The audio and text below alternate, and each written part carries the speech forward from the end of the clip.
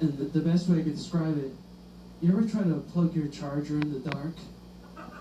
Like, I could have sworn the holes are right here. If you didn't get that, you're European. Ldoe. Yeah. Welcome. Welcome back. You've been on the show before, I remember, because your name is hard to pronounce. Yes. Ldoe. What is that again? It's Jewish. Oh, wow. All right. I'm not Jewish, though. You have a Jewish name? You're just Yeah. trying to make it in showbiz? Yeah. Well, my mom's Puerto Rican, so she was just trying to help. You know what I mean? Nice. What's your dad? My dad is Peruvian. Okay. All right. Look at that. Ldoe. What does it mean? It means It means God has helped. God is helped? Has helped. God has helped. Yeah. Not with your set, obviously. Not with your set. How long have you been doing stand-up? I've been doing it 12 years. 12 years? Yeah. Wow. Where at? That's the funniest thing you've said all night. Where have you been doing it? New Jersey, New York, all over the country. In my bedroom.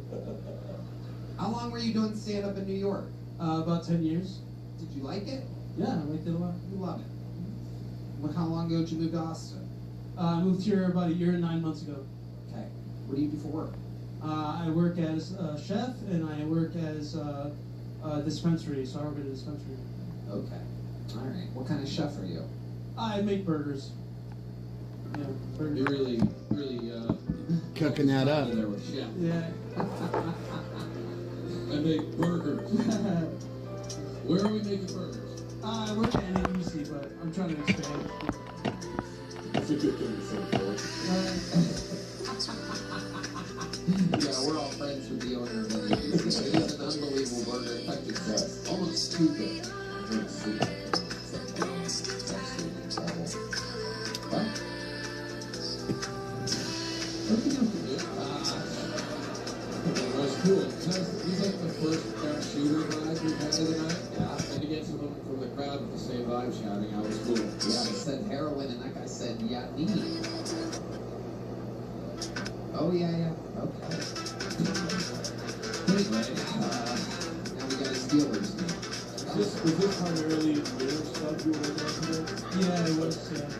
I was saying for 12 years. I was about to hear like that old joke that you now work. Yeah, you have like one of your favorite jokes that you could just Yeah, show us. Ladies and gentlemen, we're on the children's principles for Ldoe. I've been going to therapy lately. Had a weird situation. My real father was a criminal, and my stepdad was a little person. So I had no one to look back to.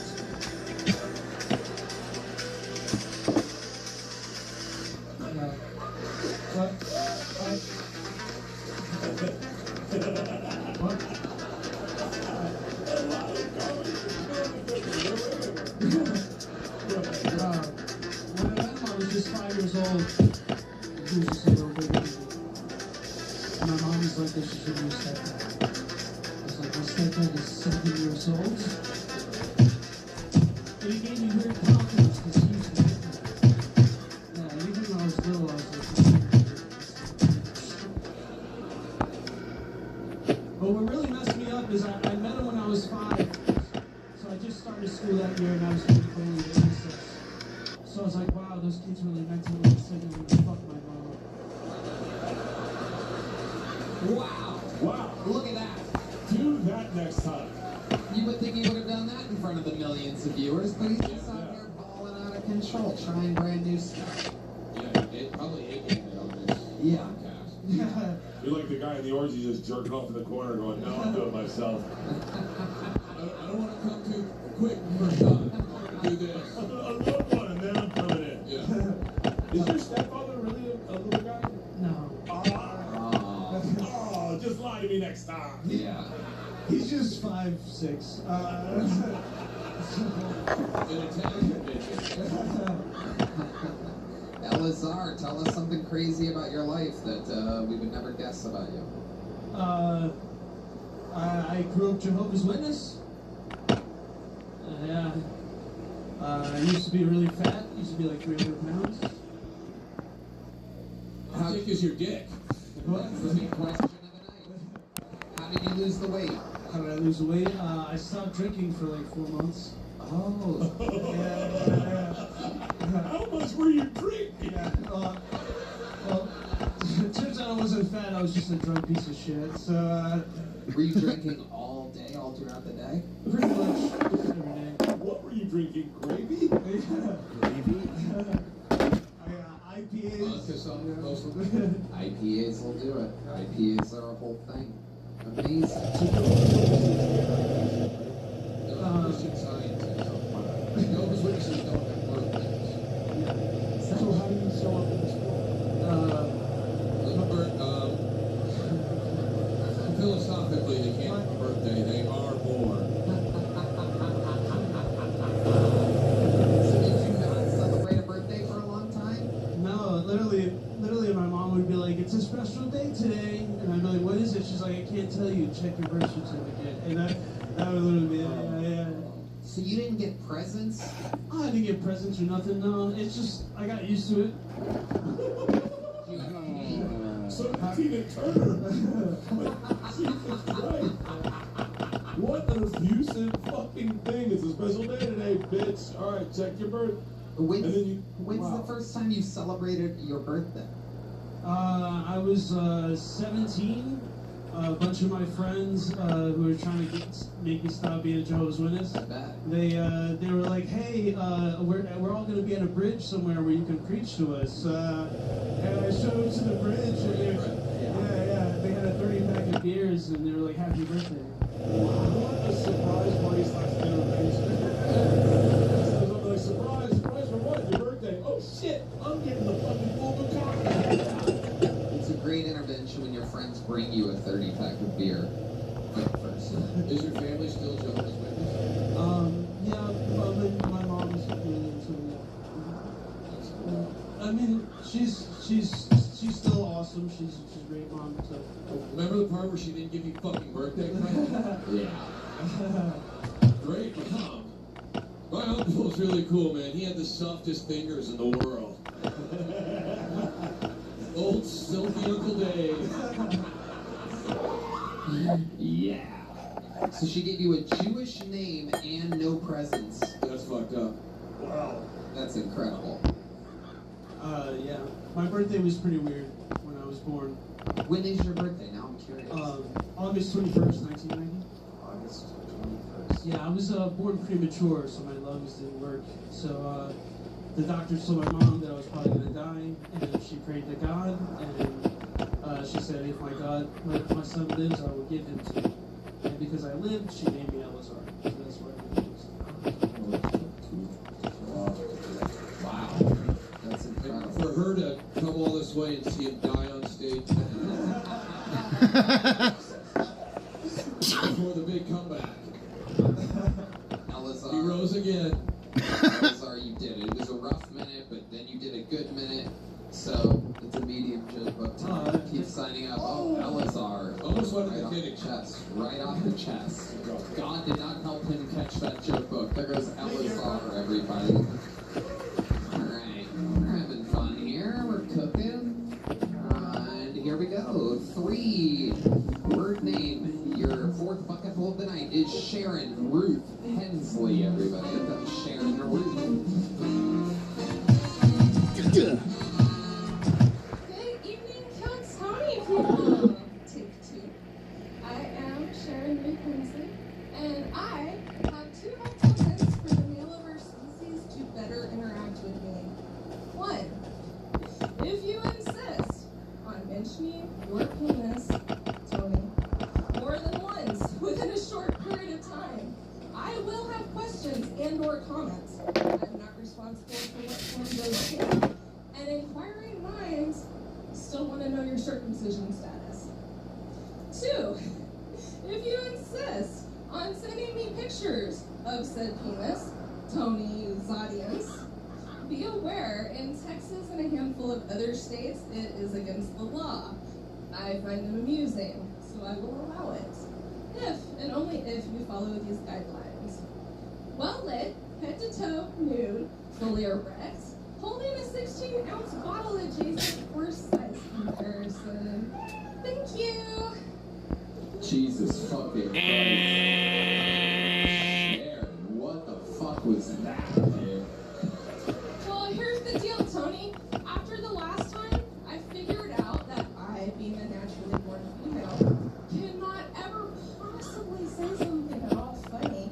So I should say something that would make my life easier when the onslaught of like your 10,000, male followers. 10,000 male followers. 10,000. Wow. The big 10,000. Let's check out the finger in here. The first thing is, we gotta send her a pic of that thick dick for her. Yeah. No doubt about it. We gotta get that. You're correct. And we're gonna have to scan it on a printer because it's not gonna be on an iPhone.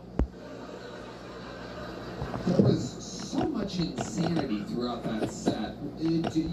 Was the implication that I've mentioned to you my penis? When I was on last time, you did mention your penis twice, so I changed the What was the context of me It mentioning was my just how hard you were or not. One time was not so much, one time was really hard. What were we talking about at the time? Which the first time was probably my set, the second time was that I shot someone. Anthony, I think you're a little bit out of context here, but no doubt. I mentioned my penis very rarely, but... No, you did mention Was it a hee-hee ha-ha? Did people go ha-ha afterwards, Sharon? Did they make that wacky noise that you don't understand how it gets made? Is it one They that- laugh. Right there, you hear that? That wacky noise? You hear that? I went ahead and changed the subject and asked if you were circumcised. And some people were like, they got it and they thought it was hilarious. And then some people were like, that came out of nowhere. And I was like, no, he mentioned his penis. So I'm allowed to ask if he's circumcised. Okay, Sharon, Jesus. Over. Oh, my God. Sender. Is that a date at any point? Oh, God. Sharon Ruth. You have 3 words to your name and not that many punchlines at all. This is incredible. When you were in high school, did you like tell people you were a cat or something like that? Yeah, that's a great question. You do have those energies. And I'm really a cat. My boyfriend, he's gonna be a librarian for 300 years. Are you doing comedy other places? I am. Where? Like, what are you doing? How often do you practice? I did comedy in Spain last year. It was pretty cool. Well, they probably couldn't understand you. They have a pretty big English-speaking comedy scene, actually. Sure. Are you like the last guy? Like, do you have like different jokes that are better than whatever you planned to do here tonight that nobody understood? No, I am technically more of a storytelling comic, and like a minute is kind of hard. Wow, we'd love to hear a 25-minute banger from Sharon Ruth Hensley, but Wow. I think we're gonna have to keep. No, the main reason I wanted to come on is so last time, so I have a major anxiety disorder, and last time I almost did pass out on stage. Nobody could tell. Oh, we should have been so lucky. Yeah. This time it's not that much better. I was hoping that like the nerves would go down the second time, but it's really hard. I think Was it? contagious. I felt like you were nervous running through that. Yeah. You felt like a hologram. Well, no, I wanted to get it in a minute. Like I respect the minutes. And I think you're looking at comedy the wrong way. Respect the joke and then make it like. Don't try to cram it into a minute. I think that's where the disconnect was. Is slow it down and find your pacings. It did feel rushed. I don't want to be shitty because I've been nervous on stage and torn through material before. But I'll be shitty. You could have done that. You could have pumped the brakes on that and done it so slow that it took 20 minutes to get through that, and it's still there's not a funny unidentifiable moment to no, it. I did it very intentionally. But I just let people. Who are these people? Where are they? Can I suggest trying to perform to maybe the Kill Tony audience? Yeah, maybe them. No, but I wanted to tell your audience from last time. So I am not a person. Oh God, Sharon. Over. Sender. What's her name? Karen Ruth? Sharon Ruth. Sharon. Hensley. I am What do you want to tell the Kill Tony audience, Sharon? I don't know if you think this is gonna get any better for you. I am not a person who would do well in jail. I the fuck? Shut up. Talking about things on stage until like the statute of limitations run out. There's no statute on attempted murder, so I should not have mentioned that last time. Okay. Wait, so You is it just- possible we could get her arrested tonight?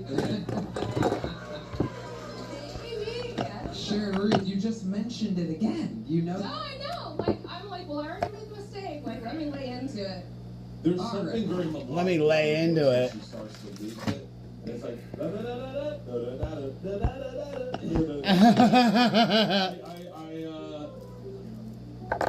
I feel like one of those Spanish people right now, going like, I get it. You know, you're right. I actually liked it. All right, Sharon, did you get a little joke last time? You got a little joke before, I'm guessing? No, I got a good one. Because of the interview. Because the audience demanded it. All And right, you said words. Sharon, you get nothing this time. There goes Sharon.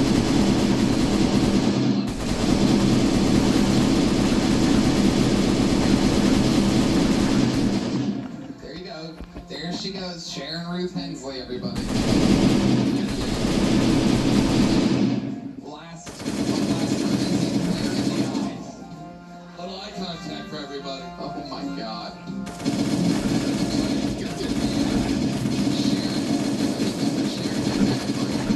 Signing up. Stage the room. The newest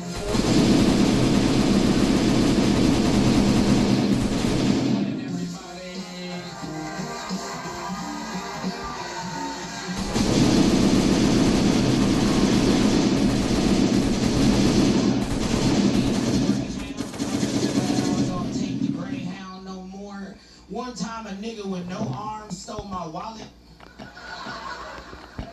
I'll say it again, a nigga with no arms stole my wallet. And the only reason why I called him is because my wallet was in my hoodie because it was cold out and I felt that nigga big toes scrape across my tummy. And then while I woke, that shit was right there in between his thumb toe, I don't know what you call it, but his thumb toe and his index toe was gripping that motherfucker. And he got strong legs. He got nice legs. Cause you know how like Daredevil, his eyes don't work, so his ears is stronger. So his arms is his legs. So when I tried to grab that shit, I had to like I had to tug a war with this nigga. Then I started wrestling my wallet away. He talking about you cheating, you cheating. My arms and my legs.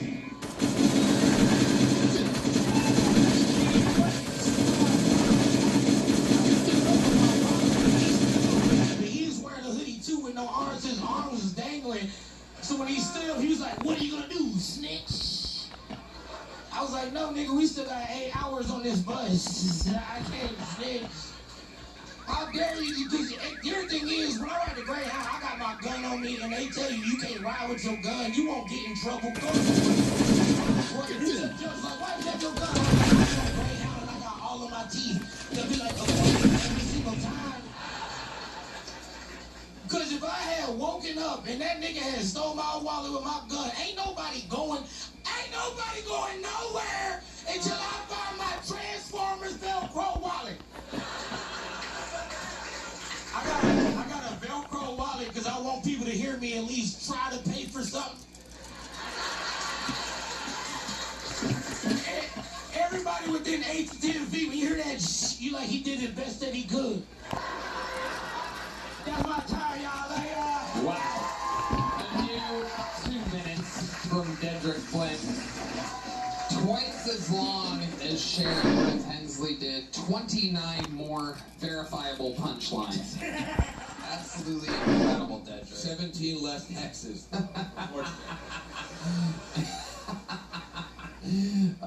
Dedrick, that is fucking fantastic. Great job. Great job. I love Greyhound material. Yeah.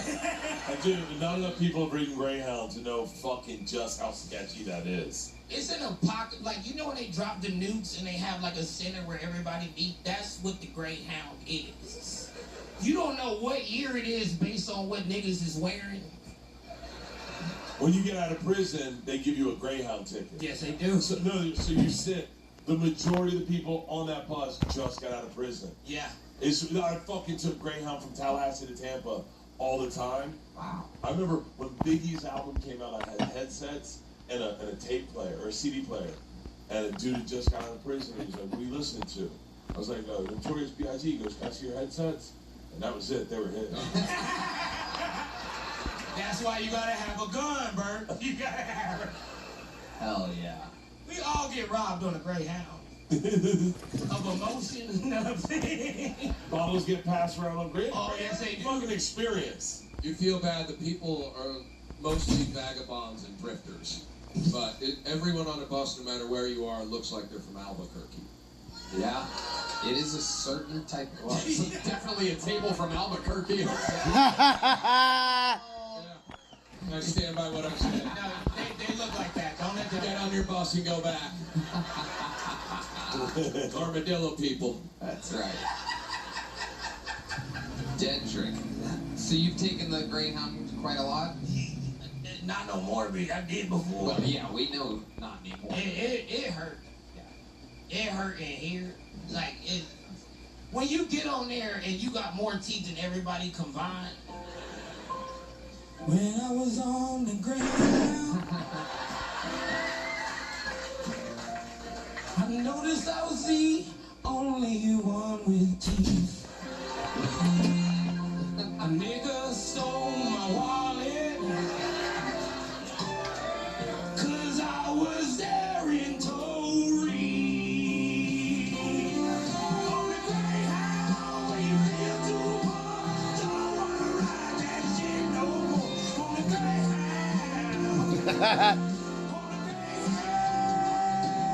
On the Greyhound, don't ride no more. Greyhound, well I feel too poor. On the Greyhound, with the meth, the killers, and the needles. Live. They owe you money.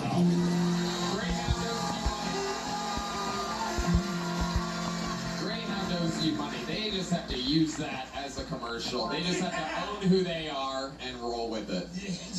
They know. They know.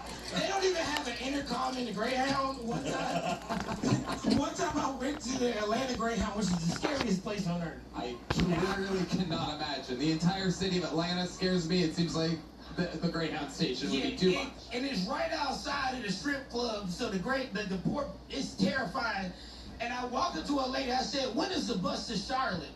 Right? I looked at her, and she was looking at me, and she went, the bus to Charlotte leaves in 32 minutes! What did you say? I was like, don't yell at me. I'd rather be on Frontier, and nigga, I hate Frontier. You know, Atlanta Greyhound station is dangerous when Dedrick is the safest person there. Everyone else looks exactly like John Dees does right now. Oh, take it down. You have your fucking ski mask. You wear your ski mask up when you're laughing. You have it all figured out, John, at a comedy show. It's like you're cracking up with his mask on. There you go. There it is, everybody. You know why he got it, right? Doesn't work. The joke doesn't work. Because we told him that if the power went out, we was going to start looting. Oh, yeah. Because we got to make our Kill Tony money somewhere. Like, I don't steal, but I loot. You know what I'm saying? No doubt about it. No doubt about it. There's Group synergy is different. Yeah. Is the Greyhound in Atlanta right by Magic City? Yes, it is. I've been to that Greyhound. Wow. You know exactly where the Greyhound station is. Yeah, I was just there. At the Greyhound? Or... At the fucking Greyhound. You know you got money. You don't have to be there. My father-in-law doesn't.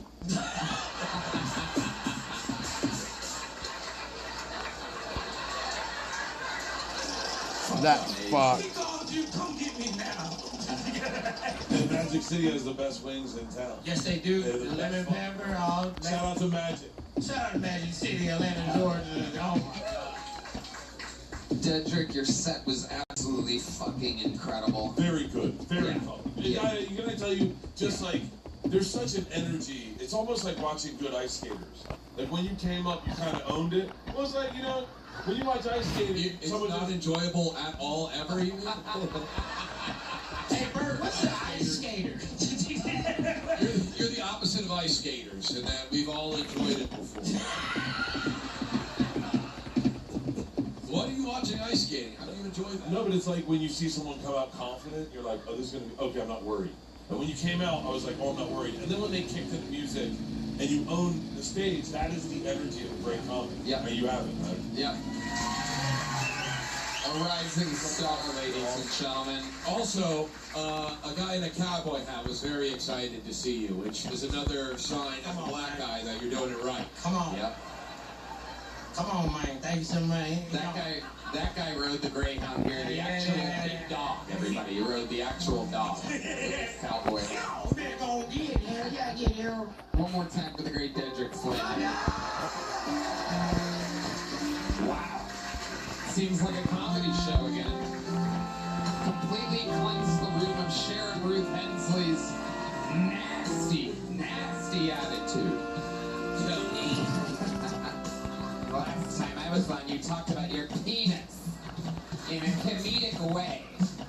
All right. Your next bucket bowl goes by the name of Zach Townsend, everybody. Here we go.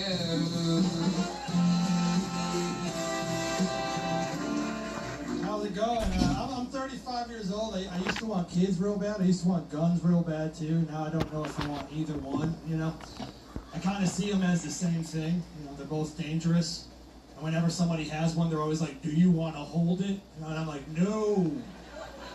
No, I know way too many people in jail for touching those things. You know what I mean? No, yuck. Get my fingerprints off it, yeah. I feel like guns are a lot like kids too, because all the worst people I know hold theirs sideways. You know, it's either like, give me your fucking money, or like, baby hanging off the hip at Walmart, you know. Some white woman in Cookie Monster pajama bottoms, even though the sun is still up. Come on, you guys have been to Houston before. You know what I'm talking about.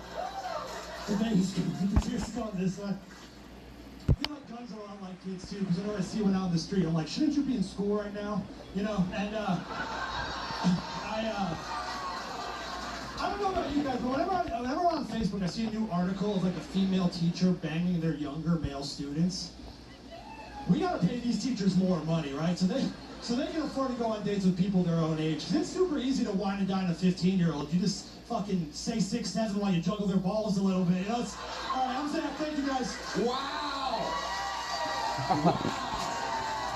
Zach motherfucking Townsend.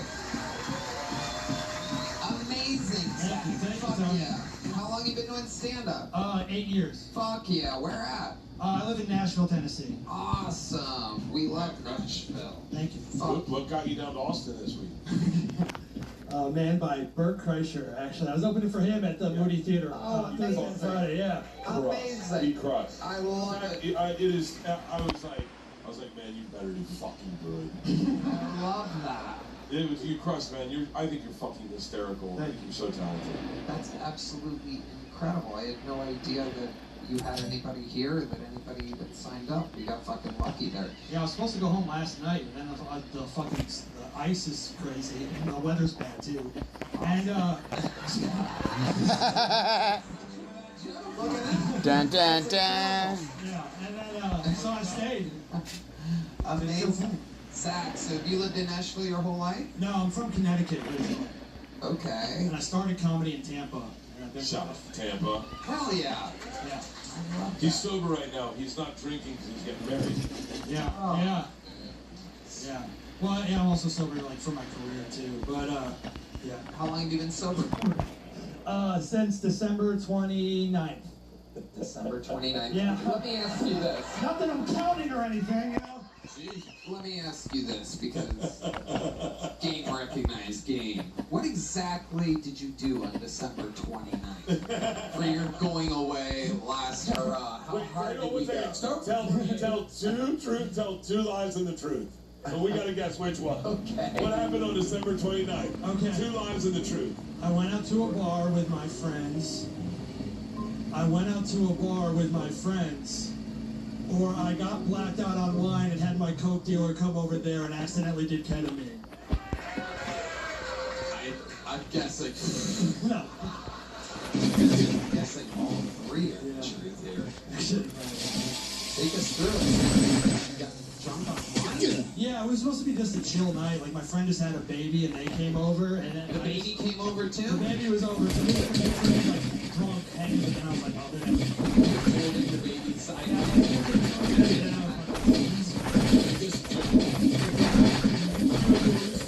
The little blows. Zach. Someone bring me a gun. Let's do that. Yeah, I was holding it sideways and shit. Yeah, it was awful. I always wanted to try this. Amazing. So then you had a little Pulp Fiction moment. You thought you were doing cocaine, but it turned out to be ketamine. Yeah, well, I think one of my buddies told me it was ketamine.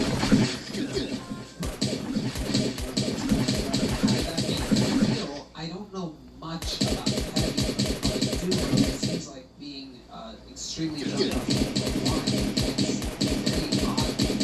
Yeah, I don't remember much, if I'm being completely honest, like how it made. There is like video. I went outside to get cigarettes from my car and busted my ass trying to get back in, and there's like video on the rig camera from my fiance being like, "Hey, you want to see this?" And I was like, "No, I'm good actually. I don't want to." I woke up, my hand don't fucking out. Could you please grab that video and post it? Yeah. I fell drunk into a potted plant and hit my head and it got 5 million views. Amazing. So Zach, you make all your money doing stand-up comedy? Yeah, I do stand-up and sketch comedy too. I love it. What does the future wife do? She's a private. I don't know if she's like works for like the government. Okay. Yeah. Perfect. They're doing a lot of good things with you. Yeah. She makes all the decisions in my household. Yeah. Is she in charge of wrangling or anything like that? Yeah. You should see our call space. It's actually quite packed right now. Zach, you are so funny. Where can people find your stuff? On Instagram at Zach Townsend _ and on Paid Vacation Comedy on YouTube. Yeah. We did a sketch. We actually did a sketch about Kill Tony. I don't know if you saw it. Was it the video game? Oh yeah, my that was God. it. Yeah, that was it. Yeah. Awesome. Yeah. No, you guys are awesome. So we're like, yeah. Okay, I'm We glad you liked loved that so much. Literally, like our favorite thing. We sent it to each other and everything, and all around. Absolutely hilarious Yeah, work. I think you guys should make the video game too. I mean, I think you guys are leaving some money on the table. Everybody's hitting me up about it. Like, it should be a real thing. I absolutely agree. We've talked about it before. It could totally be down the line. How long are you in town for now? I leave tomorrow. Yeah, I got shows this week, so I gotta try to get back. If I can get back home tomorrow, I gotta try to get back home. Amazing. Well, how about you come back when next time we do the Bridgestone Arena in Nashville and do a spot on there? I would absolutely love to do that. I would love to do that. Yeah. Follow this man at Zach Townsend and repost the video game sketch and tag us in it, and we'll repost it. It's so funny. Thank you guys so much. Appreciate it. One more time for Zach Townsend, everybody. That's crazy. You just picked him out. Oh yeah, great stuff, man. All right, we're having fun now. Look at this cooking on the back half of this episode. Starting with that horrible monster of a lady. Oh my God, it's incredible. And who can forget Big Vinny, Greg Bergman's fake cock, Elizard deciding to do a brand new untested minute in front of 5 million people. Sharon Ruth Hensley, and then the tables turn.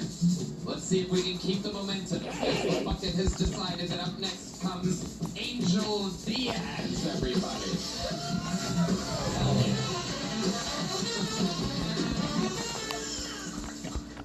Yo, fuck yeah. Yo, give it up for myself one time. Yeah.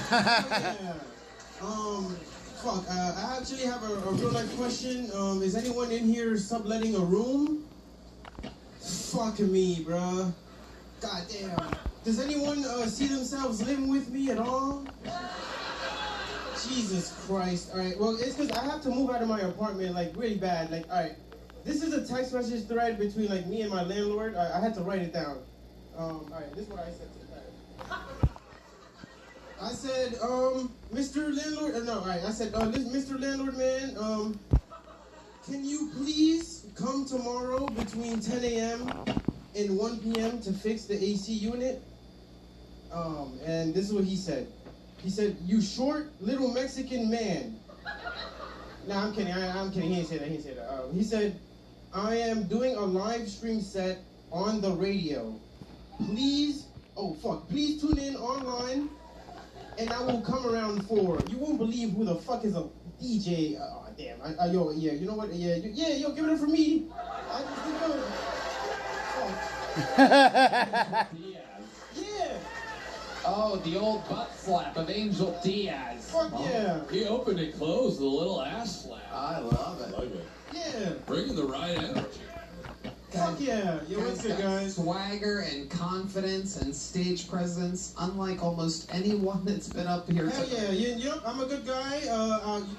I don't know. What else the fuck do I say? What else? Wow, look at you, Angel. How old are you? I just turned 26 last week.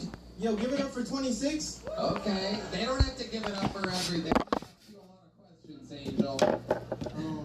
This is like if Rage Against the Machine was a homeless man. Yeah.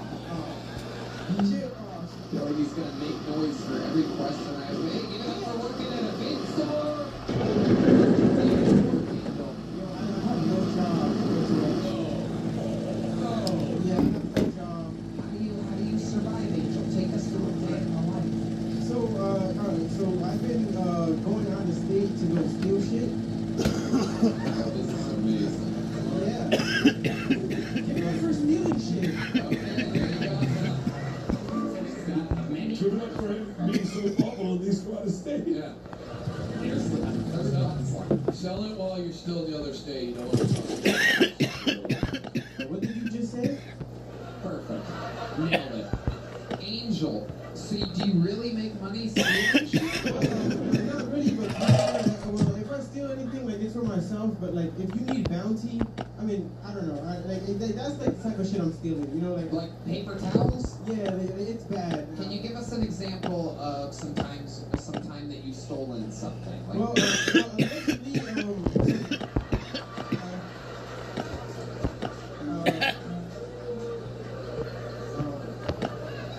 you are a natural, Angel Diaz. I might bring you back just for interviews.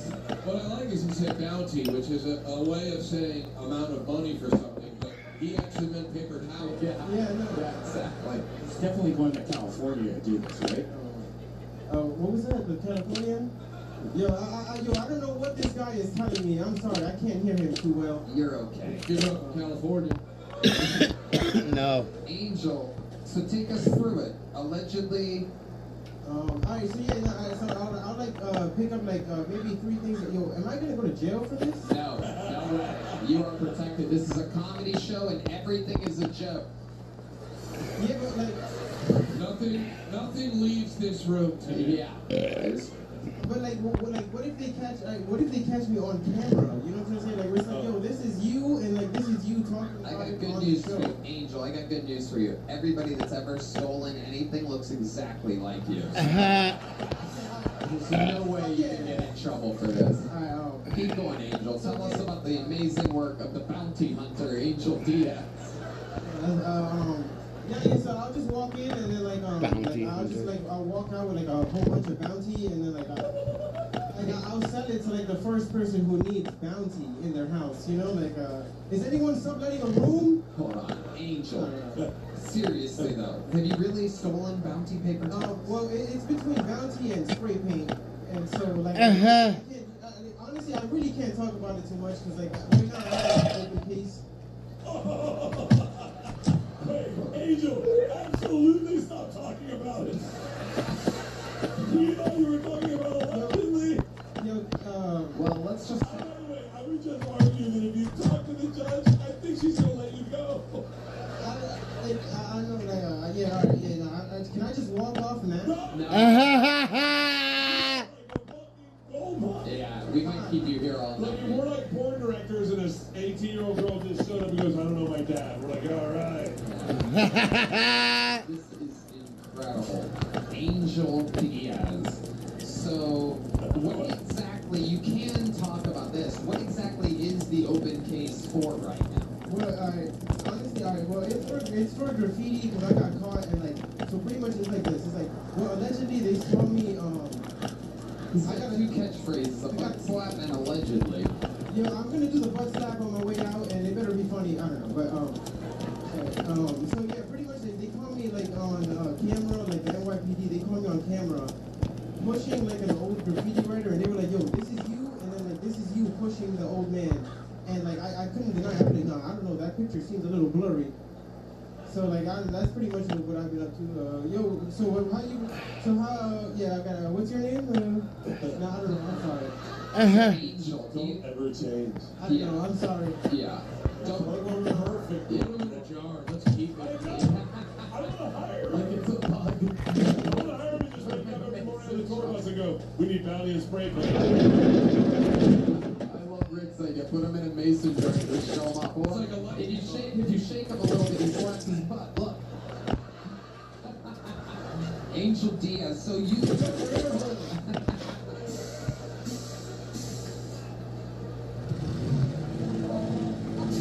I need my forever home. Yo, can I have that water? Yo, is there any chance you guys can grab that water? Oh yes, please. The delicious water. Angel Diaz, what is your living? Wow. Oh my goodness. See, now you wouldn't have gotten wet if I'm you had a mason jar. right now. I'm a little wet. Angel? Angel, what is your living situation in Austin, Texas right now? Do you live here now? Allegedly.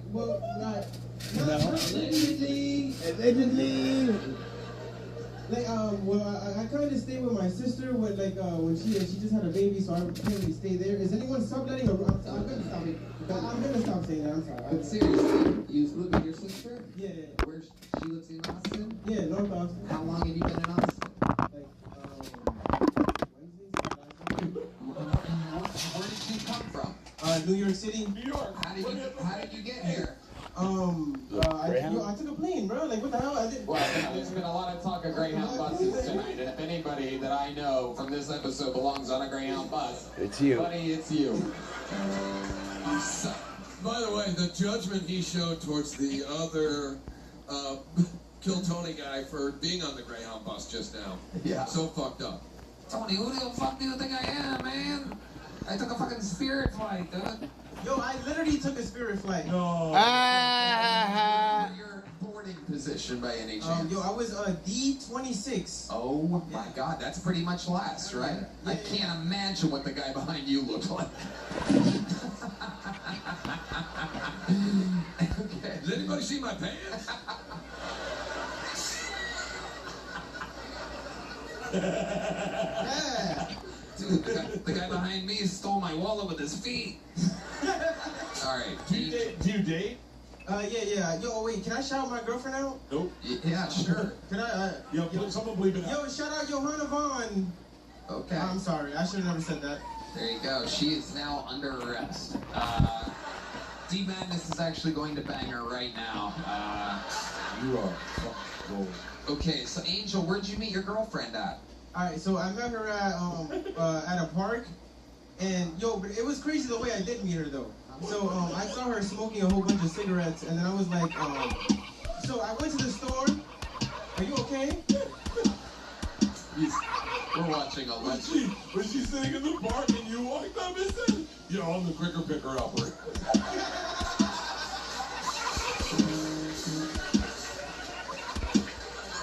Fuck yeah. Watch Freebird out now on Netflix. I fucking love this kid. I know. Me too. How much do you cost? We're not selling him today. I'll fucking pay for this kid just to be around me all the time. Yeah. Boom. Everybody loves I'm him. gonna stop doing that. I'm serious. I'm gonna stop. I love it. Bert, I can't wait to see the kind of trouble you get in when you purchase it. Straight up.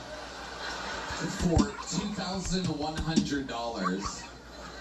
I better get down for 35 grand. Yeah, more like 4,000. No doubt. He's a tough negotiator, Bert. He's Angel Diaz. 35,000. Keep your third one, Bert. A master negotiator. $5 grand. I'll do it for 4. Is anybody leasing a room? Angel Diaz will sleep in the gas tank of your tour bus, Bert. Hey, oh, just give me I don't even need the money. Just give me a can of spray paint and paper towels. I'll fucking do art. I'll fucking deck out your bus, Bert. Okay, Angel. So let's talk about it. What jobs have you had before? I can't imagine you really holding down anything at all. So I used to work at a halal shop. Uh-huh. Yo, is anyone gonna pick that glass up? Like, what is going on?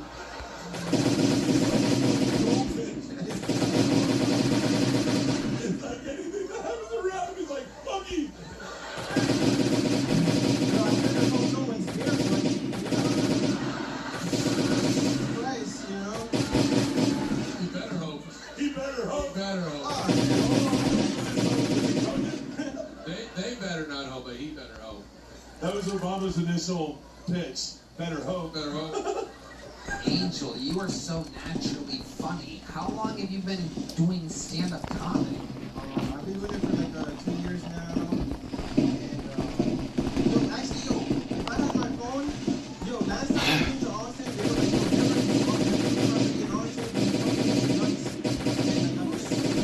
like, I can't even, I don't wanna blow them up.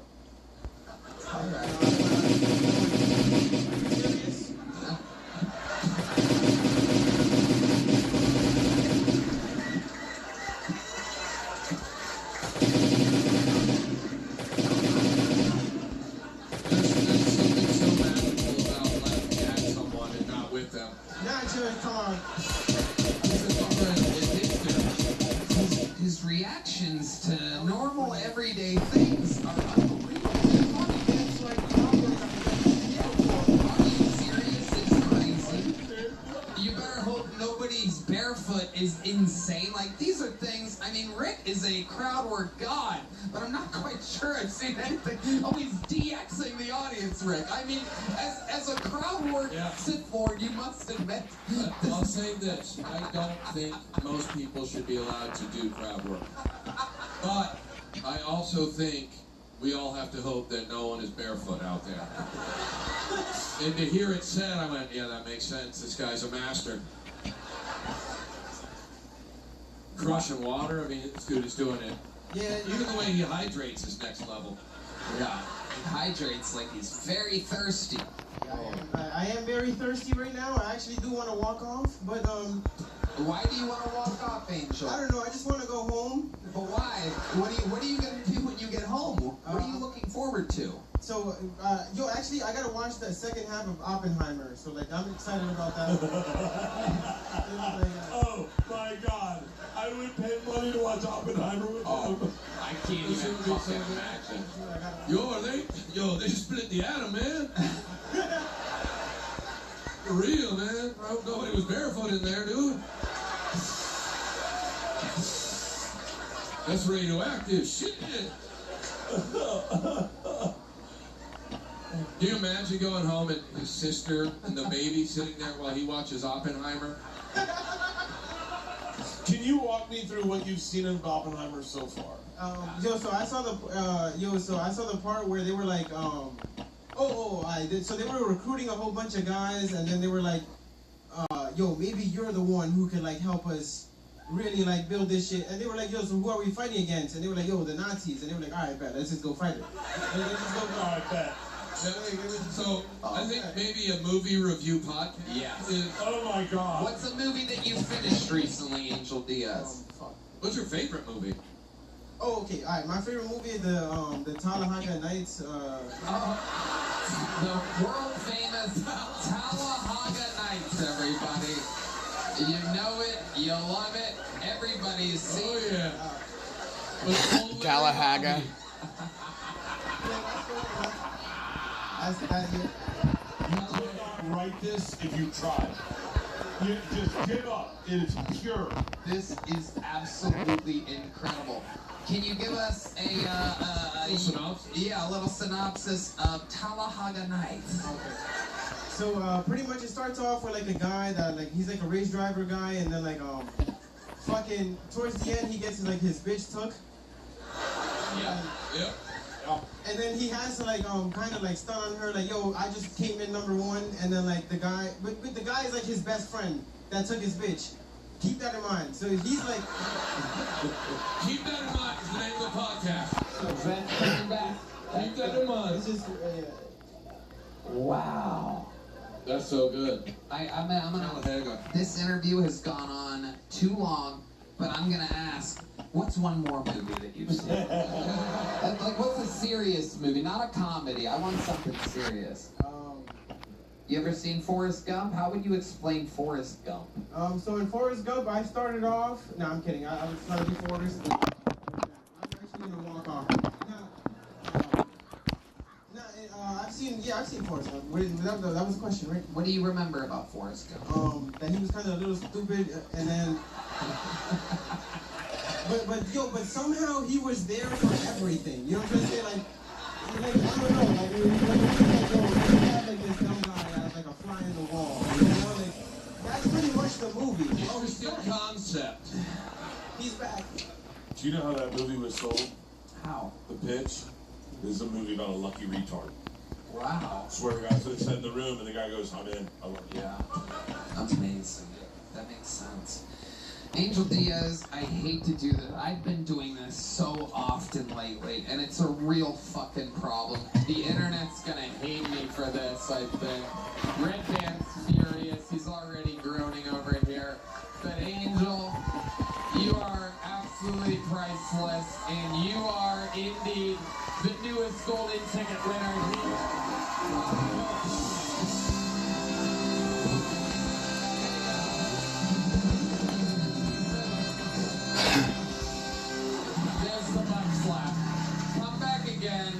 The whole world needs to see you again.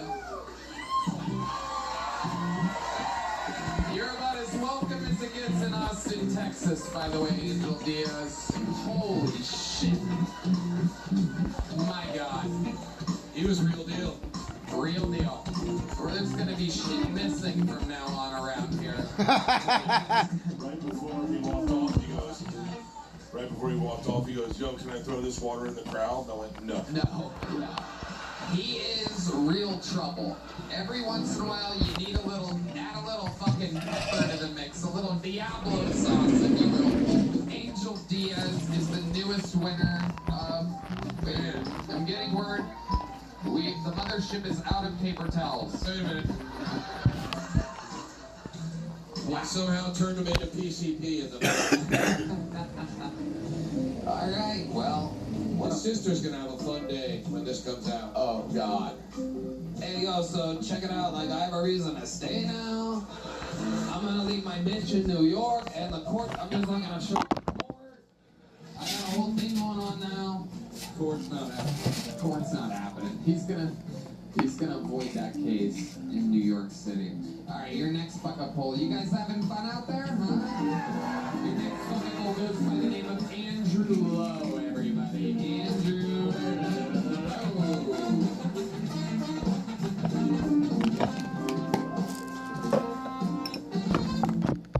Yo, what's going on, y'all? How's it going tonight? Yeah. So I was told recently, y'all, that I look like Kyle from that 70s show. And, yeah, I don't know if you keep up with the news or nothing like that, but, Another one? To be compared to somebody who's a known Scientologist, you know what I mean, guys? I just like to think that the guy that compared me to him was like, I haven't seen him on anything in a while. Like, I love that 70s show. What's he been in? And I was like, I don't know. You're probably not going to see him in anything, actually. You're probably going to fucking see him in jail. You'll see him there. Yeah. So, don't really fuck with that. But you know what I do fuck with, though? I actually have a question, guys. I have a question for the audience. Be honest. Has anybody out here used the Coinstar? Has anybody used Coinstar before? Make some noise. Yeah. Broke ass bitches. I'm not talking shit though, because I'm a broke ass bitch. Obviously, I'm a comic, right? But if you haven't used the Coinstar, if you don't know what it is, it's this fun little machine you'll find tucked away in the corner of the Walmart, right? And you just bring all your shit coins and you just fuck Andrew Ldoe, everybody. Trying to get through it. Were you getting that towards the end there? Close-ish. Nah, it's good though. Okay. Yeah. Maybe it's just an Angel Diaz. Can we get Angel back now? Yeah, I did request that Angel, perhaps he might be back at it. What if we had Angel do the same material and see if... Do you have your material written down somewhere by any chance? Do I have material written down? Yeah. No, I got it. Okay. Here's what we're gonna do. we're going to have, just like he did with movie reviews, we're going to bring Angel back. And we're going to have him watch your set, and then he's going to give a synopsis of what you talked about. There is Angel. Is Angel still here? I think Angel left. He went home. We're getting word he's already finished Oppenheimer.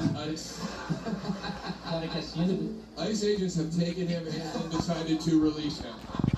The ICE agents love Angel Diaz. He might actually be the one that could solve all of America's problems right now. Is Angel here?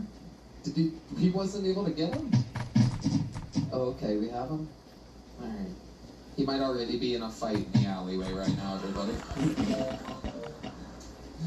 This is incredible. Andrew, probably like 3-4 years, give or take. 3 or 4 years. One thing I liked was you said, I don't know if you guys have seen the news, and then you told a joke about something that happened 5 years ago in the news. So that might not be the best intro into the Hyde raping. I mean, it was on the news recently, to be fair. He was? Yeah, just the final one. That was why somebody brought it up to me. Okay, I've gotten word, ladies and gentlemen, that they were able to retrieve Angel Diaz. Ladies and gentlemen, make some noise for the return of Angel Diaz. There he is, live in the flesh.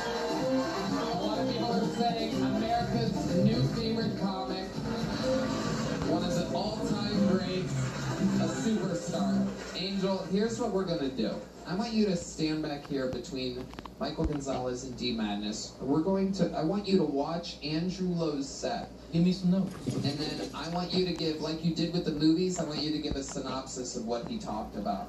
All right, ladies and gentlemen, make some noise for Andrew Ldoe, everybody. Thank you. I appreciate it. All right. So let's really be honest though, because I didn't hear enough people make some noise. Because I know, yeah. Has anybody used the fucking Coinstar? Make some noise.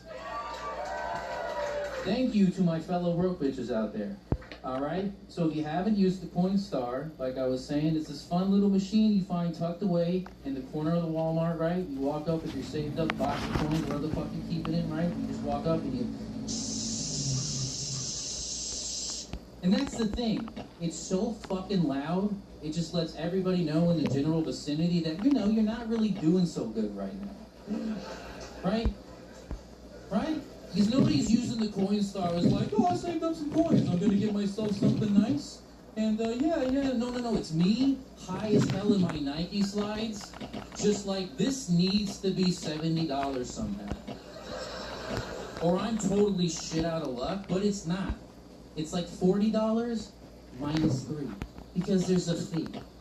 And I'm like, are you kidding me? There's a fee? I'm down this bad, and you're just gonna fuck me some more out here? And it's like, well, yeah, because you're still gonna take it like the good little point slip that you are. Thanks, guys. That's my time. Appreciate it. All right. 2 cents from Andrew Ldoe.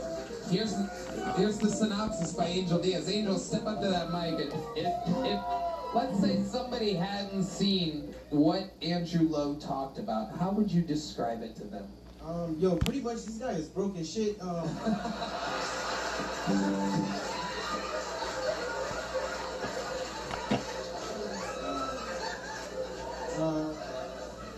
So you said you were collecting coins and taking them to Walmart, nigga? Like,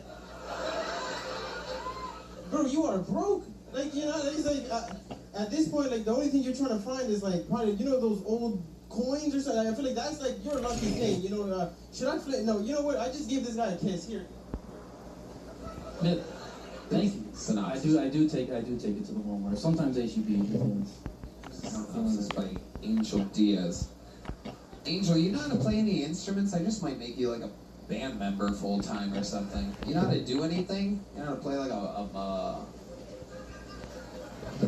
Yeah. Yo, actually, I do. I know how to play the Triangle? Is it? Yeah, I know how to play the double keyboard. No, you're not gonna replace one of these guys. You're gonna be an addition to the band. Double keyboard. Are you playing the double keyboard? Get your goddamn single keyboard the fuck out of here. I don't know how to play that. It's called piano. I can play the The best was the look around, though. What do I play? Oh, of course, the most common instrument played by human beings. The double piano. Angel, you know what we're gonna give you is another can of delicious water. Bird, hand him that can of water. Yo, let's open it away from me this time. You've earned it, Angel. Wow. Somehow, a completely uncarbonated can of water, by the way. Somehow he finds the way. So much bounty. I'll say this, too. Angel's such a good presence that Andrew Lowe's set got better and better. Yeah. And we got to hear the whole Coinstar thing, and it made more sense. I'm like, oh, this is pretty fucking good. We'll never know how many people were laughing at the Coinstar material, and how many people in the room were slowly picking up on that Angel literally has to lean in like that to be able to absorb. Is that also how you watch movies, Angel? Do you have to? Yes, I'm actually very blind. I have a 1320 vision. I don't know what else. I'm sorry. I have no idea what else to talk about anymore. I don't know. At this point, I'm just lying to everybody. Perfect. The fact that you've run out of material is absolutely perfect, Angel. I'm so glad I gave you a golden ticket at me. It's going to be a real hoop nanny next time you're in Tony, he can't miss. You found a full-bodied, retarded midget. Uh-oh. Look at him. Was anyone else shocked he showed up in the same clothes? Oh. Michael Jordan of something. There he is. Sound effects for days. Every time he does something, something happens. All right, Andrew Lowe, fun times. Just for the sake of your entire set being about, or everyone thinking about Angel Diaz while you were up here. Here's a big joke, bud. There's nothing that could. There's nothing that could. You had to be here for what happened before you. I think you got a golden ticket, Angel. It's a little better than a joke book. Yeah, you get a joke. I'll give you a joke. There you go. That was for Hold on to those things, Angel. Don't go selling them to someone in an alleyway, though. I can tell you're a real hustler, dude. I don't know how you survive. Can I get those cigarette butts real quick? Is that, Big Andrew Lowe, everybody. There they go. There's one more box left. There goes Angel.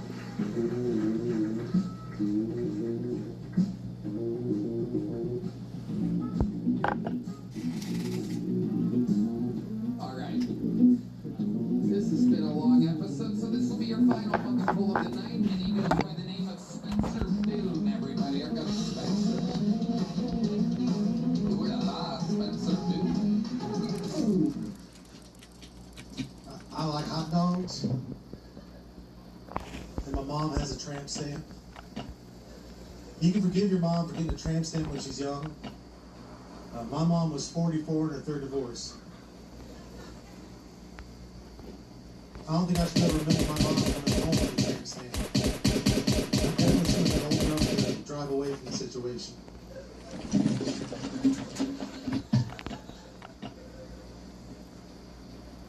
A lot of people jerking off to cartoons these days. I don't like it. It's weird and it's gross. Why are you doing that? Stop. A guy went to art school to draw cat ears, and I don't like it. I'm bad at drawing hands. They're nailing tentacles. I'm a hypocrite. I grew up loving the Goofy movie. It's a great movie. I like hot dogs. I like hot dogs. All right, I'm Spencer Doom. Ah, Spencer Doom. Very funny. Welcome, Spencer. Hey, how's it going? He's got great intro. I like hot dogs fits the face perfectly. Thanks. Yeah. And the body. Yeah. And the body. Yeah. No doubt about it. Spencer, how long have you been on stand-up? A little over 6 years now. 6 years. Where at? Last 3 here, but I started in. What do you do for work? I work at a rock and roll venue. Yeah. That's here? Yeah, there's one right down Right down there? Yeah, across from both. I need to go in there. Yeah, we got a bigger one in South Lamar. It's pretty sick. Hell yeah. I love that. You must get interesting people coming in there. Anything crazy ever happen there? Man, a lot of dudes with autism coming in. Yeah. I'll be honest. Well, Yep. Yeah. we also sell like toys and figures, so it's like Ninja Turtles and like, you know, wrestling figures and stuff like that. You meet all sorts. Yeah. That's awesome. There's always a guy walking in like, I like turtles. I'm like, Yeah. I got you. Yeah. Hell yeah. How long have you worked there? I started working there in 2023. Okay. Yeah, I like it. Hell yeah. That's so fun. Out of all the dudes who come in and ask or say they like turtles, how many of them would you say are virgins? Oh God, sadly, it's usually dudes with families. It's not a lot of virgins. Yeah. It's like dudes come in with their kids. They're like, we all like turtles. I'm like, hell yeah. It's a family affair. Passing that shit on. Yeah. Collecting what they don't need, you know. So do you have to know about all that shit to work there? To a degree, it helps to like know about movies and music because we have bands ranging from classic rock through like death metal. So it's like it's also a merch store. So the more familiarized you are, the easier it is. Okay. Fuck yeah. What do you do for fun, Spencer? I go to a lot of rock concerts. Concerts of any sort, just live music in general. I love. Yeah. What are Favorite bands, favorite band? Yeah. Oh, as far as like which genre, that's kind of hard. Really, Oh, anything. for real? What's your favorite live shows, I'd say? The Acacia Strain. Wow, they're here. They're here in the audience, ladies and gentlemen. It's my favorite metal band, but I mean, last year I saw Wu-Tang and that was awesome. Okay. Yeah, Wu-Tang Run the Jewels. Wow, the people from Albuquerque love Wu-Tang. Incredible. Run the Jewels is the shit live. Yeah, they are. They were Yeah. awesome. That was right there at Moody Center. It was sick. Yep. Two rappers at once. Turns out it's like twice as entertaining as one rapper. Yeah, and then Wu-Tang's like 7 dudes. You're like, fuck yeah. Yeah. Absolutely. I know when I'm surrounded by 7 dudes, I get fucking what Sharon Ruth Hensley would call hard as a rock. Okay, so Spencer Boone. You in love? No. Okay. Briefly dated a girl over the holidays and that ended, but How did that end? just wasn't feeling the vibe anymore. You ended it. It was mutual. Like neither of us were kind of like really looking for a relationship. At least I wasn't really, and I kind of fell into it. Right. When you say you fell into it, what exactly is that? I worked at a horror movie metal shop, so Yes. you know you meet a lot of goth girls. Oh, okay. Hell Hold yeah. on, Red Band, what do you... He's moaning through his growl. For those of you that don't, if you're wondering what we're talking about, Red Band is a thing. He wants to talk but doesn't have anything to say. Where he just we all hear it up here, but the mic's not near him, so you don't know that he's doing it. But he has a thought about something. Okie doke. Goth girl is horrible. Usually. Not in my experience. I don't know what goth girls you've been with, but Yeah, we're some dirt balls. Ooh, run through some golf girls. Yeah. Condoms? not typical. No. That's They want to die, Bird. Why would they use condoms? But that's I don't get with just goth girls. There's been a lot of Latinas since I've been in Texas. Ooh, Latinas. What do you notice is the difference between Latinas and goth girls? They're worse when blended together. Big Latina goth. Yeah, they take it too You seriously. don't want to fuck Morrissey fan. No. That is the most fascinating thing in culture. The Mexican community attachment to Morrissey is like mind blowing. I'm hoping that'll happen to me somehow. That like I'll show up and it'll just be paralyzed people. Yeah. And I'll be like, what did I do to get just people in wheelchairs? It is incredible. It's the shit. Um, Have you ever thought about performing shirtless? No. You want to try That's that? never crossed my mind once. It works. For you, maybe. Bert, no one can do that now. If anyone does like it, your they thing. just say they're ripping. Well, you'd be shocked. yeah. A lot of shirtless comedians these days. I swear to God. There are? Yeah. Well, I'm sure you can find that out. We're already releasing crowd work clips. Yeah, he's going to be releasing a couple. Hell yeah. We love Angel Diaz. There's one lady literally having an orgasm over there. Okay. Cool. Can I give one piece of constructive criticism? Sure. Instead of coming to another comment. All the jokes you're telling, when you get better at comedy, will be better. Just keep writing, and then revisit these when you're better at comedy. And because like the idea of your mom getting a transplant, that's funny. You just haven't figured out the right. They're also shortened for the minute. These are longer bits I do. Yeah. Ooh la la. More details and things. Ooh la la. I So, don't typically do just a minute. how does the tramp stamp joke go, if you don't mind me asking? Along with it. Hear the unedited, unplugged Spencer doing Her tramp stamp matches with the that she had. Oh, I love that. Yeah, it was a purple and blue butterfly with the word crazy beneath it. Oh, are you fucking serious? Is that real? That's real. And she had that on her PT Cruiser also? No, but she had a purple PT Cruiser with blue flames on it. And the license plate said crazy. I think you picked the wrong part to joke this out. Why wouldn't you bring your mom? It feels like this should be a comedy duo. I bet Mom would crush it. Yeah, Mama.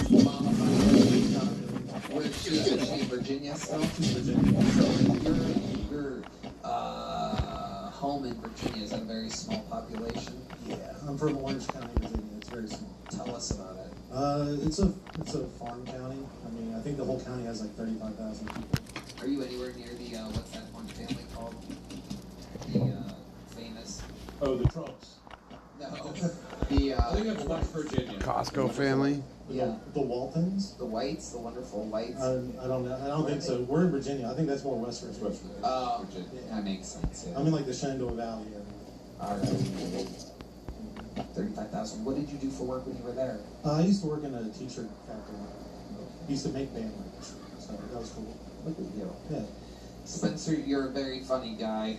Congratulations. Great times. Here's a big joke. Buddy. Awesome. There you go. Thank you guys so much. Spencer Bill. Have a great night. Appreciate it. Good job, brother. He gave that to you? Okay. All right. We're getting word that Angel Diaz has brought his notes. How did you get those? In the bathroom? You ran into Angel Diaz in the bathroom and he gave you his notes. All right. Well, it actually does say, can you please come tomorrow between 10 a.m. and maybe 1 p.m. and fix the AC in it? That's his text. And he said, I'm doing a live video. He read this. Oh, they're kicking you out. There you go. That's how it happens. What? That's the exact kind of foreigner we need to get out of this country, goddammit. That guy's just drunk enough to know that Angel did this joke. Or not know that Angel did that joke on stage. Was he British? But we should keep that. Hold on to that. We're going to put that in the Kill Tony Museum one day. Childlike wonder. You would think a graffiti artist has better handwriting, but no. Alright, everybody, here's the reality. William Montgomery is sick again, everyone. That's right. The most vaccinated person in the show's history somehow gets sick once a month. What are the odds? Ari Matty got snowed into Estonia, everyone. I know, the controversy is wild. But I do have one remaining special treat that you guys might like. Ladies and gentlemen, this is one of the greatest golden ticket winners in the history of the show. Here to close us out, make some noise for the one and only Martin Phillips, everybody.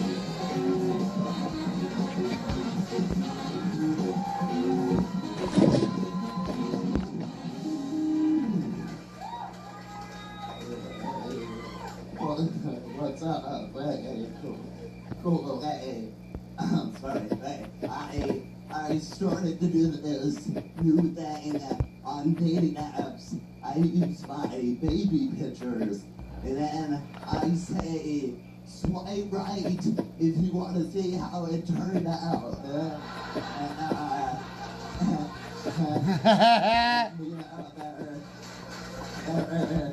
They're like, oh my god, what happened? Like, chill out. It's been 30 years, okay? Has anyone ever used a flashlight? I didn't know you have to lube it, you know? I was doing it, I was like, this hurts. I don't know if I'm gonna come, but I might bleed. You know? Oh, gee. Martin Phillips, as consistent as it gets. The most wobbly, rock-solid comedian in the world. Again, amazing set, great position for Sam Seacrest.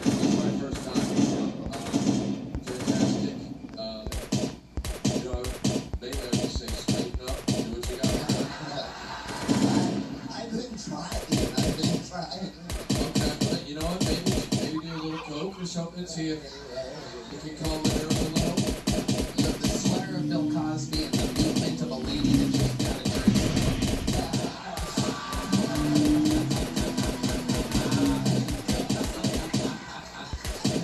Like what you do? Like he's standing on ice right now. Like that's it. Well, it's a without ice. Yeah. I'm slipping. Yeah, how is this weather treating you? How are you surviving? How did you get here?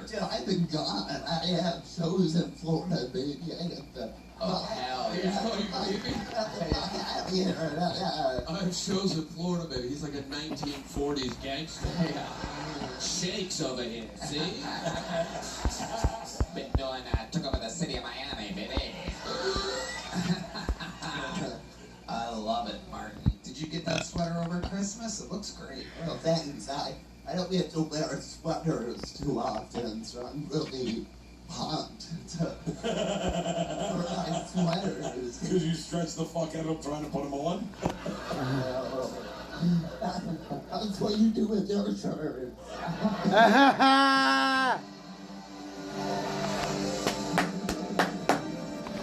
Get him, Martin. Well played, brother.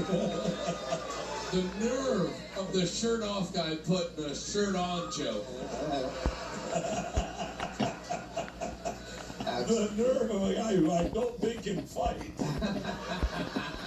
Okay. Whoa! Okay, motherfucker. You got a knuckle sandwich coming your guy. You want to cause shenanigans? The worst Dick Tracy villain of all time. Oh, Martin, tell us about Florida. How did it treat you? It was really nice, you know? You can shit on it, but then you go there, you're like, I did it. I grew tired there too, But then they have like gated communities, and it's like, what are you protecting yourself from? Like, there's a very nice neighborhood. Where were you at in Florida? Oh, I went down to, I went to 2 retirement communities of Naples, Florida, and Boca Raton. Wow. And Wesley Chapel, and no, it's like Tampa. And Melbourne, yeah. So, Wow. Why were you visiting retirement communities? well, I'd say it's one of those old people typically live in Naples. And if you're from Florida, the Florida people watch, you know, this guy gets it. Yeah, Bert is I our grew up from Florida. Florida correspondent. Yeah, I grew up in Florida. Yeah, I think he was just implying he did cities, and those cities. yeah, yeah, Oh, yeah, stand up in those cities. Yeah. yeah, yeah. Really? They give you a Yeah, fucking he other did gay ass It base? was a retard translation thing. A little bit lit up right now, Bert. Jesus Christ.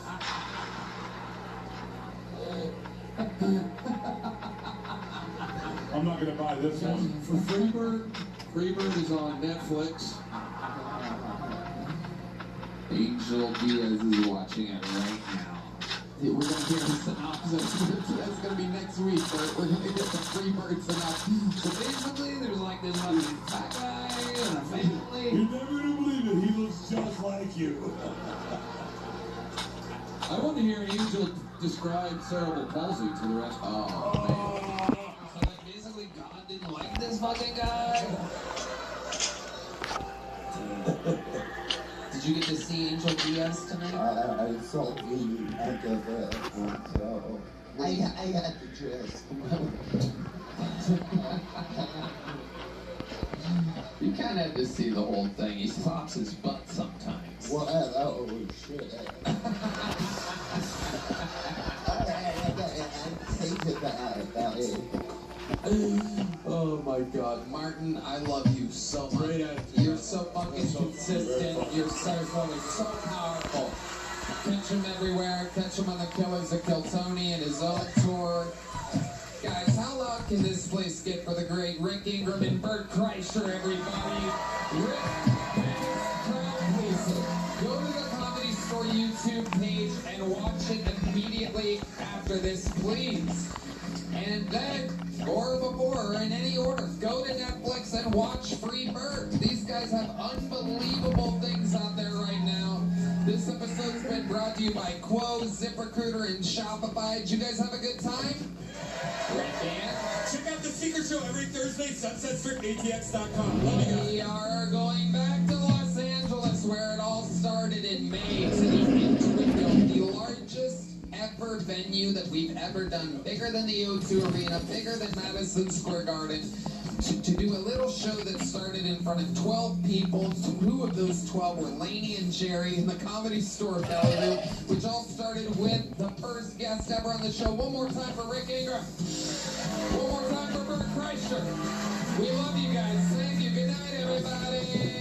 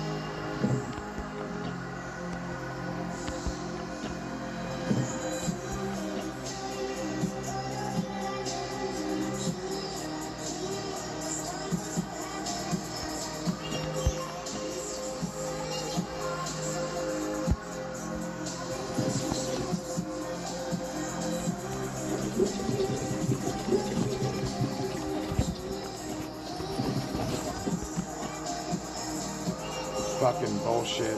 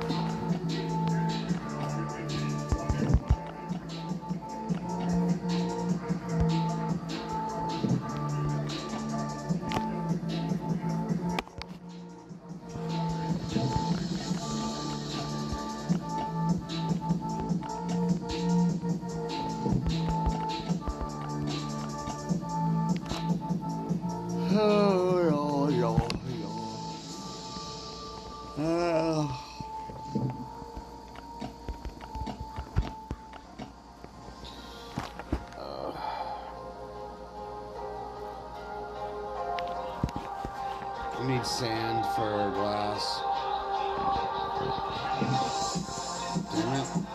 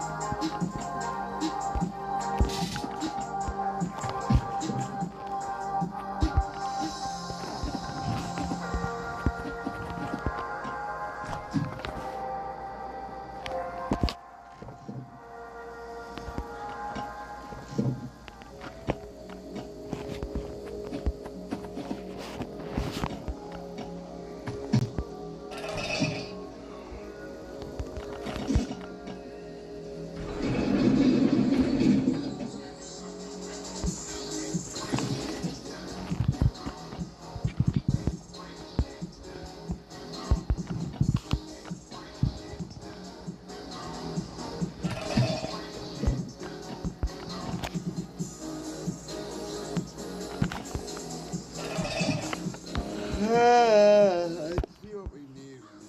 I'll enter back in.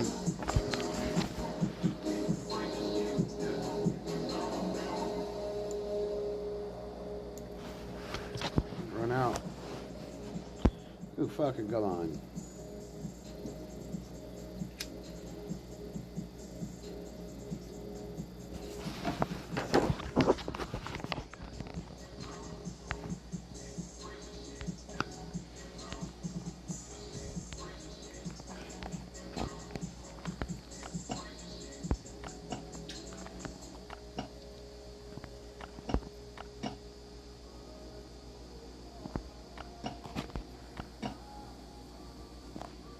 Quartz.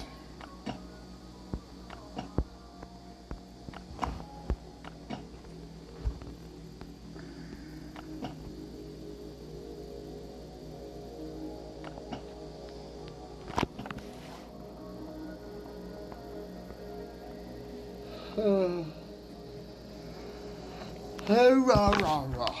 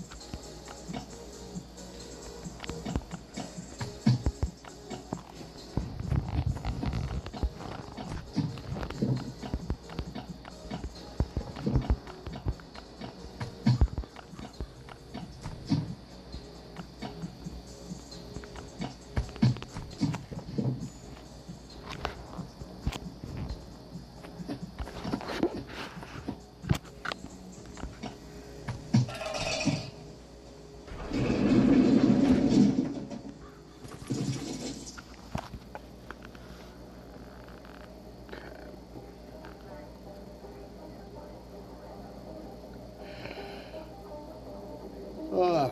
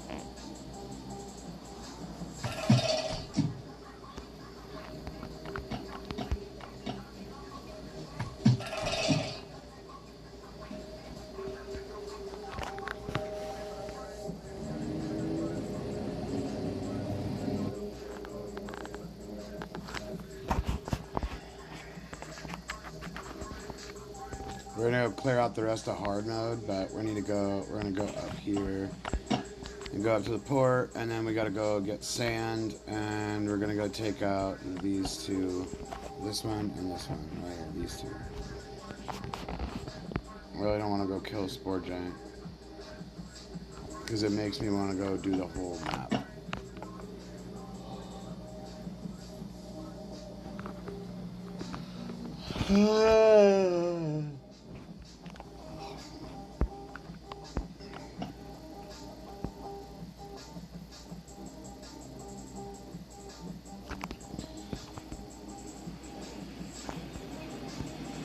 There's still no fucking chat.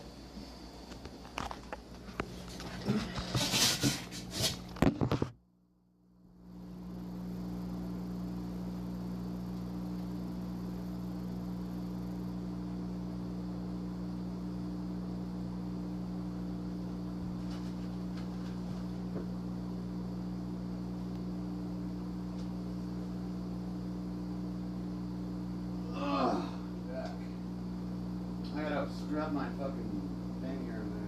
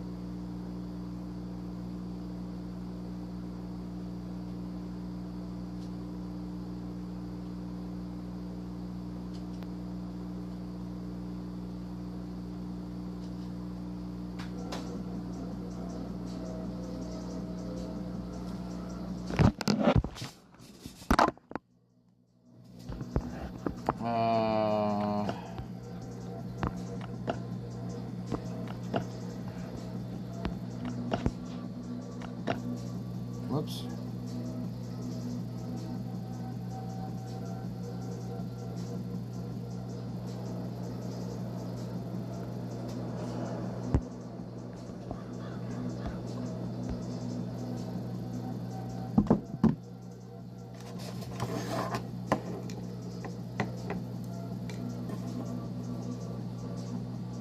Hey everybody, how's it going? Thanks for joining us tonight. I'm Orrin McIntyre in for Tim Pool on Timcast. We've got a great show with a lot of great guests.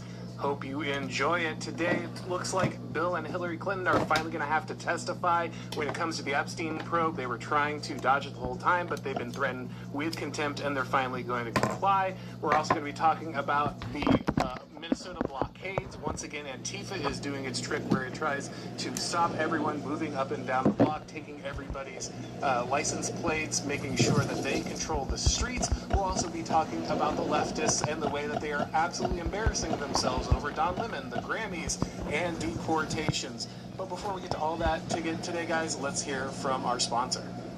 WebRoots. All right, it looks like they are going to blink and testify. Guys, what do we think?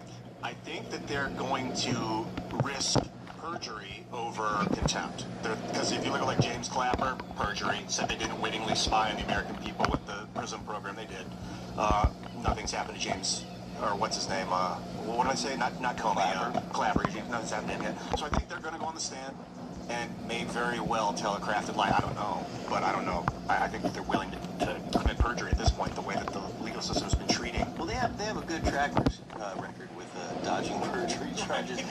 There's no consequences for the Clintons when they perjure themselves. So, if I was Bill Clinton, I'd be like, perjury it is. I'm not going to go ahead and try to be in contempt. You said multiple times. Wait, Adam, let me ask you this. You said the first time you got engaged in politics was when you saw Clinton perjure and then didn't get busted for it. Yep. I was a young guy, like 23 or something like that, and I figured, he perjured himself. I was like, okay, he lied under oath.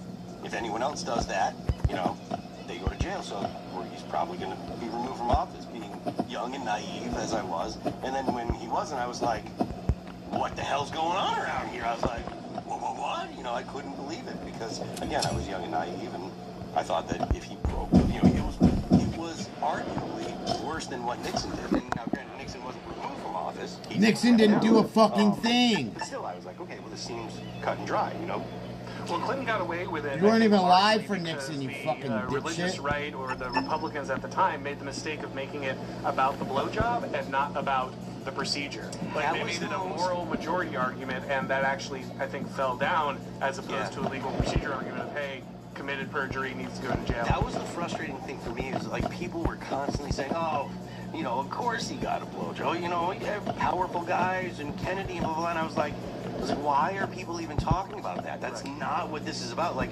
nobody goes to jail because they got a blowjob. You go to jail because you broke law. It blew my mind that it was being cast that way. I was like, I can't believe this. You know, again, young and naive. I'm like, what are you talking about? This isn't about a blowjob. He lied. I go to jail if I lied on, you know, under oath. Well, two things. First, I speak for Hillary when I say, at this point, what difference does it make now? And secondly, I mean, he perjured himself because who's going to admit to having, you know, relations with a fat chick? Right. What was his lie? What was his actual lie on the stand? He lied about whether or not he had relations I with her. did not have sex with that woman. I did not have sexual relations with that woman, Miss Lewinsky. What is exactly? Pointed at the American people, pointed at the camera. Like, what's the House supposed to like ask them that they would like? They have very limited information. They'll be like, "Did you go to or were you on the Epstein list?" You'll be like, "Yeah."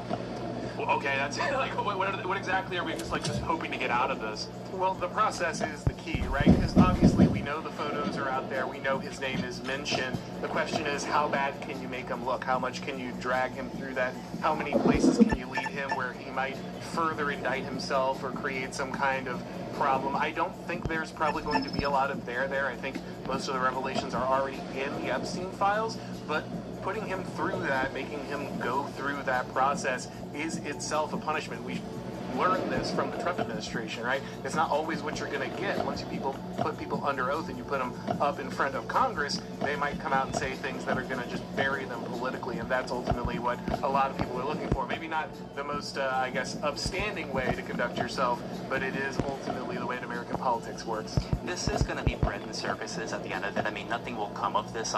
It's nothing to come of it, but it is the bread and circuses we're asking for. We've been asking for high-profile people to be brought into court and have to testify for the things they may or may not have done. So I think at the end of it, I think people will look at this and say we are doing something. And I think that's good going into the midterms.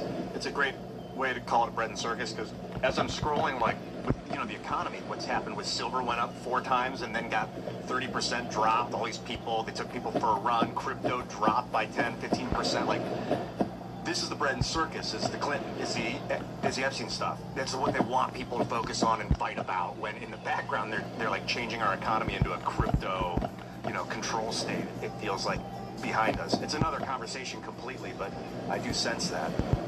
There's some truth where like the entire Epstein thing, it hit a point, kind of like Pizzagate, where like when it first happened, you're kind of following, and you're like, yeah, that actually does make, there might be something here. And then I remember it just hit a certain point where it was like just all the insane people flooded in, and then it just became like completely untouchable.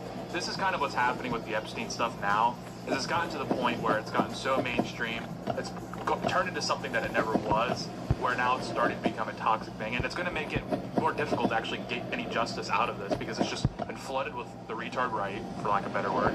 And in addition, people are expecting different things as a result of like this entire investigation. Well, and it's going to clog everything up. And there's tons of confirmation bias, right? Whether or not there's anything that's actually actionable in there, people see a name, they're like, see, this name's from the Epstein file, so of course that means that they were doing this thing, and it's just turned into just a slop fest of people pointing fingers.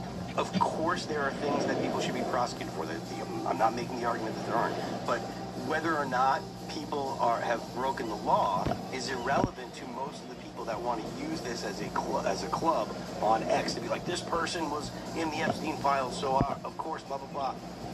There are people, again, like I said, there are people that have broken the law. They should be investigated. They should be arrested. If they're alleged to have broken the law, they should see the full extent of justice. But there's a online phenomenon of saying, look, they're in the Epstein file, and I found this, and blah, blah, blah, and it's just a slew of, just an orgy of confirmation bias where people are pointing fingers and saying, your guy's bad, your guy's bad, your guy's bad, or you know this guy, or whatever. You know, any kind of tenuous connection they're going to use to say this person did this, and it's just turned into something where you can't really find any clarity. I'm glad you changed your description from a slew to an orgy. You're saying orgy? Well, I was just going to say, this is the nature of news cycles. You know, when you have the Epstein files as a story out there that was unclear, you could build a conspiracy, and there was a real conspiracy. Like, obviously, these files were bad. Our elites did not want us to have access to them. They were embarrassed about what went on there, and they didn't want those out.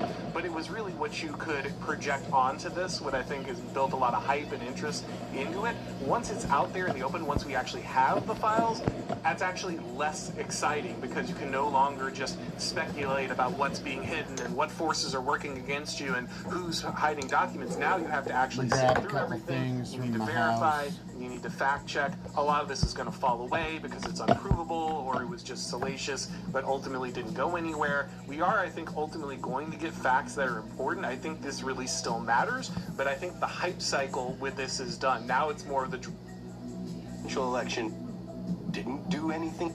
You remember them like just dumping piles.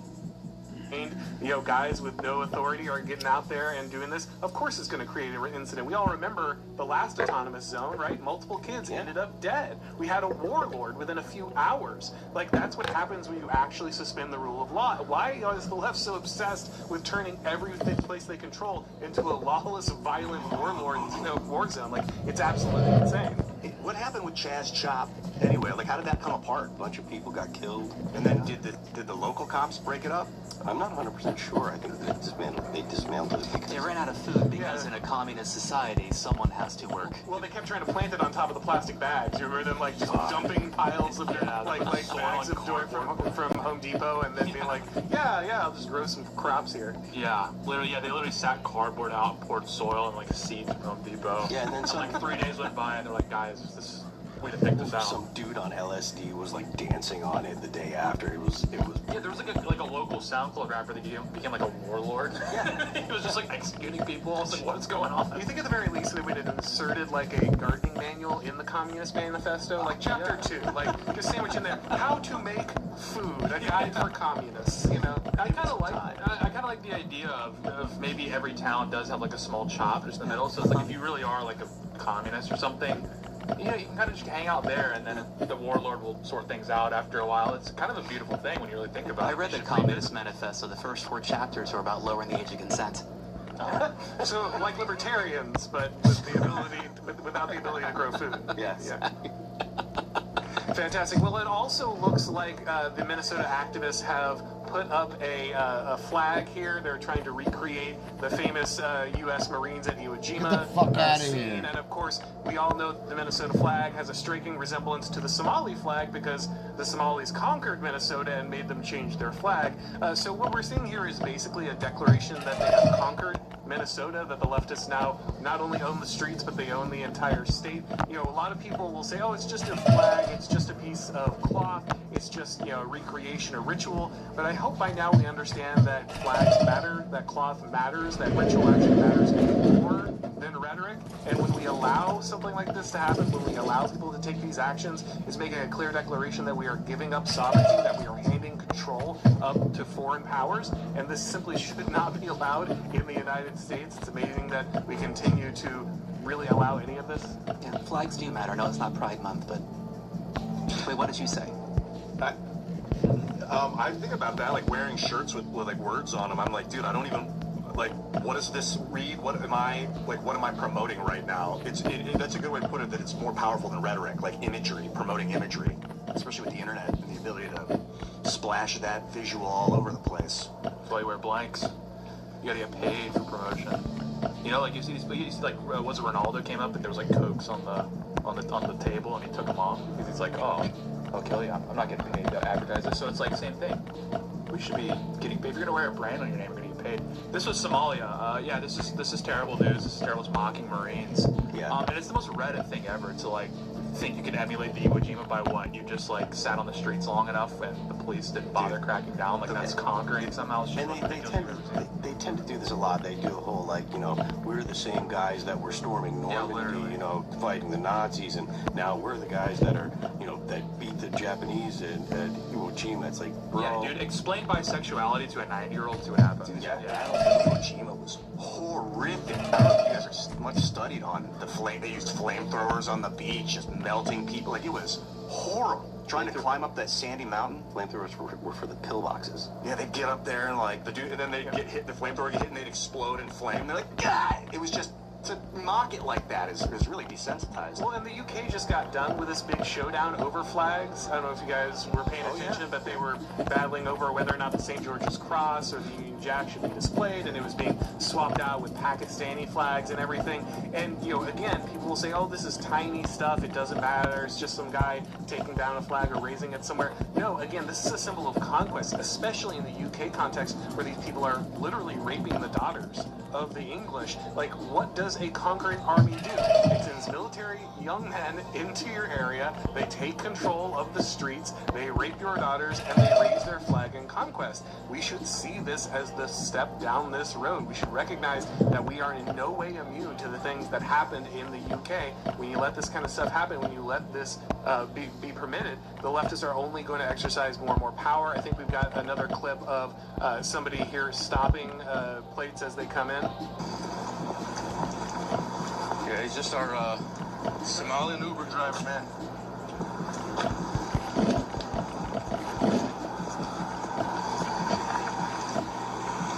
Let's scrub a little bit. Hey, how's it going? You said his license plates are ICE? Doing good, yeah. I was just saying, it looks like in our system, your plates came up as an ICE plate. That doesn't seem like it's the case, but I just wanted to come through and see what was up and talk to you, see how you're doing. Okay, I figured, yeah. I mean, he's clearly Somali. Yeah, totally. Yeah. Like, masks for them and not us, right? He's clearly Somali, let him go. What's your name? Ali? How long have you guys been out here today? He doesn't speak English. Look at that mask. How are you guys, bro? I do want to ask, what's the system you guys are using? We just measure the size of the forehead. Because it's obvious that was wrong, right? I mean, the guy was just a Somali Uber driver kind of. You know, they're renting a lot of cars. But yeah, you know, we'll take this off the list. Yeah, you'll totally take it off the list. We're honestly just from California. Just independent photojournalist. Name's have like a Twitter or something? Jorge Ventura. Jorge Ventura. All right, cool. Thank you. How has this been set up, man? Like, you know, the images of this are going viral online. That's what we came. I don't know if you know if they're going viral. But. Yeah, no, I heard that. You know, people are saying that, and you know, a lot of the neighbors support what we're doing. So happy to be here. You know? Has local law enforcement said anything? Not that we know of, no. But look, I gotta get back to this. I'm not trying to do no interview, all right? Guy who invented detaining people illegally? Yeah, literally. So what's this plan if he like uncovers an ICE agent, like actual ICE agent, like, hey, no, you can't drive that way? I mean, they've already run them out of restaurants. They've already intimidated them in several scenarios. They're in a car and it's one guy. Again, you think, but I mean, you know, look at everything that's happening here. You know, we got guys running plates through security checks. They're wearing masks. They're talking to people, pushing them into cars or pulling them out of cars. This is literally everything that the left complains that ICE is doing. Right. They look exactly like ICE agents, but just, you know, gayer and more communist. You know, they have no real moral pushback. They just want to be people. They just want to be the authoritarian they claim ICE are. Right? That's ultimately their goal. They don't want to get rid of ICE. They don't have a problem with that level of control or the government treating people that way. They just want to treat their enemies that way. They just don't want to be the people under the thumb. They're totally fine with the process. Oh yeah, if they could have ICE, but for like white South African refugees, they'd be knocking doors down like every single hour. Like it would be insane. They would get all of them out within like 24 hours. The solution for this, like, is a TOS violation. Like, I can't say what to do to fix this, but it would fix it fast. All the solutions are Fed posts? All solutions are Fed posts. Yep. They're actually for everything we're for. They just want their All sites solutions to are Fed posts. That's what I'm seeing here. They're checking IDs. If you don't belong here, we're going to get rid of you. I mean, they're literally doing the thing that we're trying to do. Only we're actually following the law. Well, and it blew up their whole narrative recently because didn't it just get leaked that both of the agents that were involved in the Peretti shooting were Hispanic? So now that's news. So now, like, just absolutely nothing about this holds. Oh, it's racist. Oh, it's xenophobic. Oh, it's no. Actually, like our based Mexican. It's like all context removed. You see a story about like two ethnic minorities like brutally murdering a white guy, and you're like, whoa, what is going on in Minnesota? Like this is so with no context, you're like, this sounds pretty bad. And then it turns out, who would have thought 2026 all the roles are reversing, they're getting wacky and wild out there. There are nobody more motivated in ICE than the Hispanic men. Yeah, they're patriots, those guys. Well, it's like the late Roman Empire, you know, it's just filled with the Gauls and all the foreigners that you were trying to keep up before. Now they're the only people that staff it up. My favorite meme has been the Spider-Man all pointing at each other. Hernandez, ICE agent, Hernandez, illegal, Hernandez, supporter, Hernandez. Well, there's something of first and second generation migrants that come here legally. They actually believe the American dream. They were given something they actually have, and they work hard for it. They want to keep it. So when they see everyone coming in more, legally and taking benefits, taking things they're working hard for, they have every right to be pissed off, and they should be. Every native Floridian knows that the most racist anti-immigrant people in Florida are first generation and second generation Hispanic immigrants. They're like, I got in, I know what those places are like, pull the ladder up behind me, light everyone who tries to get in here on fire. We're done. Like, that really is a real phenomenon. They are aggressively anti-immigrant. To your earlier point, though, like, this is all, the laws that ICE are enforcing are all passed in a bipartisan way. They were passed, 2 decades ago or whatever, Democrats and Republicans. Donald Trump was elected with a majority in the Electoral College and a popular majority.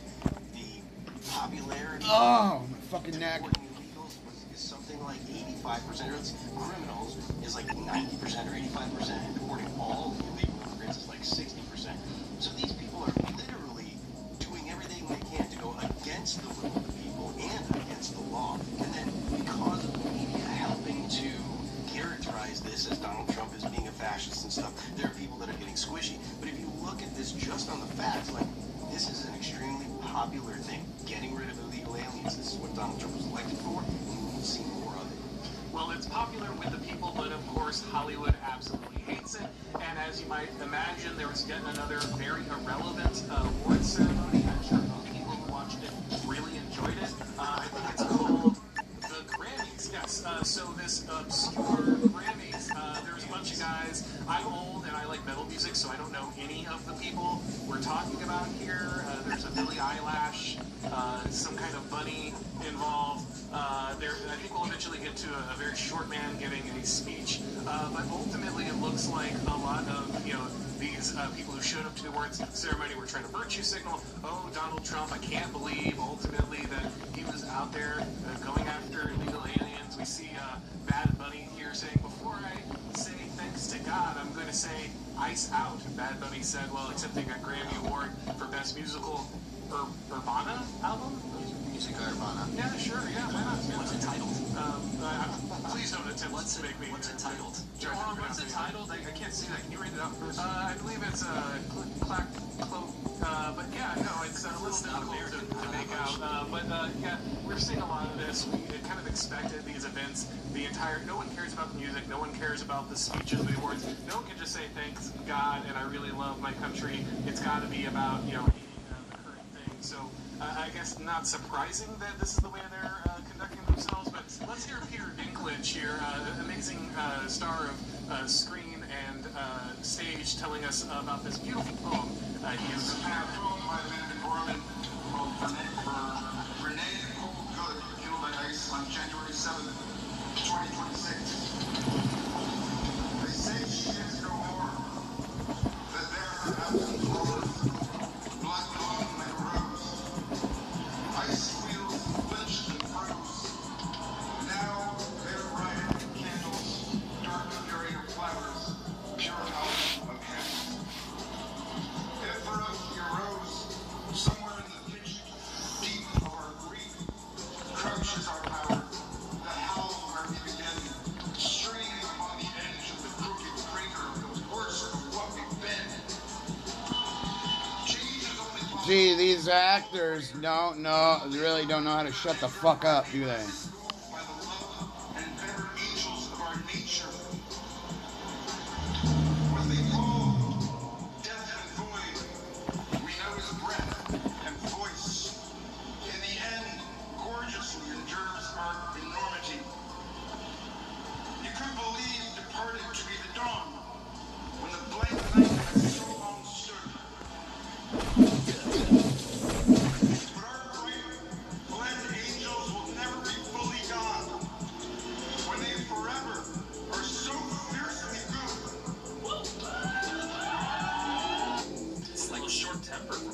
Yeah, look, guys, I know Peter Dinklage hasn't had to act. We all saw the last season of Game of Thrones in a while, but how did he not bother to even memorize, like, a couple lines in a poem? Like, he's just sitting there reading off his phone like he's some high schooler giving a presentation in, like, an inner space.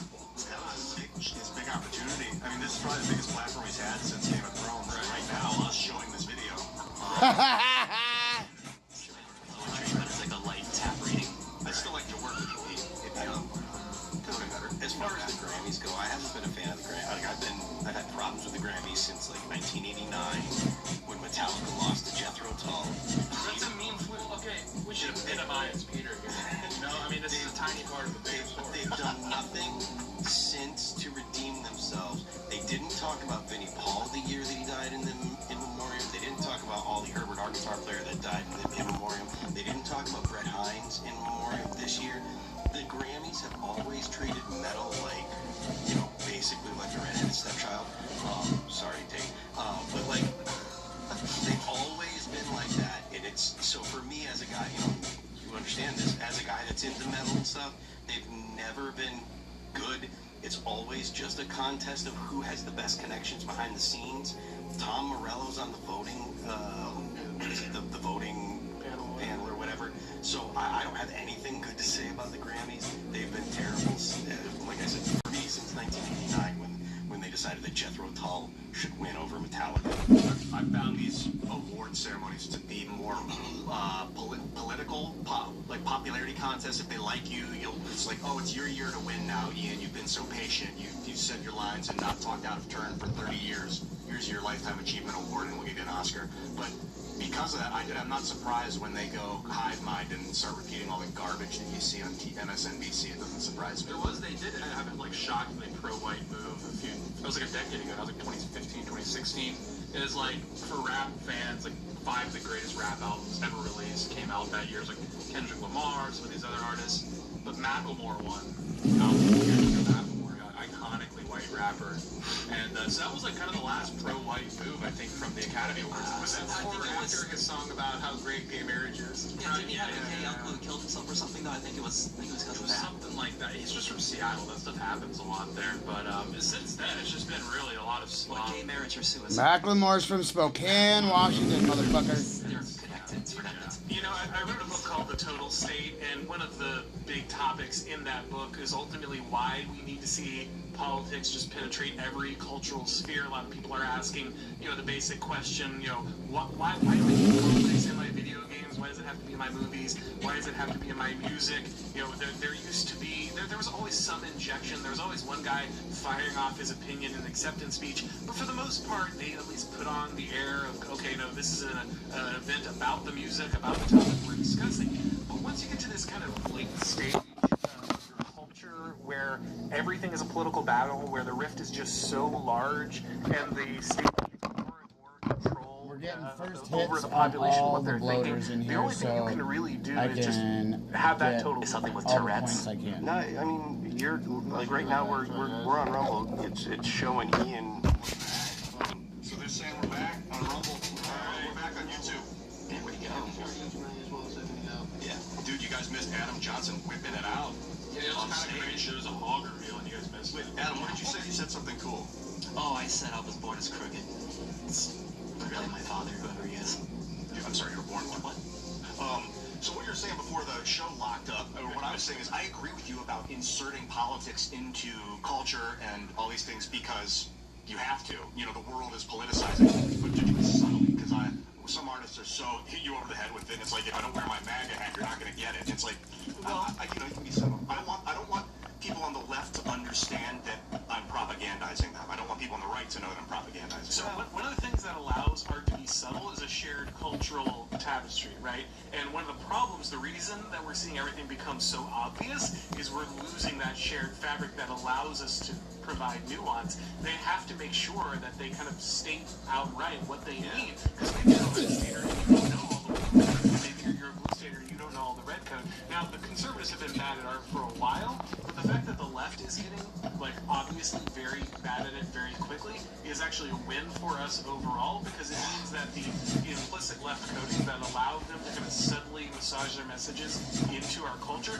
no longer works. Now, with you, I'd rather have my art convey shared cultural messages, but if the only shared cultural messages are, like, chopping kids, genitals off, then it's okay. You can. Well, it comes become out obvious. I mean, I've got some experience in this, writing stuff that's like subtly political, and if you write things that are subtle, people are going to understand them in their own way. I've gotten a lot of people that they tweet at me, or they'll post, and they're mad when they find out that the songs that they thought meant something because it was subtle, they thought that it meant one thing, come to find out that I don't hold those beliefs, or I didn't hold those beliefs, and they are upset. So yes, it is true, it is better when you can be subtle, but if you want to send a message, you do have to be fairly clear. If you're not, for a lot of people, if you're not specifically, overtly saying something,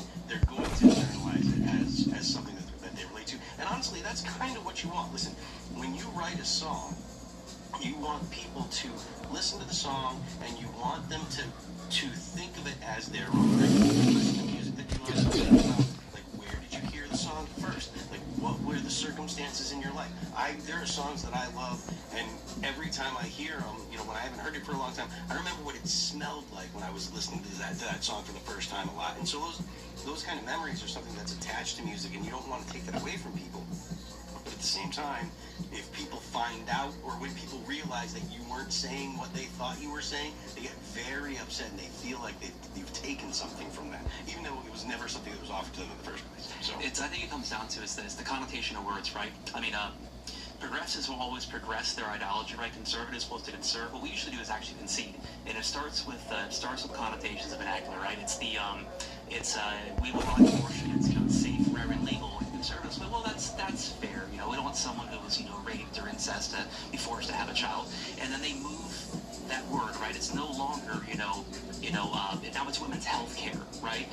When initially it was just murder. That's where we all agreed as human beings. When you take away the life of something, that's what it is. We concede these words to the left, and eventually we no longer have common ground, because as they progress, they get further and further away from that common ground, that soft working of words of, wouldn't it be cool if X, Y, Z? Well, this is the nature of the conservative-liberal dynamic, right? Conservatives, or the right, really creates in that moment of founding the civilization.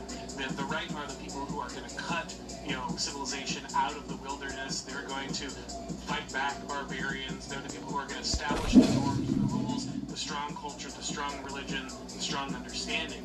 They are the ones that initially build. And then the left are the ones that start iterating.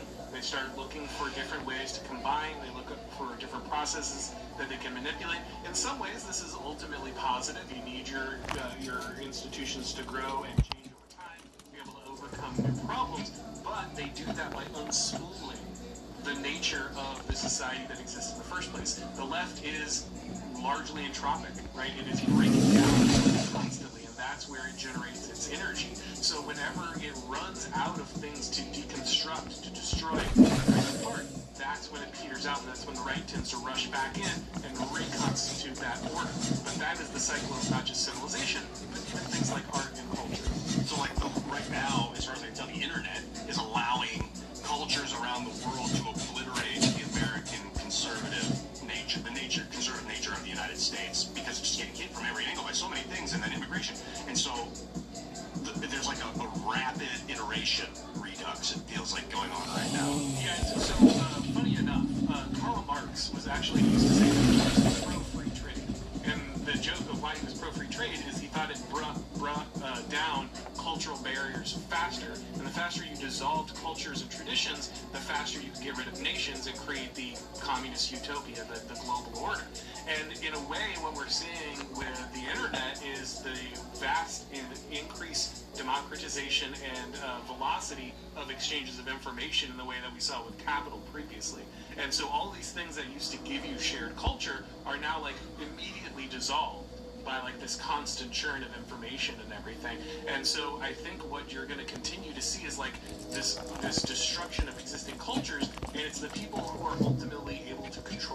process. And again, I think we had this conversation last time we were on here, but this is why China and others are working so hard and so quickly trying to control internet and information as radically as possible, because if they don't, ultimately they will dissolve too. Even these communist authoritarian structures will break down under the constant wave and increase of velocity of information. So I think we've gotten pretty far away from the Grammys, but the point being is, like, I think that's why ultimately we're seeing the internet interact with kind of national identities, and why the left is continuing to break down who they think we are, but in the same instance, they're breaking their own ideas and culture down just as quickly. Yeah, and the great irony, before we go to the next story, that the Grammys was the kind of the epicenter of cultural cohesion for a long time. Everybody getting together on Thursday night to watch the Grammys, and then the next day at work you talk about what song won. I heard that on the radio last week. But now that it's the very same institution that's supposed to kind of centralize us to remember something together is sporadic. It feels like I don't even know what song. I don't even know if I knew any song at the Grammys. I don't even know if I've heard it because I don't listen to the radio. The Spirit Box performance was great.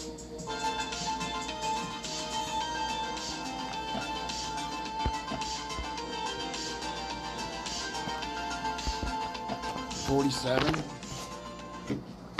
Another pass. Yeah. Okay, so that might have been worse. They're a heavy metal band. They're good. But I will say, it's likely that the only reason that particular heavy metal band was performing is because they have a female singer. That's correct. Yeah. So yeah, they should have gone with Seven Kingdoms. Better female lead singer. Yeah. All right, guys. Well, we also want to talk a little bit about some more happenings in Minneapolis.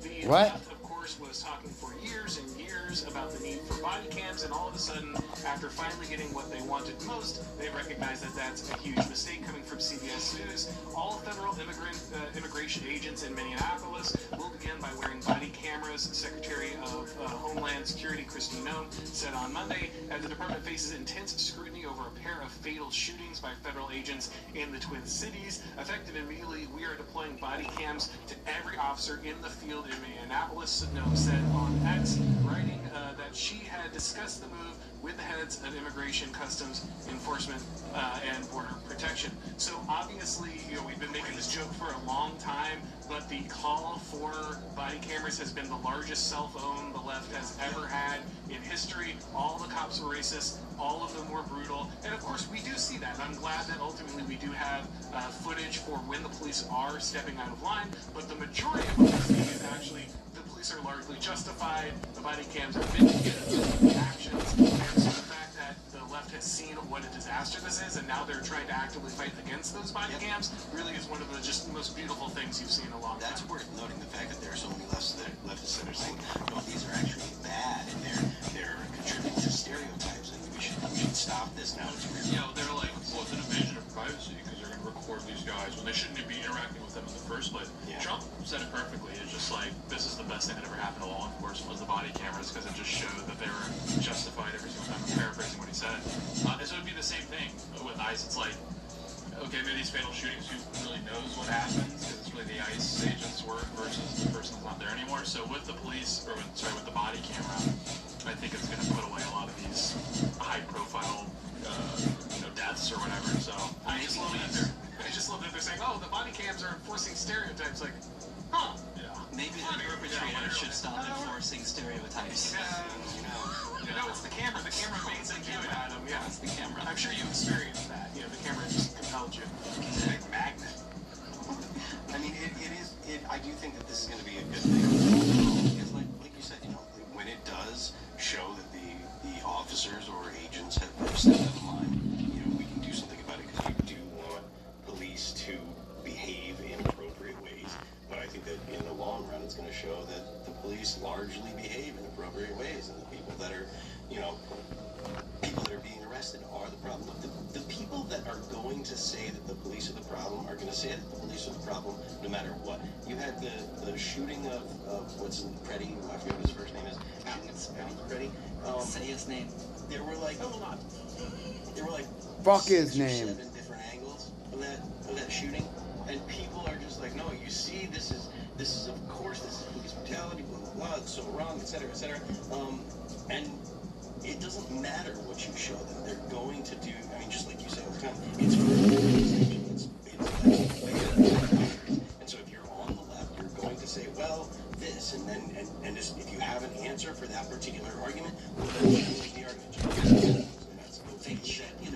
shooting the United Healthcare CEO.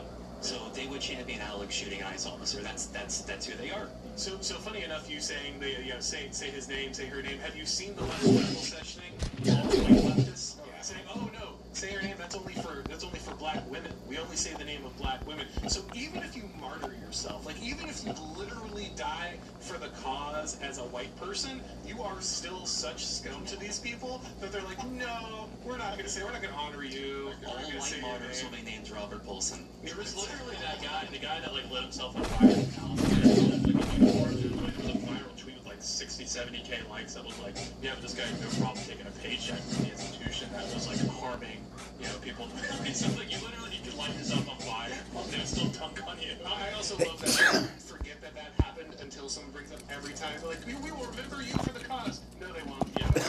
I'm legitimate, not even being facetious. I do, but I won't say it. Part of the reason why Well, because it's for black women, Paul. It's for black women. Part of the reason why I remember it is I have a great little clip about it where it just totally demolishes his performance, and I'll send it to you guys later. I just feel bad for all those virgins waiting for him. It's a trans women. It's quite the letdown. I want to get body cameras that are 360 on these cops, so like you could go on like YouTube 360 and like spin around and see. But would that give away too much information? Like now you know who's approaching the cop from behind, like how to get closer to a cop when he's not looking. Like would that just be good analytics? Live stream definition rather than the connotation. Yes, It's so easy to be someone who ignores connotation. Pay for a subscription. Badass kind of fun. So that is actually an interesting question. Does the regularity of body cams create a scenario where you're giving away techniques, giving away information, intelligence, right? Like that's something that you worry about constantly in a warfare scenario. You don't want to think about our urban environments like that, but that is a real concern to think about ultimately because we see that these guys are operating their autonomous zones. We're running your plates through the system. They're already mimicking all the things they think ICE is doing. What if they're just using that, body cam footage as some kind of game film to figure out how they should behave or how they could trap, trick an ICE agent, lure them in to a bad situation because they've watched how that film is played out before? I think that's a possibility that a lot of people haven't considered when it comes to the body cam. It's another example of liberalism getting taken advantage of by authoritarianism. Like it's a very good act of faith to have your police officers linked up to a camera. Like you're putting some responsibility on these guys, some accountability, and the downside of that is there's a lot of criminals coming and ruin the system. They've got better information about how to do it. We've got Trump here talking about the body cams. Let's check on that real quick. Because people can't lie about what's happening. So it's generally speaking, I think 80% good for law enforcement. But if he wants to do that, I'm okay with it. That was it. So we're taking deep fakes. So how long until they get a deep fake body cam? This happened, or has it already happened? Well, yeah, there is a real info hazard of just AI body cams wrecking people, right? Like, it looks like body cam footage. I would immediately accept it because of the graininess of it plays out. And then all of a sudden that viral changes the story. We assume that it's legitimate because it looks like it's from a body cam. It doesn't look like just an average cell phone or something else that's manipulated. That's no problem. We just saw the picture of that guy's face get AI manipulated. Ready. Yeah. And the next phase will be a completely made-up human who gets assaulted by a police officer. There are riots in a street somewhere. MSNBC picks up the story, runs the image of this completely doctored, fictitious event in a fake person. So this is a really thing, like, this is a very Baudrillardian moment. Like, what happens when you have your first riot for a fake victim? When, like, not in the, civil rights, sure, I got knocked out in 1980s, but, like, an actual, completely computer-generated human being. Is that kind of similar? Yes, it's the laugh.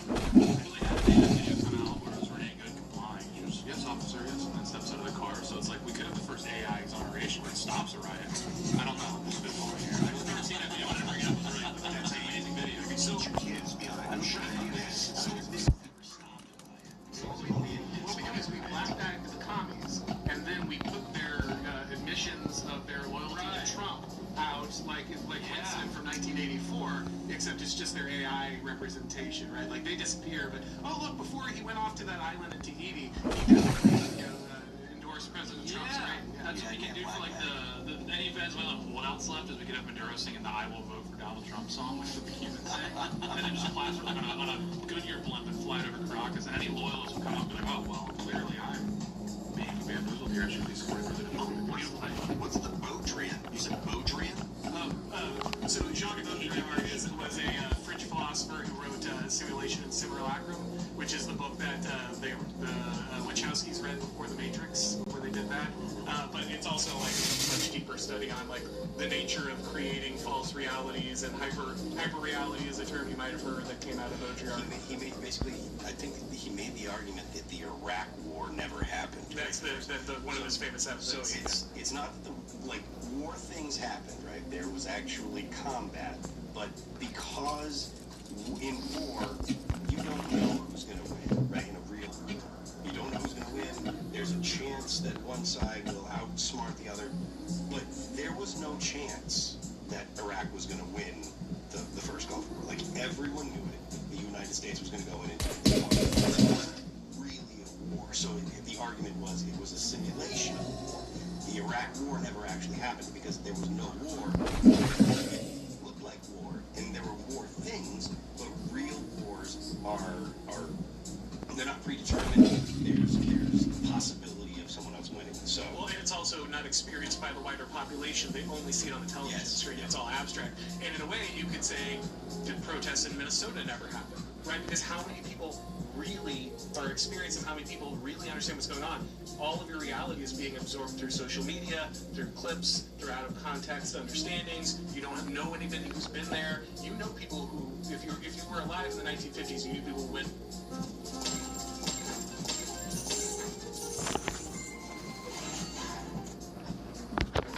You could talk to people, you probably experienced it, everyone you knew experienced it. It was a real war in the sense that people you knew had direct experience. When it came to different civil rights struggles or nationwide protests, they were real in the sense that everyone saw them happen. But when you have these focused, hyper-media concentrated scenarios, it's all abstract, it's all removed, nobody has direct understandings of what's going on. So what do we end up doing? We'll end up debating the hyper-realities we're experiencing rather than actually discussing the facts on the ground and what we have experienced as people. Yeah, and that's kind of what society's become. Like everything is a simulation of reality to some degree nowadays, or for the vast majority of people's lives now are a simulation of reality because we experience it through screens as opposed to going out and doing things and experiencing it firsthand. Literally everything we're talking about tonight is through simulation. Yes. Yeah, we are debating the simulacrum in a very real sense. Yes. Yeah. We're part of the problem. Yeah. And the solution, I think. We should all be wearing body cameras while we're alive.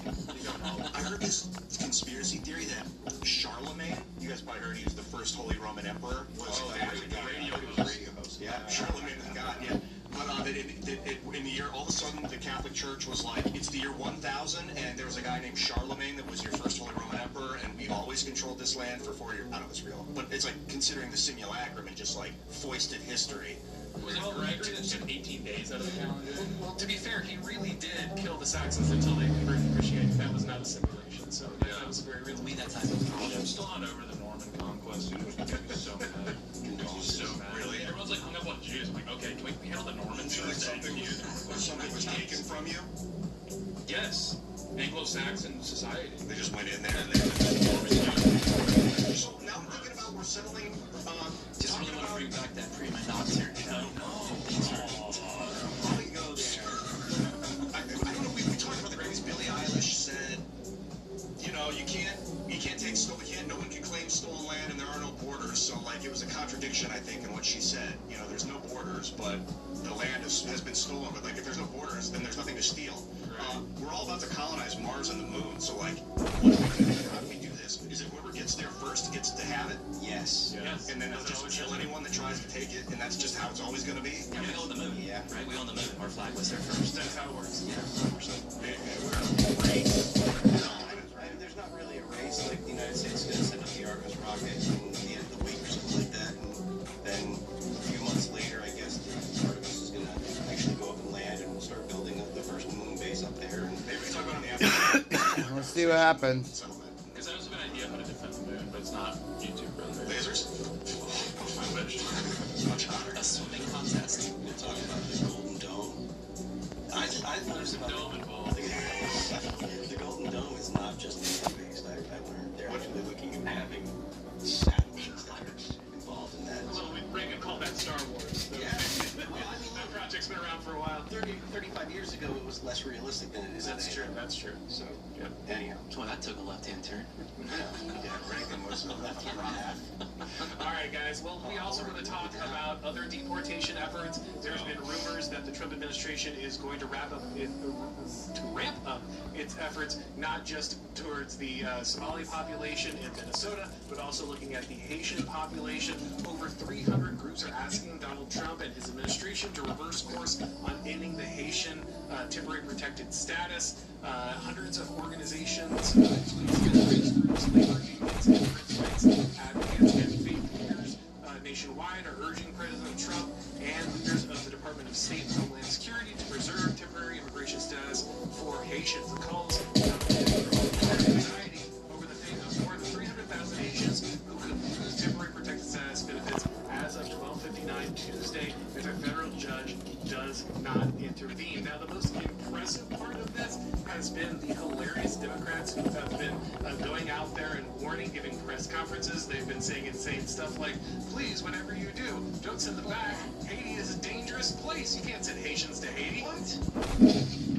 Sending these people back to Haiti is basically a death sentence, and that's why we were asking the administration to open up their hearts and to extend this TPS, sending these and to extend. Now, Tate, I Still looks great for 70. I have a theoretical question for you.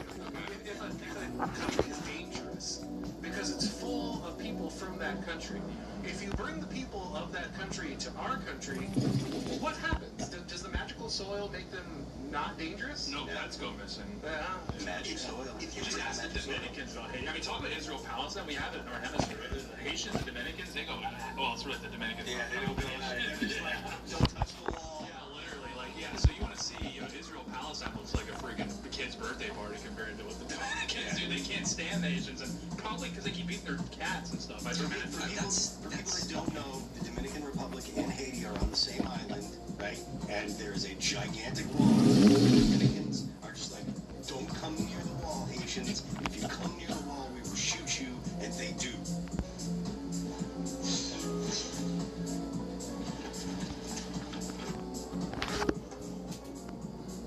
The Dominican Republic have a better scheme on Haitians than the United States. What is going on? Well, they got You met a Dominican? They're They're not not like... experienced. They've been dealing with it since the beginning. That's true. What's the deal with Haiti? And this isn't the Seinfeld thing. I'm serious. What's the deal with Haiti? You can't have a dog there. Go visit. It was founded on a satanic blood ritual, and I'm not sure of the joke. Like, they just murdered all the white people there and sacrificed them, and yeah, it's cursed. Was it like a revolution? Like Yeah. It was the revolution because it was a French colony, right? And the Haitians were working as slaves at the time, so you can understand why they were a little angry at the French given everything that was going on. But the reaction was, let's say, John Brown-esque in its disproportionality, except they did it to the entire white population of the island at the time. What year? But they like black people now, right? 1805. And then they've just been living off the industrial refuse since or something, and it's Well, they're usually run by cannibal warlords. I believe barbecue is the current. These are respectable members of the international community. Sends a hurricane once a year to clean up the problems. There was the Family Guy bit where Godzilla rolled up the...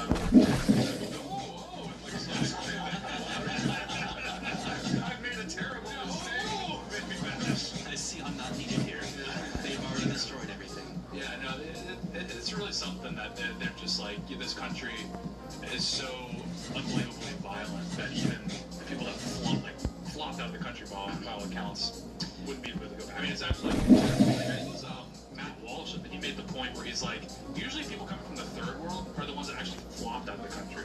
Like, they're not like the top performers, people that couldn't cut it in Guatemala. So now they're coming to the U.S. And it's the same thing with the Haitians. It's like, these aren't like the top performers making it over here. Those guys are running things in Haiti. These are people that are like literally at the bottom of the barrel and like out of desperation to try and sneak into the U.S. Well, we tried to help them several times. There were earthquakes back in, God, was it 06, something like that? Yeah, 2010. And 2010, the Clinton Foundation came in, was supposed to take care of all of these people. And all their children disappeared. Something like that. Something like that. You know, so we have tried to help. It says after Haiti was had the independence in 1804, they had to pay $25 billion to destroy their economy, and then the U.S. took control of the country from 1915 to 34, entrenching foreign control. That's all, and then it goes on. The whole like idea, because like this is what these third worldist activists they always point to France for like Haiti's despair, and they'll be like, well, this is massive, you know, they hold over them. But like it's Haitians A, and then B they like miss the payments all the time. Like it wasn't like they actually made these payments. You know, it's like France. That's a dangerous stereotype to say they don't pay their bills on It's time. terrible. It's not anyone's fault. It's worth. Oh, what's right about Haiti's their credit score? It's a 365-day growing season in that country, right? Yeah, literally. If we're just an agricultural country, and based on just that, they should be able to produce enough not only to trade with other countries, but to feed everybody in Haiti. They don't. They eat each other sometimes. Yeah. Have you had vegetables?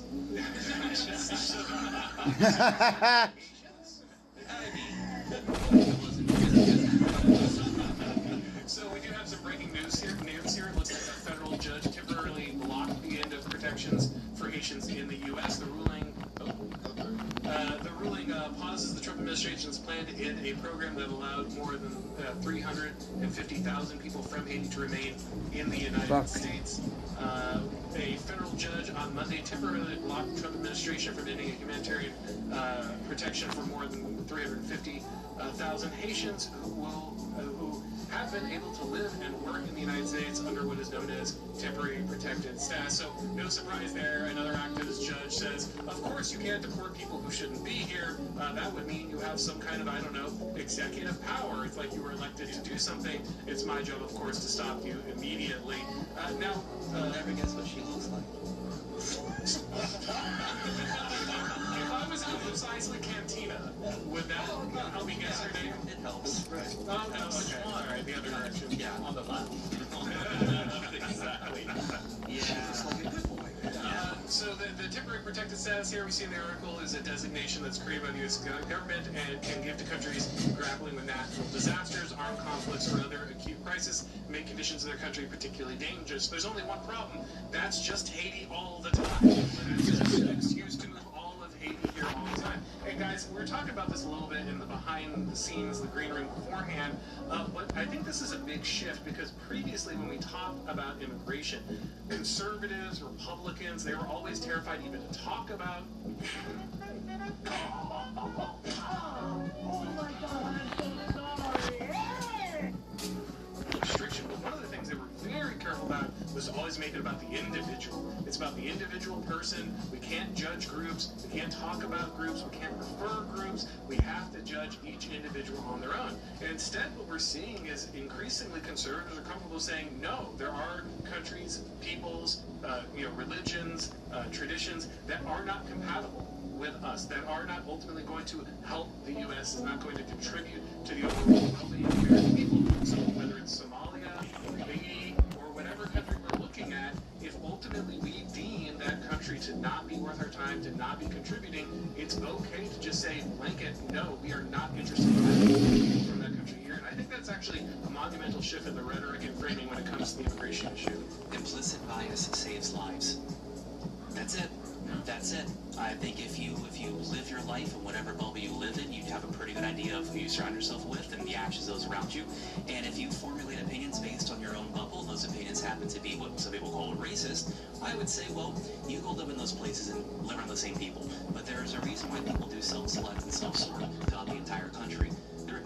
There there is. People like to be safe and like to be around like-minded people. And that's not terrible. That's not a terrible thing. I like people that I have things in common with. Yeah, literally, like, this is like the whole thing is because it's great that we're able to like address Haitians and Somalians and stuff, but it's downstream from the real, like, you know, I guess the real conclusion that we should be coming to, which is, like, the demographic composition of your country is a very valid, like, it's a very valid discussion to have, and for whatever reason, like, people in the West aren't allowed to have that, but pretty much every other country is allowed to, like, have conversations, what do I want my culture to look like, what do I want my country to look like, the actual composition of the country. You always in the United States have to predicate it with, like, you know, some economic argument, or perhaps that they're just extremely violent, which is true, and those are arguments that I use myself, but even if, like, they were just top performers, I should still be able to say, like, for example, like the Chinese, I'd be like, well, yeah, but that still changes my country, you know, like my country, my kids, my grandkids, the country look like my country that I grew up. We're not honest people. Like, school choice exists because if I had a choice to send my kids to a school that's on MLK versus a school that's not on MLK, I mean, I'm definitely choosing the school not on MLK. Yeah,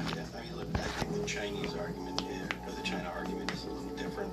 I think it's a bad example because China's an adversary, and every single Chinese person that has family in China, every single Chinese person here that also has family in China could be compromised because they will apply pressure to their family, throw them in jail to get the people that are here. So I understand the point you're making, but when it comes to China, they're absolutely an adversary, and the idea that they're in any way should be partnered with or anything, it is a terrible idea. Every single Chinese person with family back home is compromised currently, and it should be completely obvious to any serious government that that's the case. So They're always compromised, dude. make sure that we send Chinese people back to China because they will absolutely be used against us by their own government. We gotta stop apologizing. Like, that's the end of this conversation. We have to stop apologizing.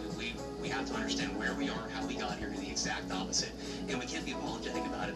I know it's gonna get messy. People's lives will be lost at the end of this, but what is the alternative? Yeah, that's the real question, is everything has been half measures up to this point. As Phil is even saying, how can we even treat our government as serious if they're not going to Chinese students, Chinese nationals who are here? In fact, we just busted a few Chinese nationals, things in and out of the United States, scientific secrets, bringing biological weapons or biological material that's dangerous in the United States. This is not some isolated incident. This is a common occurrence, and yet we never address it because we want the money. That's what Trump said, right? Straight up. We need them to fund our universities, which is garbage because obviously we want Americans to go to our universities, and it's fine if a few of those collapse because ultimately they're just teaching children to hate their parents and to hate America anyway, so ultimately there wouldn't be some travesty if we lost it. But we can look to a different example. We could look to someone like Japan, who is a true ally, who I think most people would feel very comfortable saying is an advantage, is an honorable culture. I would say that's a culture worth admiring, but it's still not my culture. I want Japan to be Japanese in 50 years, and I want America to be American, and that doesn't mean I don't love Japanese culture. I don't think they're awesome. I don't respect it. It just means I respect it so much, I want it to exist. And the same thing's true of the United States. And as you're saying, we should be able to say that. That's okay. We are a people in a place living in a certain way, and there's no reason to pretend that that we're the only civilization history that's entirely abstract, entirely ideological. You can just change out the people and nothing matters. No, I'm sorry, our culture is great, principles are great, our way of life is great, but it comes from the people. It comes from the tradition we have grown up in, and you cannot simply bring someone from Haiti or a Somalian and just slap them into some American university, give them a social security number, and call it a day. It does not make them an American. Not all immigration is terrible. I think we have some great immigrants here who actually love our country, who escaped communism. I want those people. I want those people. Those people are great, right? But if we're a melting pot, then we're a solution, right? Our solution, if there's a faucet of migrants coming in, illegals coming in, you're going to supersaturate that solution. The whole thing has to be titrated, distilled, and then fixed. We're at supersaturation. It's time to distill, figure out what makes America, the good parts of America, keep that and get rid of the rest. You got to let it melt. Like, you bring these pieces of parts into the pot, but if it's too many too fast, you got a chunky mess. So you have to spend. People need to homogenize. They come in. That's why we say bring one person in, surround them with Americans that are indoctrinating them. 10 years, 15 years, they're probably going to be pretty American. But if you bring 500 Haitians in and they're surrounding one American, it's a completely inverted scenario where this this one guy, you get potentially develop sympathies or become Haitian-minded, you know? Yeah, you get ethnic enclaves. And, like, we even had this problem with Ellis Island immigration. Like, when the Ellis Island wave of immigrants came in, these are coming from countries that were, like, very United States, culturally speaking, as far as, like, I mean, yeah, Irish, Italians, the only, like, big, massive difference they had from other Western European countries that they were Catholic, not Protestant. And even they had, like, a lot of issues assimilating. Like, they would create these massive ethnic enclaves, these gangs. They basically took over the party enclaves. So we had these massive problems with Ellis Island, and we make it out the other side. And instead of, like, rubbing around and, like, wow, we made out of that one piece, we're like, no, let's make it worse. It's just, like, expand the definition of who should come here. Well, the problem is every time we, bring that up, the left treats it as assimilate people. Like, that's proof we can assimilate people. No, that's proof that you could just barely assimilate people close to you. We forget the fact that the Germans had to be forced to break up many of their ethnic neighborhoods. That they often had to, their kids had to be sent to schools to learn English because they did not want to assimilate. There was an active, like, just Germans who we think of as pre-American at this point in the United States who were put in internment camps along with the Japanese during World War II for the fear that some of them might be traitors. That's how, it wasn't that long ago where these were very foreign people. And we shut down immigration for like 40 years too, didn't we? Right. Previously, it took 2 wars for them to finally buy their ticket. Like, okay, you have stake here. Like, okay, we got it. These people now literally just rock up. There's like no back. Like, there's no way for them to actually buy stake in the country in any tangible way. They're just really here to benefit. I mean, you look at it, they have outsized welfare participation. I mean, it's just unbelievable. Everywhere you look, it's just every single argument you could possibly make for mass migration is just falls flat in its face. I was in like that liberal mind spiral in like 2006, 7, 8. Ashley's biggest mattress sale of the year is going on now. Hurry in and save up to $800 on select adjustable mattress. And I was very much I like culture bombing. I like going to a neighborhood that is not my culture and becoming the culture of that neighborhood, and then meeting all the locals, and they come to me and they want to be more like the American, and I love doing that. But then I'm realizing, like, so do other people. They love coming here, and they love just changing Americans the way I like to change whoever in Little Italy or whatever. Now you're American, like. Yeah. So it's a double-edged blade, that desire to change people's culture. Yeah, I was reading online about a Japanese tourist who came to Los Angeles and was really disappointed to find that there was like virtually no Americans at the places he was visiting. And that made me pretty sad because I'm like, I'm so proud of the United States and so proud of my culture and etc. that I do want tourists to come here and be like amazed by what we have and sort of our people and that sort of thing. And I found that story really heartbreaking. Like, a lot of people laugh at this. They're like, wow, that really shows the state Los Angeles is. And I'm like, yeah, because they're not going to, I mean, no offense, but they're not going to visit Nebraska. Like, they're going to visit Los Angeles. They're going to visit New York City. They're going to visit Chicago. These places should be dripping in American culture to where a Japanese person, whoever arrives to visit for a week, and they're, like, blown away by how rich and deep their culture is. It's just not happening. I've noticed in tourist spots, though, I travel quite a bit, and, like, even when I go to these places that are very tourist-heavy, like, there's not a lot of me there. Right. There's not a lot of me there. And it worries me because, like, is it just because we're working to pay for everyone to be here? Because where are people like me? They're running away, right? Like, this is the key. You gotta remember that even the phrase "the melting pot" is accepting leftist propaganda. Like, this was a phrase that was worked out by a junior playwright, adopted by a lot of culturally influenced people. But ultimately, even though Teddy Roosevelt took a look at it, he decided to reject it. He said he wanted something that understood that America was more of a consistent culture. You could still add people to it. It was never the idea that no one could join, but understanding that these people are assimilating to your culture. You're not bringing their culture in. They have to completely immerse themselves. They have to be completely willing to become part of your group. That's what matters. And so that's the thing that you need to keep in mind. This is why classic immigration, classic assimilation was always considered to be multi-generational. Aristotle and I think Aquinas eventually talked about three-generation immigration and how that allows you to ultimately vet whether or not someone is absorbing the culture, they're going to contribute, they're interested in actually assimilating and not just creating some kind of ethnic beachhead. And that's what allows you. It's the time, it's the investment, it's the multi-generational effort. That's what shows that you're somebody who wants to be part of a culture, who wants to be an American. Was formations of Little Italy, Little Little Korea, all these little homogenized like sub-communities. Was that a newer than adaptation? Because it sounds like if Teddy Roosevelt, he didn't want those things. Since the 1800s. Was it just like we have no choice? It actually used to be on a bigger scale. There would be entire regions that were like German-speaking, French-speaking. Like, this was on a larger scale. But you had like Chinatown pockets. It's always been that way.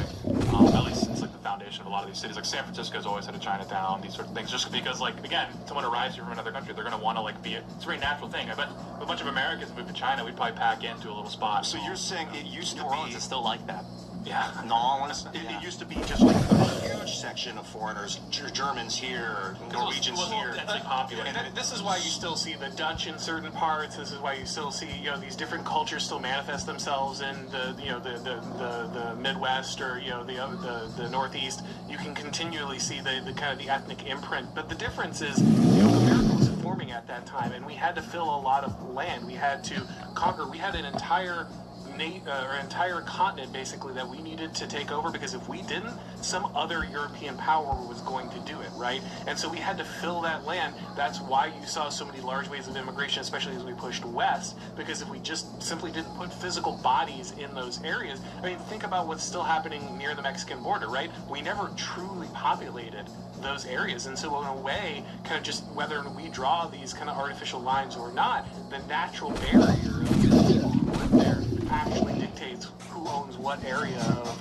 any given nation. So we were that way when we were forming, but we're beyond that now, and it's okay to say this was the way we had to be when we were becoming a nation, but now that we've done that, we're something else. You know, Rome started as a collection of thieves and criminals who came together originally. I don't think that's how they ultimately defined themselves 1,000 years later, saying, well, we were founded by thieves and criminals, so that's just who we are. They understood that there were different moments in their history. They went from being a kingdom to a republic to an empire, and it's okay as Americans to realize, okay, there was a moment where large-scale immigration and kind of these ethnic enclaves were a part of who we are, but now we have to unify and we have to become something else, and we no longer need to bring in, you know, 20, 30, 40 million people to conquer the frontier. There is no frontier anymore, so we don't have to act that way. So having like 500,000 Germans on the frontier is just like not the same as like Bengali neighborhoods in the biggest city in our country. Once we need to populate Mars and we're in a rush to lay bodies down on the surface, we'll just be like, look, we'll it's send the dangerous. Haitians. There we go. What's that? We'll send the Haitians. That's what I'm saying. You come to America, we launch you as an American when you land, and you're going to pioneer the danger, and if you survive, you can have the plot. I want to be in charge of checking the fuel lines. But dude, the Chinese are building a robot that can run around in negative 44 degrees. Maybe we could talk about this on the after show, too, to populate Mars. I think they're going full robot population. That could be interesting. I was born with my skull on the outside of my head, formed into a crown. My mother took one... Drop hundreds of thousands of robots and be like, try and take it from us. Where? The Chinese just developed some robot that can walk in negative 44 degree winter for like hundreds of miles at a That time. would be kind of exciting if like the moon just turned into like the BattleBots TV show, and it's just like all the countries dropping in robots and just see who can beat like who does the Czech Republic just invents like a rock star robot. They're just like cleaning out house up there. That's pretty sick. Would watch. It'll be televised via BattleBots, drone.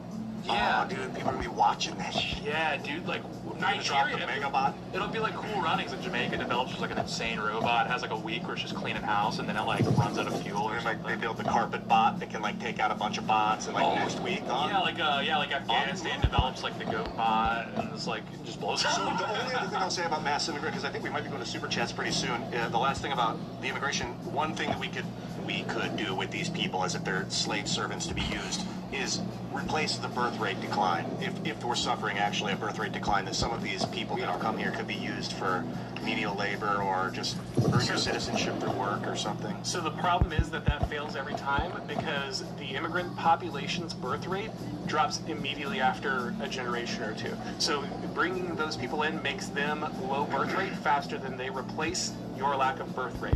So this is always like a temptation, an understandable, logical temptation to solve this problem, but it reliably produces the opposite results because not only do these people become less and less likely to replace themselves, even though they had a higher fertility rate when they came in, they also depress the fertility rate of the native population. Studies show repeatedly that higher immigration reduces the native fertility. So not only are you making a devil's bargain in the fact that these people are going to tank their own fertility rate, they're also going to tank yours in the process. Do they generally tank their fertility rate just because they assimilate to a culture that has a low fertility rate? Well, there's a couple things. First, it's modernity. The number one thing that stops fertility, that tanks fertility rates, is women's liberation and birth control. So the minute they have access to those, the fertility rate immediately drops. You also have the problem that immigrants tend to be strivers. They want to increase increase their socioeconomic situation, and the classic way to do that is to have fewer children. It's always poor people and rich people who have kids. It's the middle class that usually reduces its fertility rate in order to attempt to climb. So it's just a nexus of factors that are going to basically destroy your attempts to raise the fertility rate through immigration. Let's break our armor on Would it these cover guys. just the general loss of workforce But we for need to like a get generation? sand, so we're Sure, gonna but do it the also sand creates the grind 2 problem more of we're times. phasing these jobs out as quickly as we can with AI, right? So, like, yes, in theory, you're replacing your workers, but will they have a job long enough for AI not to put them out of business? And when they do, you just brought a bunch of military-aged men who are unemployed into your country. What do they do next? Oh yeah, good. Yeah, that's where my mind was going to. They maybe don't even speak English. Who knows? Right. Yeah. Okay. Deporting is the solution. Yes, deportation. And to fix birth rates, ban porn. And you on the list. Yeah. I was gonna say good border security and good optics. Bleh, like, put a, don't come. That's what Kamala Harris told the world. So I think we're okay. We don't come, but then we want to fix the birth Don't come rate. yet. Hey. Okay, yeah. Flush this out. Don't come. Right. If you're coming. Right. The wrong way. Come the right way. Yeah. Okay. No, that makes sense. That That's the message. Trump administration officials watching. Make That's love, not What the fuck? being too pornographic. No, porn. Listen, I'm gonna pull out. It's time to. What the fuck? Either like a short temper, he had a little. There's some more jokes there too. I'm really disappointed you guys are just skipping past that very quickly. Additional sexual innuendo. Is this the dwarf lobby coming after you guys? Big dwarf. Little dwarf. Actually. Big dwarf. We can't afford the big folk. It's big dwarf. Serious shit. Like, we don't need more people deported. Yeah, we shouldn't be like. This kind of counters like a lot of things we say here at 10 Kids, but like, as Americans, we shouldn't be forced to like have 10 kids apiece just to compete with like foreign invaders. Like, we should be able to deport them, and so if someone has 2 kids, it's not like the end of the world. I'm just saying, like, it's kind of crazy. Some of the messaging online is like, let's have a ton of kids to compete with them, and it's like, if you're having kids for political reasons, it's not a good reason to have a kid. Have kids for different reasons. Yeah. Like, have kids because kids are good. Tax incentives. There you go, yeah. But like Daycares. to Fill 'em actually up. like to deporting of illegals should be a totally separate issue. We shouldn't say, oh well, we should have kids, to replace the people that we deport. No, whether or not we have kids, we should deport the people that are here illegally. It is the solution to all of the problems. Like I said, the mass importation is one of the things that drives down fertility rates. It increases the cost of healthcare. It increases the cost of housing. It reduces the ability to properly educate. The school systems get worse. The neighborhoods get more dangerous. Fewer and fewer people are willing to pay the additional cost to move their children, out of a suburban area or to educate them in a good school in those areas. It's just everything. It is the fix everything button. Deporting the illegals just fixes everything. All we have to do is have the will to make it happen. Are we moving to questions here? Looks like we're going to super chats. Yeah, we can. Let's do it. All right, here. So looks like Lothful the Red. It's pretty entertaining seeing people spurg out about Tim's "It's my boot, I voted for it" comment from the other night. Yeah, what did you guys think about the reaction to that? Some people were supporting it. A lot of people were saying, "Oh, look, Tim's the authoritarian now, loves it." The people that were critical of it were mostly. Pretty cool, huh? That's the laser tracking system up here.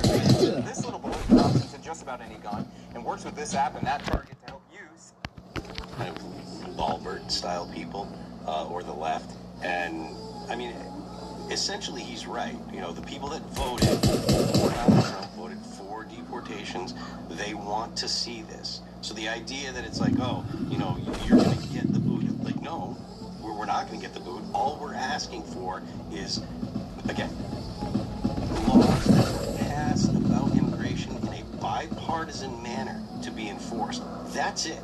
It's not like there's some new laws that have been passed. It's not some crazy, weird policy. This is mundane stuff that countries do. There are other countries where if you go into the country illegally, you go to jail for 10 years. There are some places where you get killed. Like if you go to North Korea and they catch you and you're there illegally, they will kill you. Like, deporting people, offering to pay people to leave the country is one of the most magnanimous things that any country has ever done. So the idea that this is somehow beyond the pale because we say we want to actually have border enforcement and make sure that people that are here are only here legally, that's totally ridiculous. The idea that the administration is the boot is actually clown world. So I actually just did a show on this with Jerry Kaufman, who is he's a libertarian, but he's like one of the few sane libertarians. He's part of the Free State Project. He's great. And he's just like, look, libertarians are bad on this because they see any action by the state as a violation because it's just all ideological abstraction. His point was we are doing real libertarianism by ensuring that we have borders that keep out people who want to be libertarian. We have our own policies that drive people away, that disincentivize them to be part of this. He recognizes the importance. You can have a libertarian structure inside as long as you kind of have a nice little authoritarian structure on the outside, keeping the libertarians safe to do their thing. Yeah, I think my point about Jeremy Kaufman is he says that he's like, I want people to be able to use heroin. And then if they use heroin in the park, I want Judge Dredd to come and kill them. You know, like there's one of the things that libertarians consistently ignore is the responsibility that comes with liberty. They think that because you want to be free, that there's no responsibilities, and that's not the way liberty works. We're gonna let you do what you want, but you do it in public, and we're going Singapore on you. Yeah, you know. The rules of engagement have changed. Like, it's not the same game. Like, I'm glad you're enjoying your debates and going back and forth of whose boot is whose, but they're killing us and throwing us in prison. So I'm sorry, we can work it out the most. You know, I really appreciate you saying that because I'm so tired of this. I hear from people, oh, well, it's not a big deal, and you guys are making all these threats up, and you want conflict, you want civil war, it's like, no, man, you've experienced this. You know that the law is not fair. You know what the two-tier system looks like. You know what it is to be an enemy of the state. And when people don't take that seriously, when they just brush it off, like, oh, the next election will fix that problem. No, you need to be an adult. Like, you're in an existential political struggle. So, I don't know, maybe, put a cup on, get out there, some cleats, make things happen. Don't give me all these excuses to why it's okay for you to sit on the couch and sit this one out yet again. You gave away the entire country this way. Man up and stop lying to yourself. I consider them cowards who would watch their family be executed. Yeah. Because they want to keep their convictions. It really is absolutely insane, and I don't have time for it anymore, and I'm so tired of these people pretending that somehow makes you authoritarian or fascist or whatever. I don't know, man. Is the authoritarian the one who's not dead? Is he not the one whose blood is not, like, dripping off the wall? Okay, well, then I guess I'm that guy. Yeah. But, moving on. Yeah, what else you got? Right. Like, you have to know where you are. That's all there is to it. I'm trying to walk this line between, because, like, I voted for Trump because I wasn't going to vote for the imperialist suggested candidate without any election, Kamala Harris. I'm not voting for that system. True. I didn't vote. I voted. I knew Trump's agenda was to do deportation, but that doesn't mean I was giving him a blank check to do whatever you want to those people. I wasn't like that. I'm like, I want to see what you're going to do, and if you step out of what I think is the line, I'm going to say something about it. But to your point, word about, am I going too authoritarian? Because I stuff I want to say.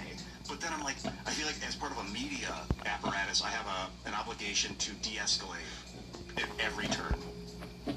I don't know how you guys feel about that. If you hated that. I'm not accelerating things. I'm showing up to a fire. I mean, that's how I consider it.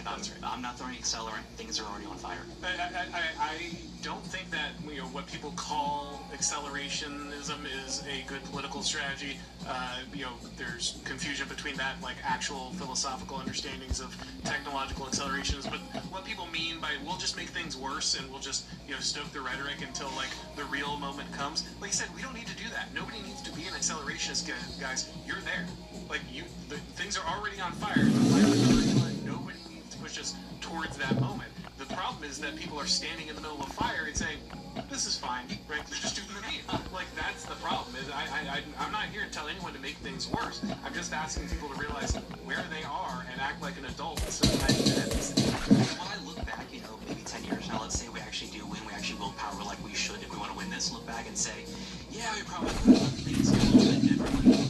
Yes, but I'll be alive to say that. I'm not in prison, so I will take that route. The thing about Franco is he gets to decide whether or not he went too far in getting rid of the communists, because he's still around to think about what would have happened if he hadn't gotten rid of the communists.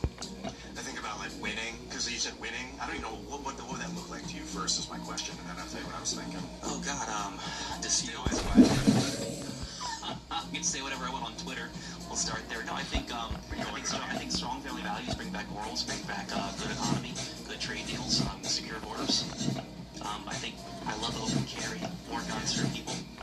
Yeah, I do think that a significant number, and I'm talking tens of millions of people deported, it would look something like victory. I'm like, if I win, what am I winning?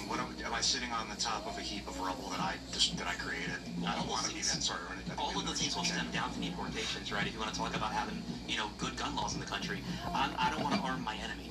And maybe that's unconstitutional, and I get a lot of crap for that, but I don't want to give my enemy a gun. I don't want to give my enemy a gun. He'll shoot me with it. I've seen him. My suit, by the way. I mean, like I'm saying, if you deport people, you see now that, prices for housing are going down in places across the country because there are fewer people for those resources. Basically everything in the United States is a finite resource. There is scarcity. And so the more people that you have competing to buy things, the higher prices go. The more people you have competing to occupy space, the higher prices go. Part of the reason why health care is so expensive is because there are more people that are trying to get the health care from the hospitals. You wait longer in the emergency room. There are people that need services that can't get it because there are more people here trying. Traffic, for instance. There's another one. Yeah. All right, guys, let's hit up a few more of these super chats before we get out of here. We've got Thespia saying, as per Timcast tradition, I'm in the hospital welcoming baby 3. That's more conservative to the future 51st state. God is great. Amen and congratulations. Well done. Continue. Get to work. Now you got to get number 4 in there. It's all very, very exhausting, but well worth it. Little dude, we got a lot of work to do. As soon as you can start walking or talking or something, like I said, I tell every baby this that's watching the show, get on Twitter, just start letting some tweets fly. Voice to text? Voice to text. Just get some stats. Kids 2 years apart. Stats going. Kids 2 years apart is the best way to do it. God is good. What happens is he makes you forget about not sleeping for 6 months. And they're walking around and saying things like, I love you. And it's like, I should do that again. It was all worth it. I was up at 3:30 this morning. All right, a chat from Trevor saying, as per Timcast's tradition, my second son Levi was just born this morning. I can't even see the chat. What the hell? And all the listeners again, man, congratulations. And absolutely well done. Same piece of advice, just keep grinding, dude. You don't have to walk on it. You can sign up for Twitter with neural net. You can start his Twitter account now. You know his name. You can tell what he means when he's babbling. Make that like baby's first investment and start the Twitter account. You can start with the Elon money. Yeah. You can just put it directly into the college fund there. You can reply to people like someone just throws up like a banger. I think we need a Patriot fund to replace any given college fund, and then they just immediately learn to be good chads and everything. Right. Like that's People how you get run up. and he tried to feed me carrots. Let's go. I would reach like that. Jay Hamblin says, should they release body cam footage each week under the reason of transparency, so the normies get a taste of what ICE goes through on a daily basis, not just when they're being scrutinized. So I'll say this: I've heard, I cannot confirm, but I've heard there might be an ICE version of Cops in production somewhere. So we might get that regular body cam footage. Some of the best out there. I think that would be very entertaining. Yes, we get transparency, but more important, just like a bunch of meth heads in Florida, we get to laugh at them being arrested, and that's really what it's all about in the United States. Do we need like a Sports Center top 10 like arrests of the week? That would be sick. So like if someone really pulls up like an insane tackle, you like John Madden in circles. I'm like, look at this 4-by-4 ball. I want him diagramming the ICE arrest. Look, he takes it out at the knees. It's a beautiful double leg. He follows through. Look at that zip tie right around the arms. There's no break there. He doesn't hesitate. This guy knows how to execute. That's why he's been the MVP for ICE for 3 months running. Yeah, like that's what I'm looking. It's like ICE Hall of Fame. I want the whole thing. That's like they're going to the box and they're looking in there. They're like, look at the wheels are moving. The wheels are moving. It's gonna be close. The call of the field is a clean shoot, so I think that's gonna stand. But it looks like a tough one here. Oh my god, my fucking Wi-Fi. What? Fucking internet wasn't. Oh my god. yards last few, it's been struggling.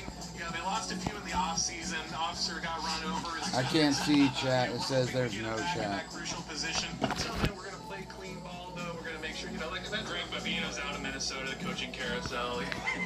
This one lost a fingertip. He's had to learn how to shoot left-handed now. We got to move him to left tackle. He can't move right to the, this is a training IC. Thanks for picks. All right, we've got awesome. Ruffalo 1804 here. He says, can we deport the activist judges that went to block at the end of the Haitian protected status to Haiti and keep the, I don't know how to pronounce that, of a woman here, pretty please. Obviously, activist judges can just head on out with the rest of them. I think that ultimately the Trump administration is probably going to come to that moment where they have to make a decision to break with the courts, and that will be a very difficult moment. Obviously, they want to stay within those bounds as long as possible. They need a very egregious action by a judge to make any of that in any way justifiable, and that's something that they're going to have to choose probably at some point, but I think they're going to play it inside the lines as long as they can. Yep. Alright, let's see what else we got here. We've got Wolf saying all the solutions are TOS violations, and yet our supposed base patriots won't even risk those TOS violations, let alone actually enact said solution. Why exactly should we bother voting again? Yes, it is very smart to do things that get your YouTube channel taken off of YouTube. That's very smart. So funny thing about the last election, guess what? The border is closed. You have basically zero immigration happening right now. You have deportations that would never be happening under Kamala Harris. The J6ers are free. I hear some people in this room might care a little bit about the election. So I don't know. I hear you. I am an anti-democracy guy. I think democracy is stupid. I can't wait till it goes away. But while it's still our legitimating, the way that we ultimately decide who's going to be in charge of government is theoretically, then we do have to care about elections. It doesn't change everything. It's not a fix-all solution, but it still matters, and it's a relatively low-effort way to use your political power. So at the very least, get out there and vote for the guy who's going to give you deportations, a closed border, and free political prisoners. Maybe he doesn't give you everything you want. Maybe he does some things you don't like. Maybe you go around saying those things and telling people why those are bad. But I just don't understand why you'd say no, those things just don't matter at all. And also, what it is you think he's not doing yet, right? We did just read Fulton County. That's very exciting to me, Drew. That's very exciting to me.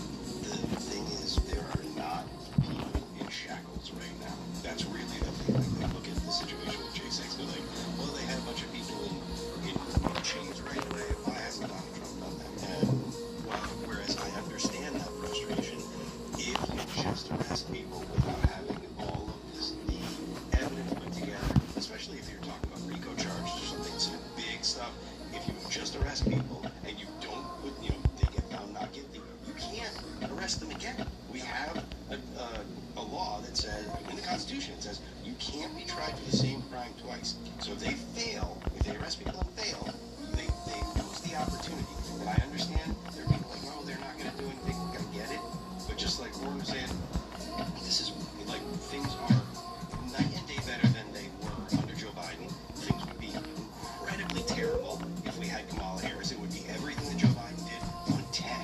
So I understand, but there have been victories, and to blackbill when we've had a lot of victories kind of seems silly to me. Arresting these people is a lot more difficult than arresting a couple of, just regular 9-to-5ers too. I mean, it's going to take a lot more court pressure. It's going to take a lot better investigation. When you arrest these 1,600 people, most of them don't have the $100,000 to buy an attorney to help them fight charges. They'll just take whatever plea deal they get while they're rotting in prison. That was the point that I made earlier. That when you go after the small fish, you get way more out of it by arresting the average Joe that isn't a wealthy guy that isn't politically connected. It's much harder to go after people that are politically connected. I'm not saying they don't deserve it. I'm not saying that I don't want to see it. But to blackbill over it and say they're not going to do anything, he's terrible, it's so bad, when honestly there have been significant advances for the right. I think that's a bad attitude to have. And I don't want the fodder either. I don't want the low-hanging fruit as well either, right? Because they can just say, oh, we did arrest people in connection to January 6th, in connection to the election. I don't want that. That's not a win to me. I'd rather be patient and wait. Caldors here says, Oren, I have a question for you. I go to church and I like Christians, but but I'm not a man of faith. Why do you have faith? I feel too angry to believe. Well, let me tell you this, man. I'm very lucky. I grew up in the church. My parents had us there every time the door was open. The faith is the faith of my fathers. I believe since I was young, and I can't imagine anything else. The world has always been enchanted for me in a way that I know it isn't for a lot of people in modernity, and that's not something I did or I achieved. That's just a blessing that God gave me. That said, if you're wondering how can you believe, C.S. Lewis was a brilliant man who ran from God for a very long time, and it wasn't until J.R.R. Tolkien and several other very intelligent guys at Oxford came together, told him about how important it was that he pursue a relationship with Christ, that he believed in Christianity, that he ultimately found that it wasn't just the idea of some kind of academic problem, that actually those solutions came very quickly. It was ultimately his resistance to faith, his wanting to fight against God, that was keeping him apart. And I just think that if Tolkien and C.S. Lewis ultimately can believe in God, you can too. They're pretty smart guys. So it's both an intellectual journey and a philosophical journey, but most importantly, it is a journey of real faith. It sounds like you're in church. It sounds like you want to learn and you want to believe. Those are the first steps, man. You walk and then you run. You ask God for that faith, and eventually, I believe, it will be delivered to you. You have to knock, but the door gets open. So I think you're doing a great job.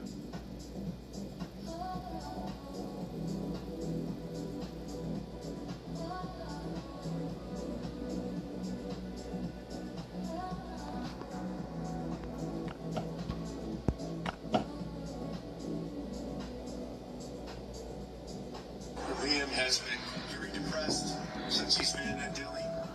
That he hasn't been eating well. His father said that Liam has been sleeping a lot. That he's been asking about his family, his mom. That's because of his crappy father who fled. And his mom, by the way, who didn't want to take him because they wanted to use their child as a... Those are bad people. Those are bad parents. It's not those detaining the kid. They're doing everything they can to be as humane as possible and actually help these kids as best they can in Los Angeles. You guys been following Los Angeles? So look, here's what I want to preface this. If ever you're in doubt, and that's why we try to make the references available every single show. We make references available every show. Go check them out. I encourage everyone else to do that. I tend to lean towards if someone is not doing that, they don't want you to call them on the crap. They don't want you to be able to fact check them. But in the absence of that, sometimes story breaks and we're not here, or it takes a little while. I want you to assume that everything you read on legacy media about ICE, immigration, is a lie. If you were a betting man, or woman, or Z, or immunocompromised, that would be the safe bet. So let me give you some examples. So for example, like, oh hey, if you take the vaccine, you can't contract the virus. No, you can't. You take it, you can't spread it. You can't transmit it. Oh, okay, you can't. Right? We just went through that. Okay, now with ICE, this is all peaceful. These people protesting. No, that's not true.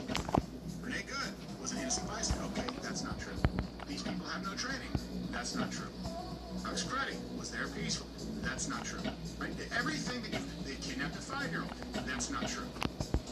They're just deporting innocent people and deporting American citizens. That's not true. It's not peaceful. They are deporting criminals. And a 5-year-old was in no way abducted by ICE and used as bait. And so I want to prove to you the very first part with Los Angeles. You're going to watch and see what's been taking place in Los Angeles, and then hear the mayor tell you the opposite of that. Here you go.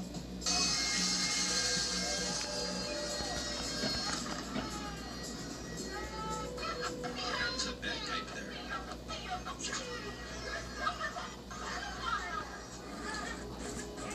Arrested the pedophiles. It's the laziest fleeing attempt I've ever seen.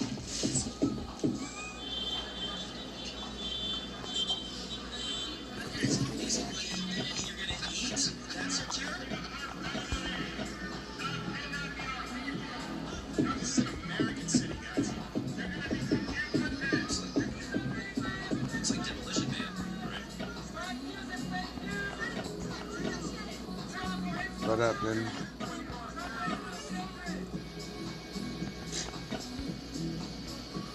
It's an American city. Sending them all back. I can tell you that the situation is under control. Just constant. Which one is it? Gotta bring some back for the cement and shit. That wasn't us. That happened. It's under control as you watch what to you. Look, people will mislead you. People will massage and tweak. The left has to lie to you to make it. No one wants trans men. We're not talking about sports with trans individuals. They are. No one wants to transition children. No one is having abortions in the third trimester, 10 to 15,000 a year. No governor is saying that we'll let the baby be born and then see what we do with it if they survive an abortion. Yeah, we have the video footage.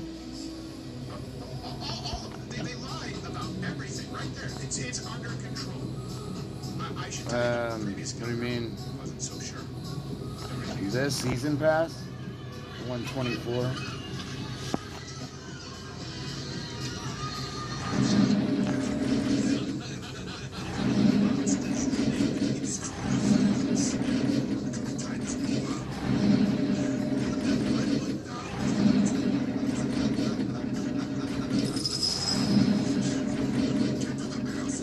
I might buy 5 to get a bunch of glass.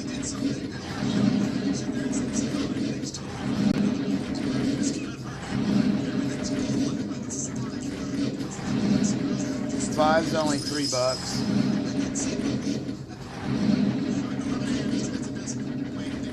I'm not even done. I gotta go do my hard mode shit, or the rest of hard mode.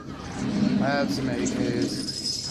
And then I want to know if my AK can blow up that thing and give me a bunch of points.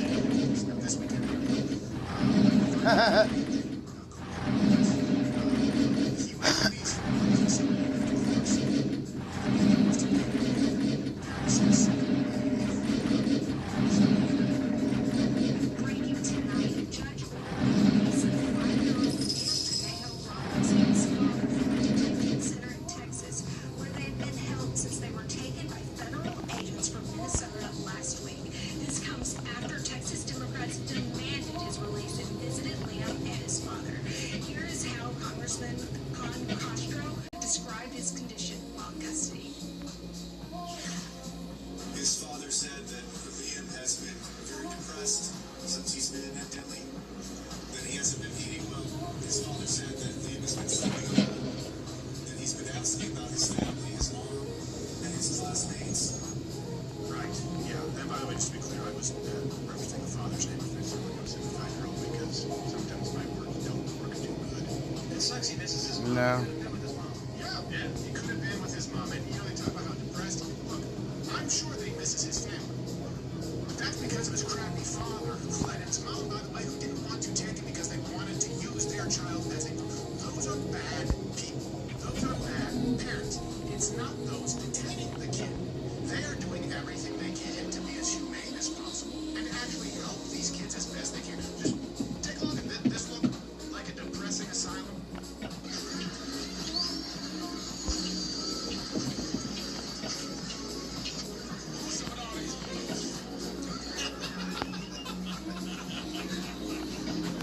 Now, of course, I'm sure that kid would rather be curled up with some chocolate milk. Chocolate milk.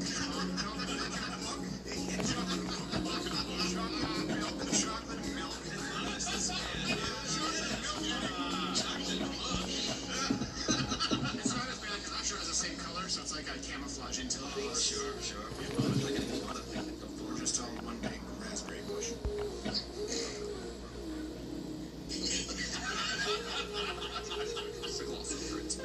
Just keep moving. Liam, by the way, he would rather be, I'm sure, curled up with his mom, but she didn't want to take him because she wanted a photo op. Do you guys understand this? The system that is being created by the left, these people know how to abuse it. They're Farm Bush. What? on the fact that you will actually believe the lie. Oh, Bush is up there. You just gotta do wood runs. I came across 2 different sets when I was doing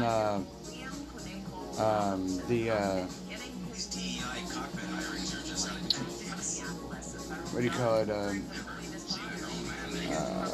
couple events for the thing.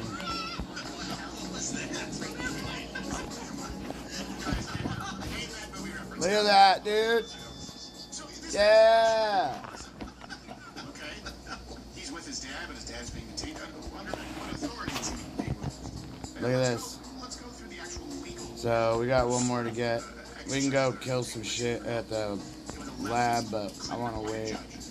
Who is deciding to release illegals and gave an unhinged opinion citing Thomas Jefferson's grievances against the king. No idea how it's relevant.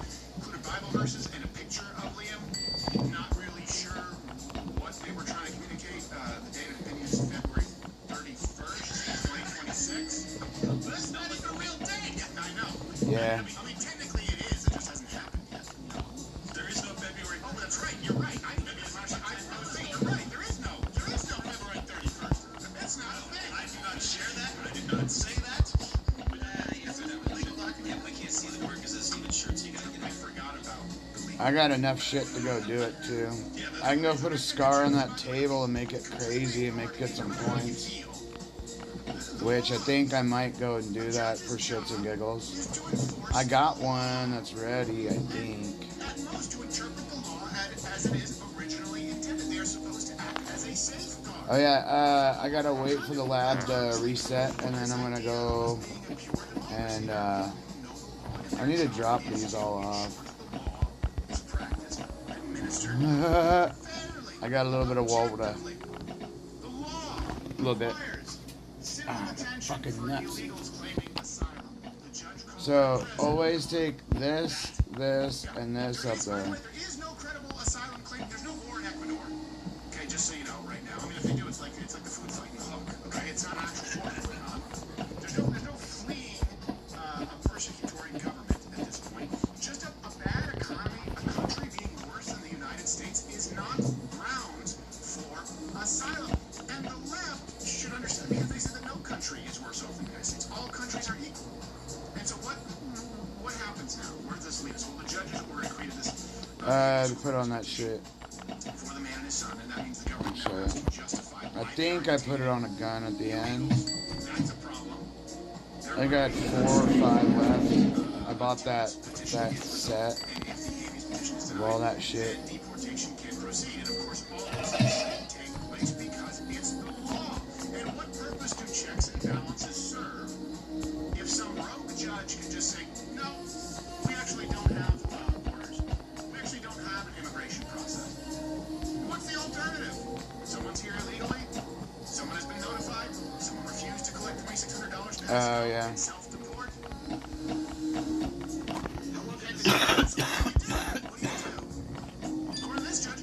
Yeah, you can go to there and just starve and then die.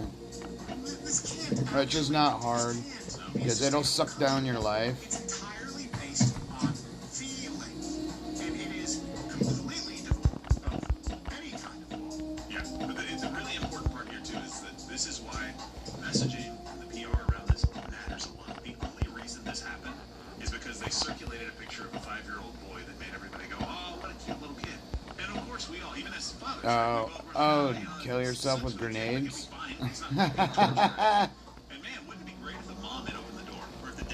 Funny. Done this the right way so the kid wasn't involved in this. But is it now possible to just show a picture of a kid and get out of every crime you commit? That is what the left believes. They go, look, they kidnapped the kid, no, dad abandoned him. So he's in what ISIS kid? Okay, so now they're in a facility together. He's in prison. All right, they're all separate. What about the cages? What about the other kids that are there? Well, there's no pictures of them, so they're fine. Right. You know, screw them. Yeah.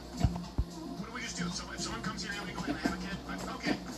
Oh, well, then in that case, I didn't realize. Do whatever you want all the time. Yeah. Because there are the parents don't make mistakes. It's not like there are parents out there who use children for leverage in the custody system. No. How long can this habeas corpus petition last? I mean, These people, they're fucking slamming again. they're not citizens. And they're not allowed to be here. Well, shoot. Did they already leave? Or shoot? Yeah, not to mention that a lot of people, they just don't show up for their court dates. That's kind of why we're in this predicament to begin with. Yeah. So we have offered a multi-point plan here as to what we do illegally and what we should do with legal immigrants. The left has provided none other than, let them say, an amnesty. And they've said, okay, well, let's make sure that there's also verification, identification. I forgot how you usually do the suicide thing. I usually just get super hungry and then go and No, actually, everyone deserves a treat. Okay, so definitely receive the benefits and purchase Coca-Cola on your dime. That's really the only solution. And anyone who is actually presenting a viable alternative, please, you are welcome to come on the show. I've not heard one. You should also get special privileges to free healthcare that Americans don't get. Right. That's what I think personally. Yes. Well, the good news is they do. Go to the emergency room and then file any name that you want. Walk out. It's what they call a write-up. That's a write-up. Yeah. Write it up. Oh, you're still here watching this. On YouTube, there's no more. It's over. Just like YouTube. YouTube is over. It's not a thing anymore. How many Seth Meyers clips do you need? Head on over to Rumble. Follow me there. Live on the weekdays at 11 We can actually speak freely and don't have to self-censor. YouTube is it's I'm gonna grab some of this stuff. I'm not gonna do lab just yet. I need to go do a hard mode real fast and finish that out. It's like a mining town. Maybe they made some kind of alloy. So we're gonna go. You say, I wonder what they did in this town. It takes a while to find the person who can tell you what they did in that town. And you fully understand One of those. That's YouTube. YouTube. Oh yeah, we got these AKs here.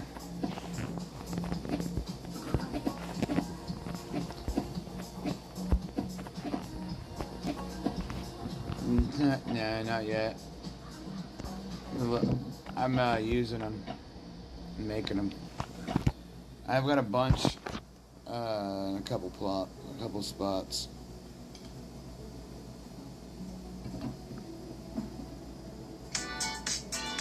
Fuck, dude. I had a super shitty raid earlier. Our voices really do matter, and the people matter, and guys, that's all I want to say. For all children of immigrants, this is also for those who came to this country in search of better opportunity to be a part of a nation that promises freedom for all and equal opportunities to everyone willing to work for it. Thank you for bringing your culture. What if they don't? Your stories. What if they don't work for it? I'm a product of bravery, and I think those people deserve to be celebrated. What is brave about going to a country and taking their shit?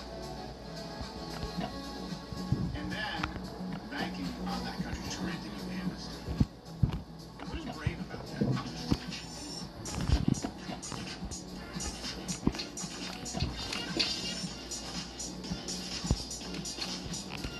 Over the weekend, thinking, I guess, that they're still... I got a laser now. I got this one again. Finally got that. I think that's a purple one, or it might be blue. As grateful as I feel, I honestly don't feel like I need to say anything. Run the red zone. Red zone back and forth, or go back red to yellow and just clear the shit out of them. You'll boost so high, it's crazy as shit. So we just need to keep fighting and speaking up. Our voices really do matter, and people matter, and guys, that's all I want to say. I have been very vocal about the fact that I'm scared of what I'm seeing in this country. This is not a place that I grew up in. And the whistle is there to represent all the observers in Minneapolis, and they are out there on the street corner, 30 below, and they are warning their neighbors of danger. And I think music is a beautiful thing, but make it with soft stands, though. And again, that's the conversation. Immigrants about this country,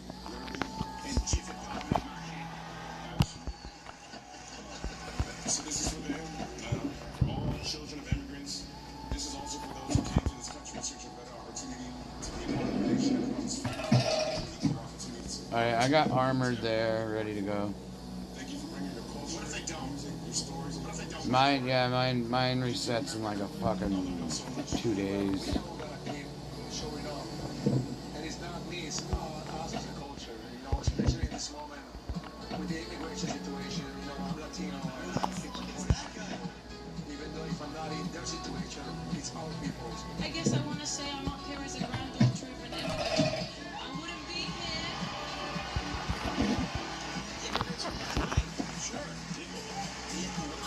Yeah, I'm a product of bravery, and I think those people deserve to be celebrated.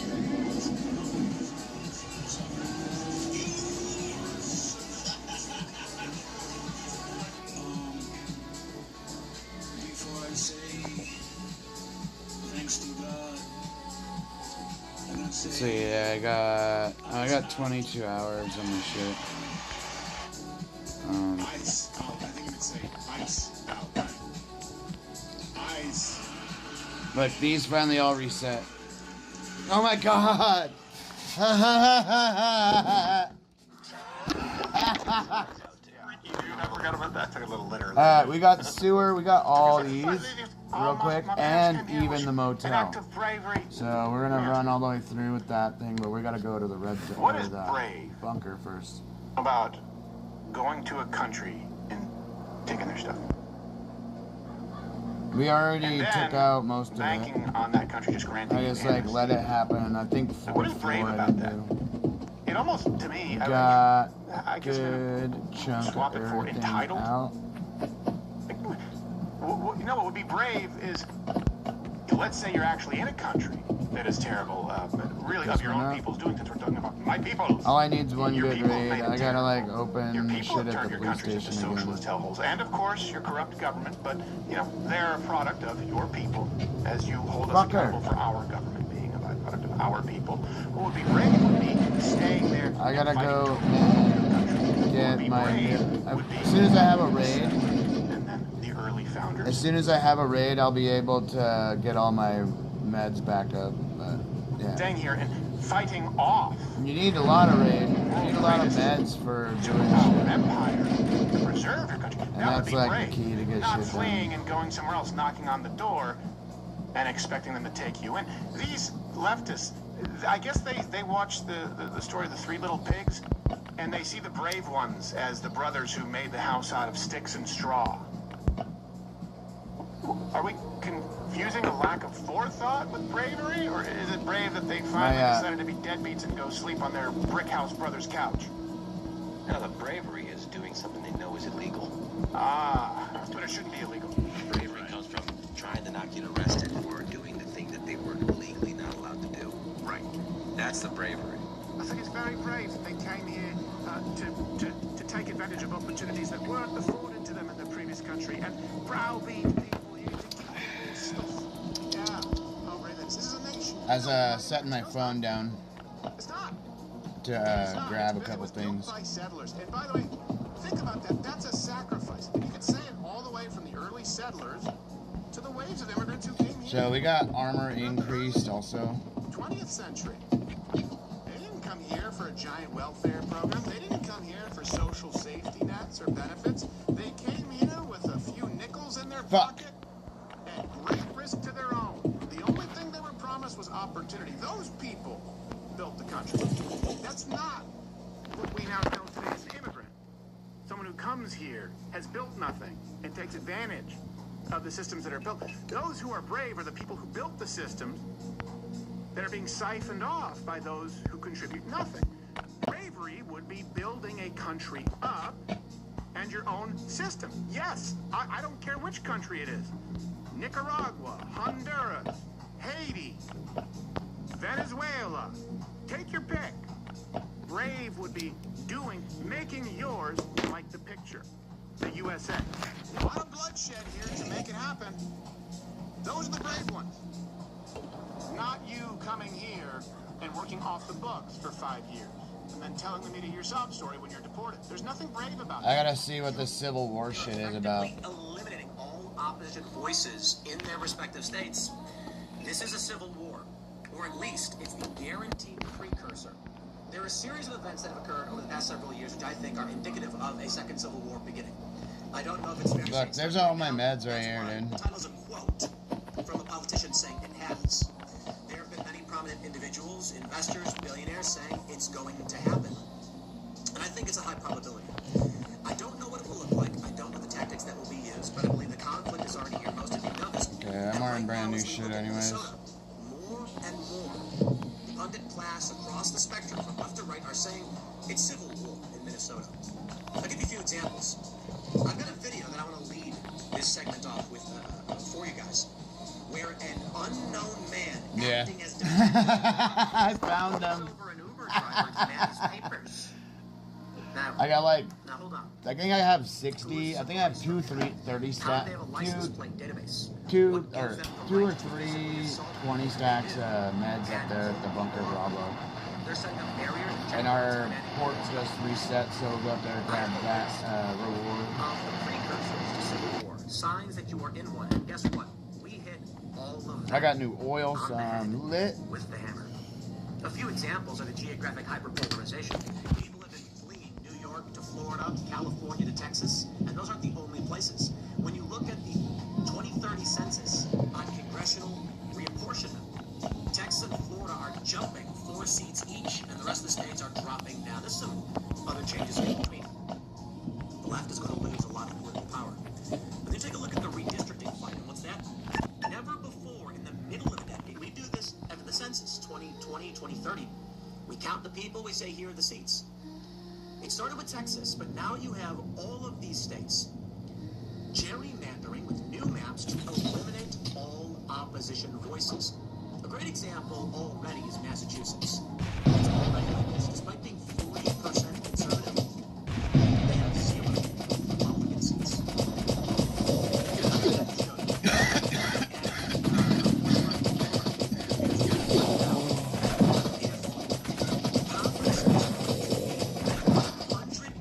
State versus state, then what happens next? Because I think that the answer is going to be more geographic hyperpolarization, which will result in more hyperpolarization of the congressional seat. I'll explain more as we get into the video.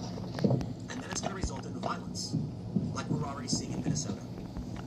Don't take my word for it. I was doing shit the other day, and I came down and I was shooting shit down here, and stuff was dropping, like the zombies up top were dropping hard mode items. It's kind of funny how it works.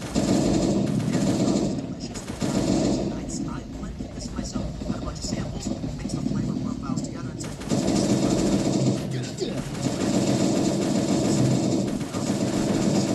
specialty flavors from people you know and love, like Phil's 2 Weeks Till Christmas gingerbread, Mary Morgan's s'mores blend. Look at the Seamus.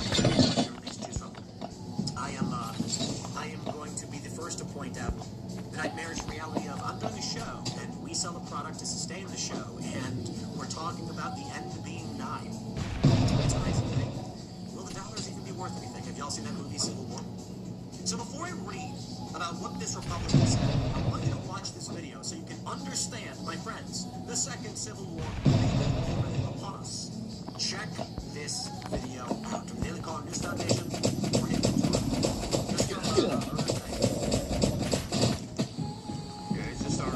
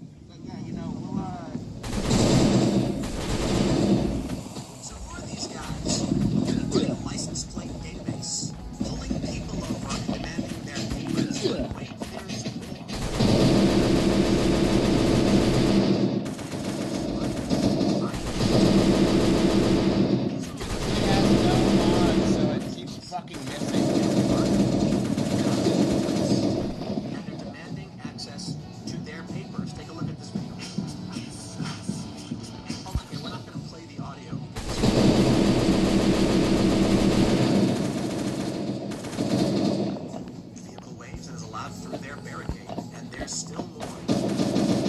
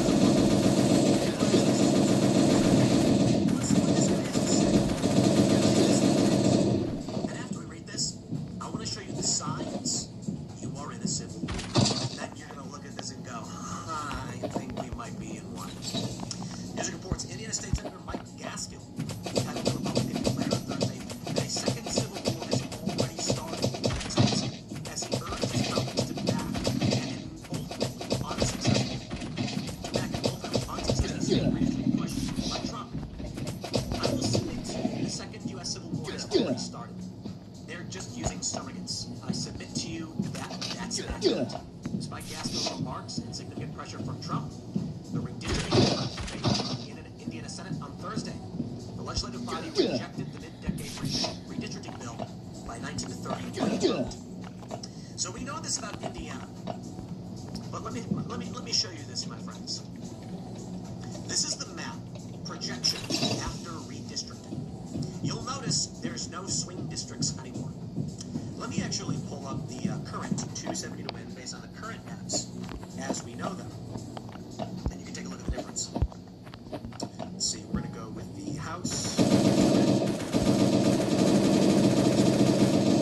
As you can see right now,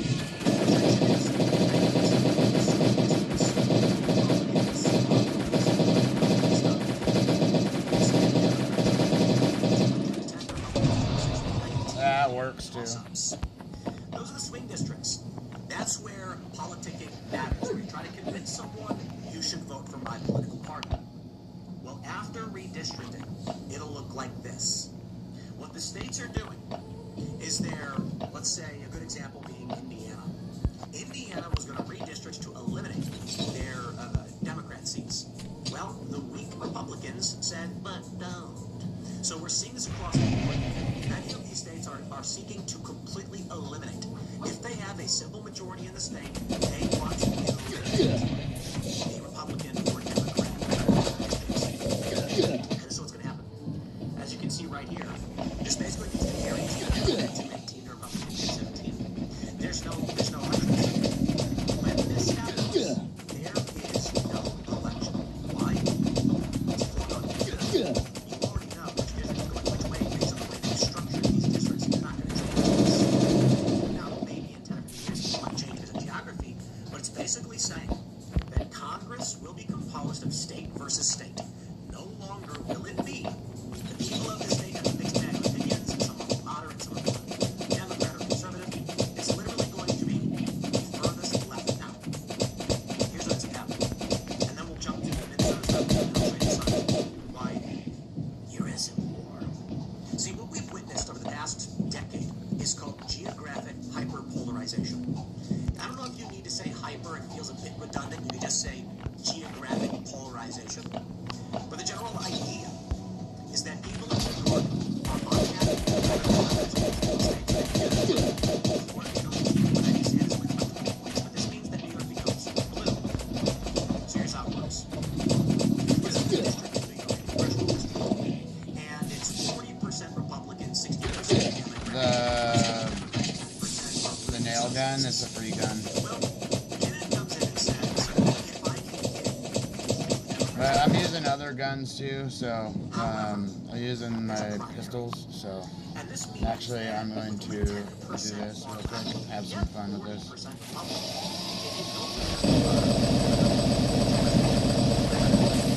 Democrats battle it out in their primary, and the far left socialist loses because the moderates, they're right-wing conservatives, they're urban conservatives, they're going to vote for the more moderate personality because, well, the Republicans just don't win. Well, what happens when these moderates and the conservatives Use pistols on the Giants, and you can get through 4. No longer are the moderates' desires a consideration. The primary happens. The far leftist all of a sudden is competitive, and this shifts the Overton window in New York drastically leftwards. They no longer have an opportunity to secure votes from moderates. The same is true for Florida. The more left-leaning candidates are going to lose as the state becomes deeper red, and politicians say there's a bigger pool to choose from to the right. Although you're not really getting the most staunch radicals on the right like you do on the left. This means that Congress itself, okay, so I want to make sure I slow this down and say this cleanly and articulately as I can. Congress itself, if New York no longer has to pander to any of the moderates or conservatives, this gives socialists a bigger edge and a louder voice. Meaning the person who holds the congressional seat will have a louder voice. Then they can go to this.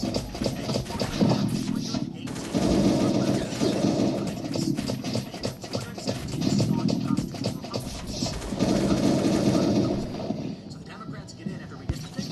It is state versus state. And it is far ideology versus far ideology. Well, let's take a look. And then we'll jump to the Minnesota stuff. I just asked Bill Trump. Signs a country is falling into civil war. Signs a country is falling into institutions. They didn't do shit. Polarization based on identity, race, religion, ethnicity, and the dehumanization of opponents.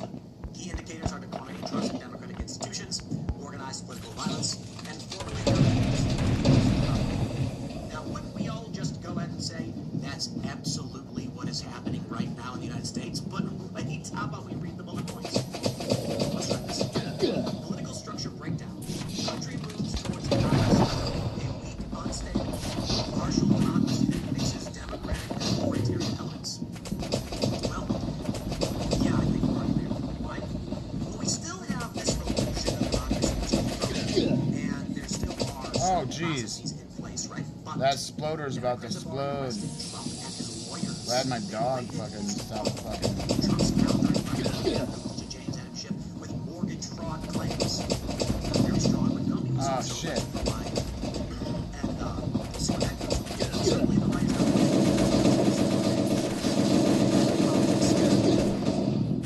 really easy. The left hates it. We get it. Political violence, dehumanizing rhetoric. Yeah, that one's very obvious. Hassan Piker just got banned for saying Zionist pigs on Twitch, and that's just the most recent example of dehumanization. And then telling him to be violent. Loss of status. Hassan Piker got banned. Yes! White people are not having kids anymore, and they were just the de facto country. You are seeing Christian conservatives being challenged by a rising multicultural democracy. That's just reality. Weakened institutions and corruption. Judicial, police, and electoral institutions become politicized. Duh, they arrested Trump's lawyers. Okay, by all means, argue Trump's a bad guy. They arrested his lawyers. Okay, you have a constitutional right to be represented. They didn't care. Now you've got judges that are saying, I ain't going to do what I have to do, and blocking Trump, and there is a fight between judges. Militia formation is fairly obvious. The right has already had. We'll be able to run the whole thing with the rest of this. I'm gonna see what's in these. Checkpoints appear, indicating breakdown in central authority, and that's what I already showed you. All of these indicators are right before our very eyes. So, is it a civil war yet? Well, honestly, still, I don't know. Of course, people are saying this. From the Hill. Minnesota's standoff with Trump administration stows fears of civil war. Local officials have deemed the surge of immigration enforcement officers a I have so many fucking hammers, it's nuts. in public remarks as federal confrontations with Minnesota residents turned violent then deadly. The fatal shooting of 37-year-old intensive care nurse Alex Preddy brought the standoff to a cliff edge, but both Trump and the state seem to have changed course. But as the federal government goes toe-to-toe with Democratic state leaders, experts warn of a pressure cooker for civil war. The problem is, these crises are like streetcars. There's one coming along every 5 minutes. And while we might be able to avoid severe violence once, twice, 3 times, at some point, we're going to stop, okay, and something may happen. Thousands of immigration enforcement officers descended on Minneapolis and St. Paul streets amid the administration's so-called Operation Metro Surge, spurred by a sprawling welfare fraud scandal involving the local Somali community. They're going to mention Preddy's shooting, the shooting of Renee Good as well. I mean, is it Fort Sumter? Asks the governor. It's a physical assault. It's an armed force assaulting that's killing my constituents, my citizens. Kevin Wade, a Civil War era historian and professor at the University of Texas at Dallas, said he thinks a path to civil war is neither inevitable nor lacking off-ramps. But in April 1861, when Confederate insurgents fired the first shots on the war on the South Carolina sea fort, there was a much clearer sense that the early contact was first at Fort Sumter. Is that what he's referring to? Oh, okay, it is confirmed.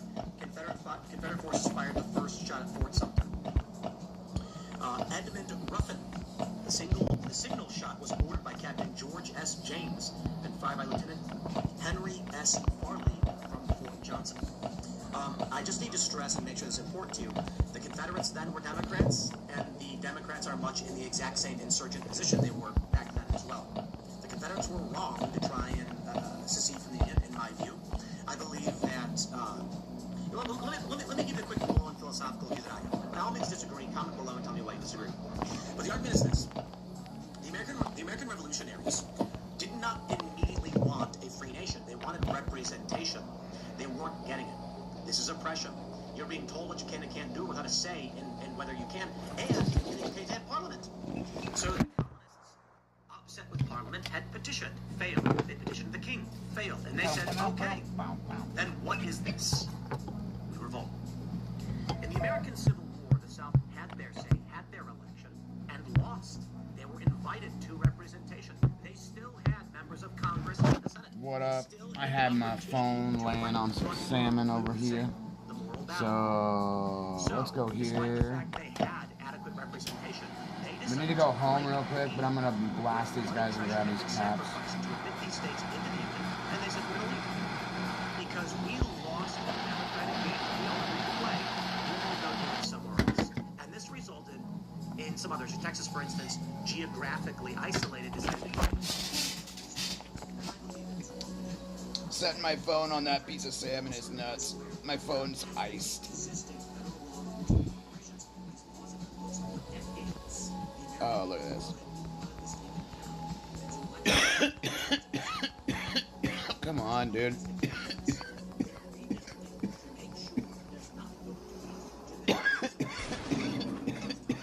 Hell yeah.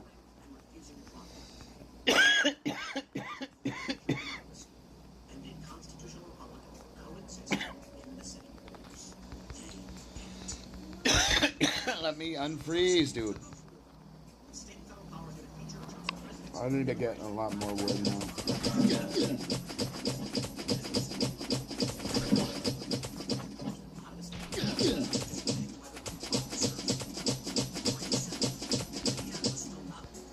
Wood planks. Oh yeah.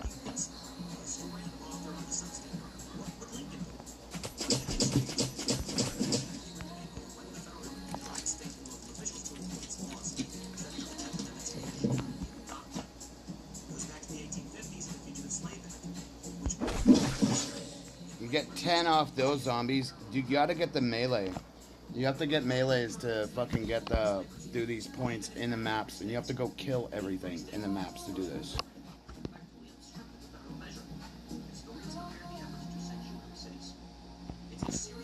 So, I think I have another gun here.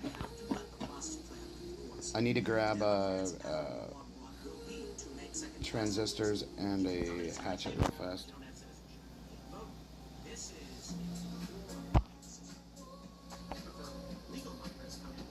Oh yeah, I have too much. I keep deleting machetes.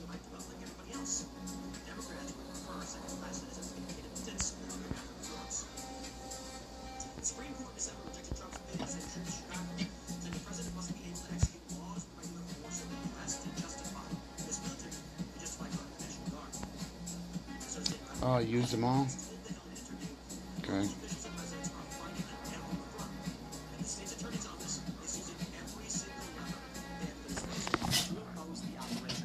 She warned, however,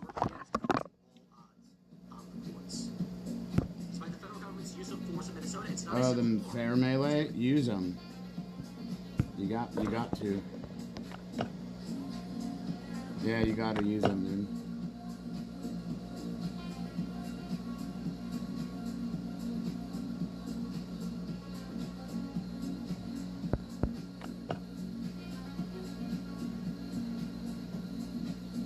brave about that. You make one. This conversation of civil war, we have this from Call Sheet. Donald Trump out as president. Take a look at this. There's actually, before 2028, You gotta, you have to one-hit zombies. And, Now, I'm gonna go ahead and say this. To me, it feels like free money. Trump's not going to be out as president before January 20th. you just gotta one-hit and run out. And they're getting a 36% probability. That's what I have. You have to do. I was just doing that on the sand map. The whole. I did the sand map like 7 times, and I was running out, and running back in. Wagered on this. That 15% of those of the people here believe, or I should say 50%. I don't have the actual ratio for the money, but these people believe there's a 15% chance Trump is removed from office office this year. I am and how much I don't like dealing with that's a bet I would take. I might just give bet on that one. I can help. You've got people that think so, or all the people that think the Senate's going to flip too. Yeah. Well, what I find interesting about this is that the prediction markets are rarely wrong. The problem with this is you've got, 64% that he will not be removed before January 20th. But when you add it all up, there's a decent probability in this that they think Trump is going to be removed. And you know what? I do believe there's at least a double-digit possibility Trump doesn't finish out his term. First and foremost, let's consider the fact that he's almost 80 years old. With all due respect to Mr. President, he is at life expectancy. I'm assuming that will play into their payout. How are they defining removed? Right. If Donald Trump leaves office before January 20th, then the market resolves to yes. Source from New York Times, AP, Reuters, Actors, Political, Some Before the Information, Washington Post, Wall Street Journal, ABC, CBS, CNN, Fox News, and MSNBC. If he leaves solely because they have died, the associated market will resolve and the exchange will determine the payouts to long and short positions based upon the last traded price prior to death. So I'm not suggesting he's going to die, but I do believe that Minnesota, you've got Democrats. I forgot to grab a fucking we saw, an Uzi. I forget who was it, just Waters that pulled up saying it's a revolution, it's civil war. You've got celebrities saying it's civil war or You've got celebrities You can sneak up on these guys and then run out. That lends itself to a decent probability that they will Do that and you get the most points out of each one. will try to remove Trump as president. There's a decent probability, although very, very, very small. You get 20. Yeah, If the Senate flips, then I think that the actual chances skyrocket, to be honest with you. But I don't see that happening. But I'm using this gun, so. The Senate flipping. I don't know if they call she has It's such a vague term. A civil war. I even go back and She reads all of them. every single one. I used to. Such a nut. Sometimes I feel hard. Sometimes. they have a probability of civil war, and then the question is, how do you determine when a civil war happens? Right. Because again, that's what Tim Walz is asking. There's no such thing as a declared civil war. It's never happened. Well, when they took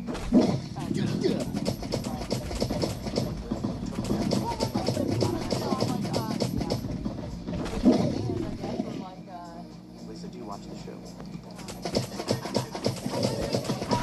Call it a civil war for 2 years into the Civil War. It was half over, and they were like, "It's a civil war." Well, that's not what a civil war is. That's kind of a misnomer calling the American Civil War just something I learned a few weeks ago. The show you've done this years ago. Scott Horton. Okay, it was like two countries split into two different countries and they fought a conventional war. Not a real civil war. There was actually a war for independence. The Confederate States were trying to form the Union not to control D.C. They wanted their own country. They lost. The distinction between the American Civil War and I explained this morning because I'm seeing all these leftoids being like,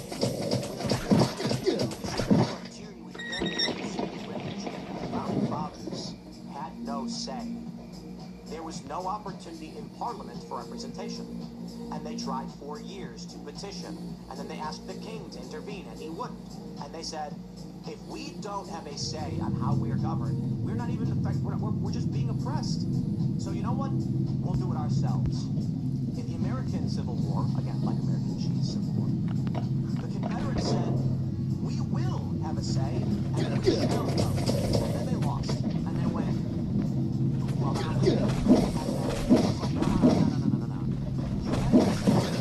voted on it, and you lost. And now you're trying to break the Union and leave because you're mad about the results of an election we all agreed to be a part of when we founded this country. That's the distinction. So right now, with Minnesota, with Tim Walz and his Wackaloo Goon Squad,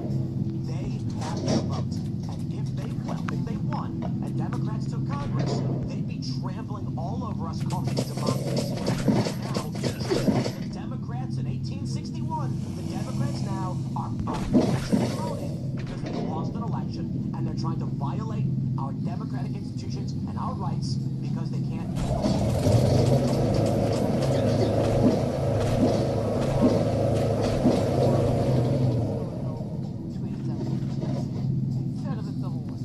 So typically what we see, what's happening right now in the U.S.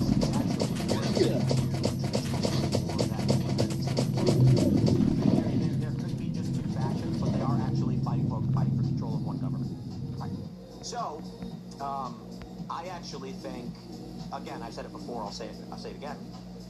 Should we actually find open conflict with paramilitaries with rifles shooting at federal agents? Historians will claim the Second U.S. Civil War began years before now, maybe even 2020. When the president claimed the election was stolen, which was on January 6th, and then history will be condensed, and they'll say, over the next several years, there was fighting and riots, which culminated in the formation of paramilitary groups, and Huge influx of mass illegal immigration. yep, the border was opened up. Boom.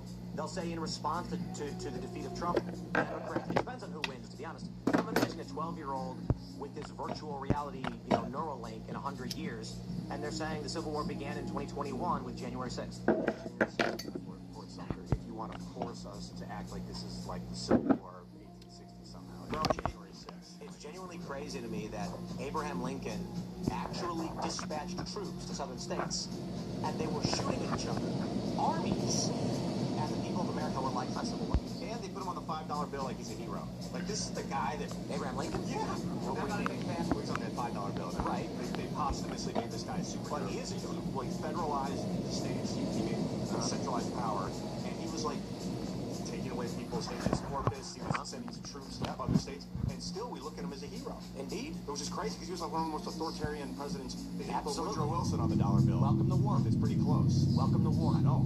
And he's on Mount Rushmore. Like, he's a hero. Yes. And he was massive.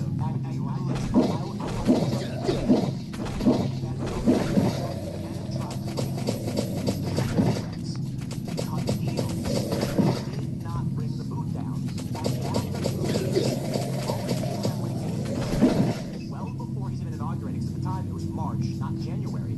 So they had the election in November. Several months they elect. Then he gets in and he says, I'm bringing the boot down day one. Not now. Bring the boot down. This is the shit on the Civil War potential. Whereas if it was two countries fighting like the North and South, yeah, send the boot down, go after them, it's a fourth country. Right now, increasing the boot, the pressure, I feel like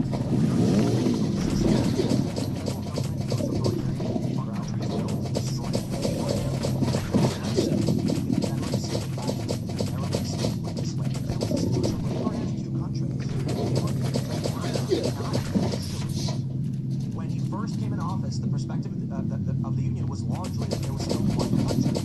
The Southern states were ignoring federal law. That's why they did not call it a civil war and didn't know what was happening. Abraham Lincoln says, I'm going to arrest the state representatives, and did. And he tried to arrest the Supreme Court justice and suspended his works and put him on a mountain. The point is this. History is written by the victors. The decisive, the strong, they survive. If Trump more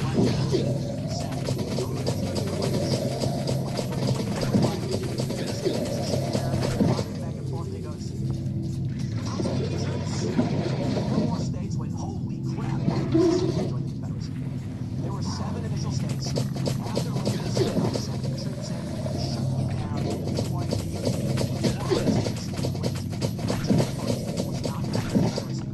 they were 2-1 in support of the Union until after Abraham Lincoln said, I'm going to send the troops in.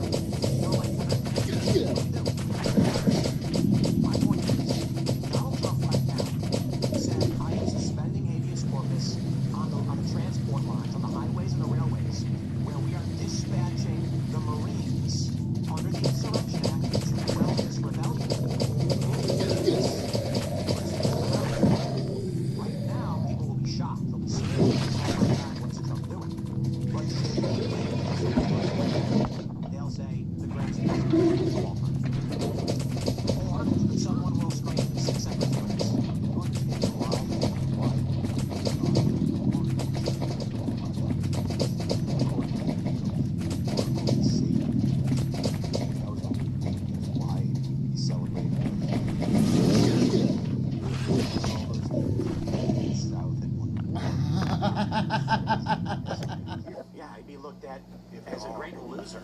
Let's see if it gave me a body double. Nobody talks about Buchanan except the bad mouth him. And it's because he was just trying to negotiate. He was I need to grab my, I needed to ride home anyways. So I needed to grab my Uzis.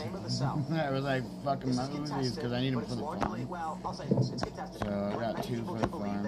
If the Confederacy marched on DC Yeah, at the first battle and I'm of gonna Bull Run, recycle one. the war would have been over and there'd be 2 countries right now. But the South was like, we just want to be left alone.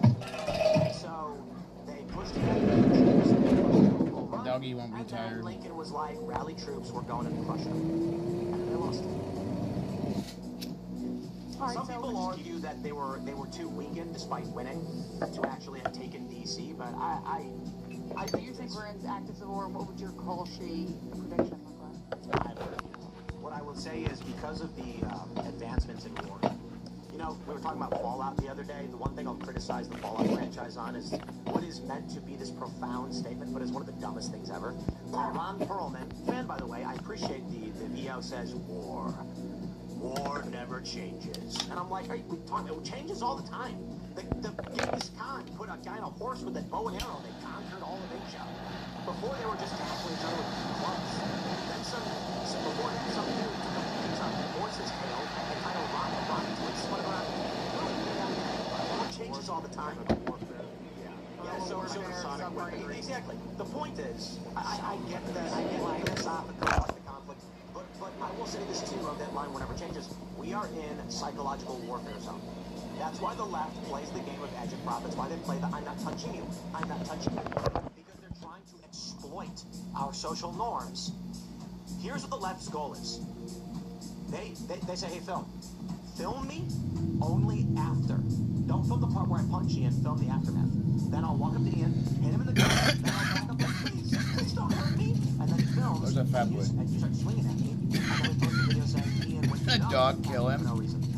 That's the left's playbook right now. What happened? They're trying to win a war by storming into Is he dead right here? They're trying to trick as many people as possible into Oh, he's right there. they are the benevolent benefactors. Good dog. The dog killed him. Yeah. But then we also have That's OP. people that punch you back.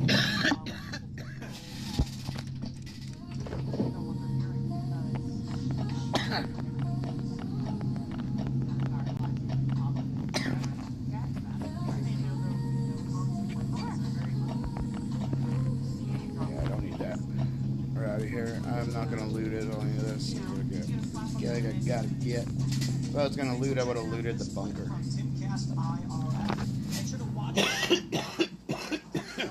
So the Clintons are being indicted.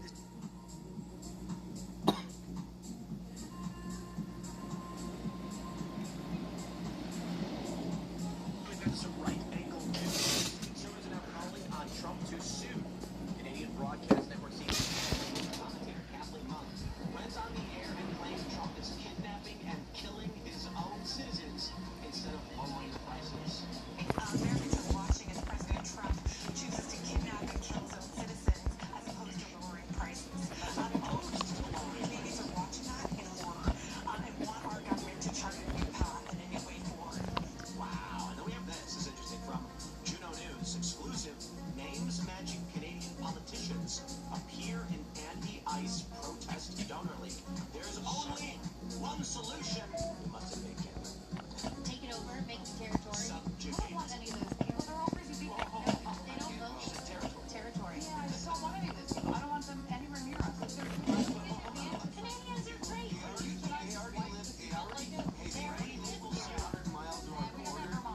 Some of our best comedians are Canadian. They are now. They are now, Phil. So if they became a territory, they would all come down to the United States to get away from the cold. The only thing that sucks about this is there's none of the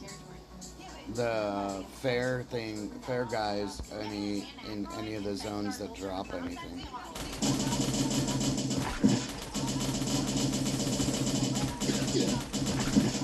schools and our institutions and making friends with our kids. No, I want Making movies, they're no, I'm out.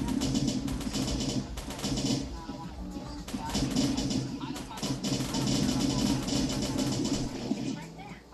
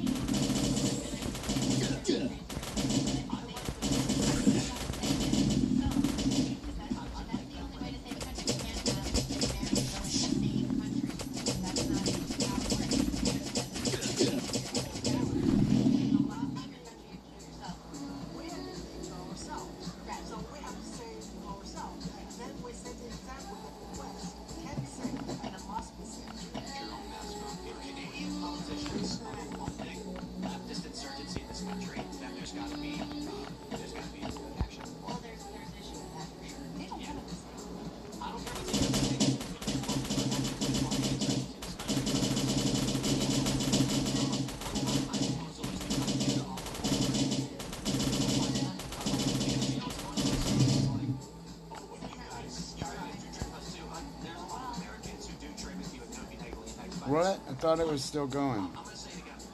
We had a Canadian on, and he was like, you guys are going to look up photos. And then I was like, okay, so I looked it up.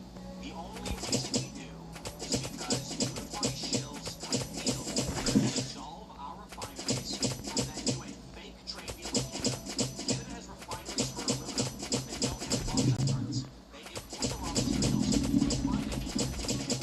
It's a fake trade deal. The point of all this is the full economic order TS, where you create large trade lines so you destroy our manufacturing and refining capability to force us into a trade deal with Canada. I say no.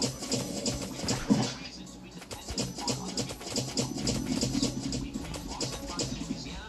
We can import whatever else we need and refine it here to create good American jobs. So how about Canada? You want to play games? I say we just close off all trade for 2 years. Canada should. They were learning how much. Figure out how to support themselves. If they want to be an independent nation, they are foreign. They should not be reliant on anything from us, and we should not be. Because again, if they are funding Yeah, this the, country, cut them off. I thought it was that thing.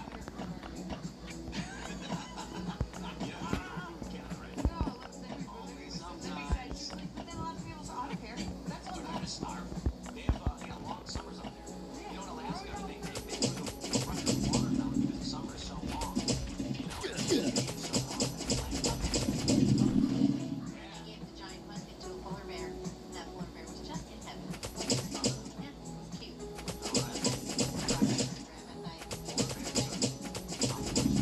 Polar bears that really like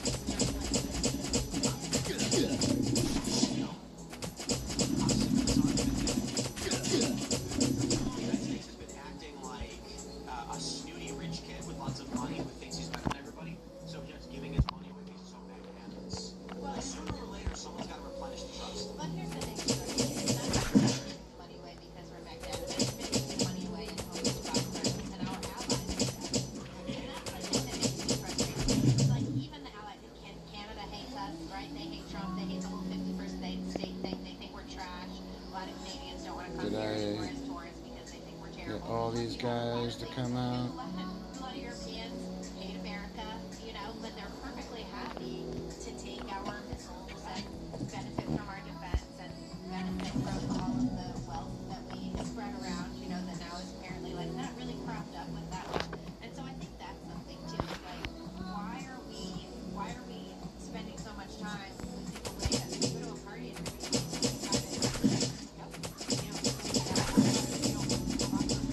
right, you're definitely not buying beer.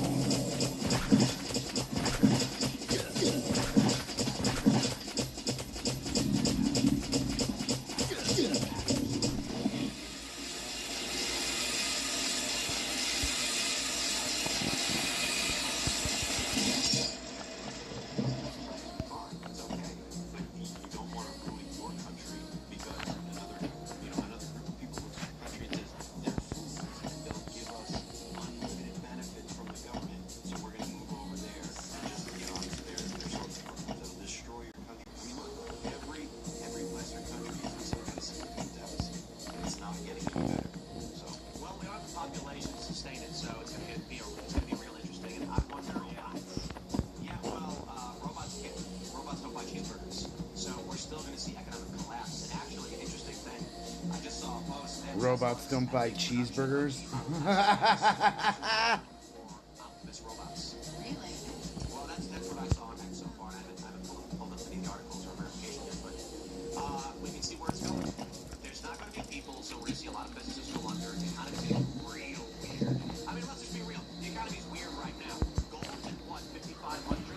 Silver's at 120. Oh, it's up even yesterday it was 115. Yeah, so we're getting like, yo, that's crazy. I can't believe how high silver is. I was just upon 45 for gold, 117 for silver right now. It's nuts. Like I said, if you look at Yeah, man, I should just get rid of it. You should not. I don't want to give anybody advice. I shouldn't be holding US dollars.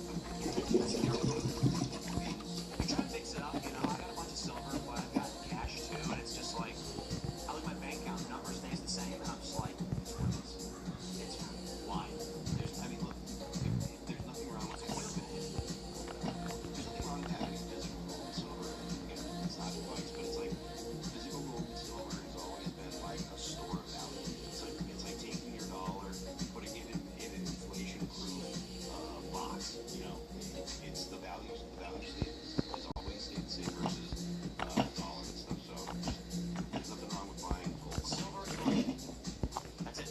Silver was money before, it's money now, and then we created the fiat system and told everybody not to trade precious metals. Our coins used to be silver. We outlawed it for a while, that's right. Made everybody deposit their gold. You can't have it. You gotta use our paper fake garbage. That's right. But you can go. I mean, you I can bet go to. Fort Knox is empty. I bet it is too. Like, weren't we supposed to get an audit from Trump and he never did it? Yeah, I was just thinking that. That's like out there with some cameras to show us what was in there. They showed up, they brushed some cobwebs off, and they went inside. They're like, God, someone stole all of this in 1950. That's why gold's so expensive. They're buying it to replace the gold in Fort Knox. Or melt it down. Thanks for checking out.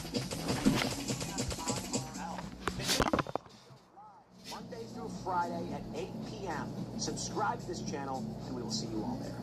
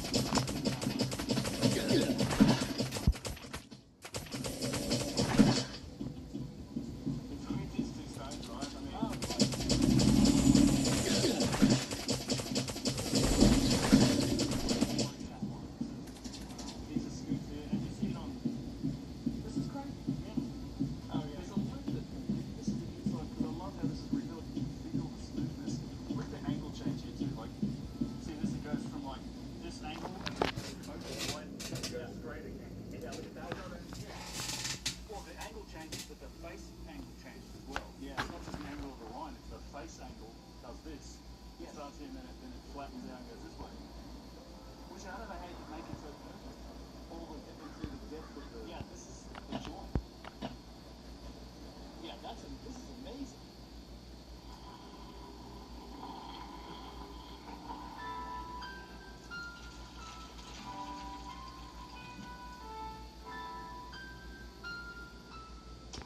Welcome back to Punch Out Yes. This is Ben, and I hope that everyone out there is doing well. In this video, I'm going to share a walk and talk around one of my favourite places in the whole world, the incredible city of Cusco, located high in the Andes mountain range in Peru. I was here for several days back in January of 2025, and I was joined by my good friend Russ Allen of the Brothers of the Serpent podcast, along with our mate Matt, who some of you may recognise as Professor Shy from his appearances on the aforementioned Snake Bros podcast. So, to me, it looks like this one being melted too long. This one solidified. This one was stuck This is going in the in the liquid phase too long. It kind of threw. Yes, thank you, Professor Shy. It's definitely going in. I say, mate, but honestly, I'm kind of reevaluating that, given how maniacally entertaining it was watching me and Russ and you get squished by a truck.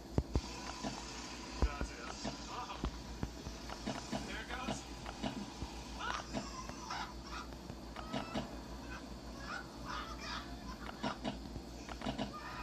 That's close. Guiding us on this trip was another friend, Braulio Tapia, an Alante Tampa local and an expert on the history of this region, someone that I've known since around 2013, having met him back when I first visited Peru and Bolivia along with Hancock, which was quite a formative experience for me. Braulio has great insights into Peru. He knows where all the interesting off-the-beaten track spots are, and during the 10 days or so that we spent down there scouting them, we got to some super interesting places, like hiking up to the quarry for the massive granite blocks of Lante Tambo, where then we found scoop marks on huge quarried stones that match what we could see in the quarries and stone of ancient Egypt, particularly at Aswan. We've also found endless examples of the reuse of ancient megalithic structures in the streets and buildings of towns like Lante Tambo and Cusco, as well as those in Bolivia. I've got a lot of great footage and recordings of that discussion from this trip, but today we're focusing on Cusco, which, at least to me, is a very key piece to understanding what might have happened in the very ancient and mysterious past of the Sacred Valley. The sheer uniqueness of Cusco is what As soon as this gun burns out, then we'll just call it, because I gotta run around, do a bunch of stuff, but I don't want to stay on here. I gotta finish up my aquarium pump. megalithic construction. I'm letting it drain a little bit from the top, but it's all sealed, so I'm just like wondering where the water's seeping into it. 11,200 feet in altitude, Cusco sits in a small mountain valley, surrounded by peaks bristling with famous sites like Sacsayhuaman, Kenko, and Zanex. Originally, all of these sites were likely one and the same thing, with Sacsayhuaman flowing down the hill and connecting to the many megalithic plazas and structures in Cusco, like the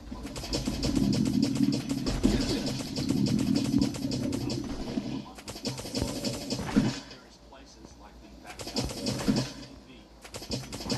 and evidence for this It's a regular. thousands and thousands of tons of this ancient megalithic stonework in the form of these remarkably well-made andesite or granite blocks were taken and used by the Spanish to renovate the many plazas and to build the many churches and structures that are still standing in Cusco. Turns out megalithic structures are a very convenient source of building material, and the colonial Spanish style is defined by its use of plaster or concrete along with the ancient stones, which is evident on a lot of this architecture, and it stands in contrast to the far more precisely structured and mortalist original megalithic walls.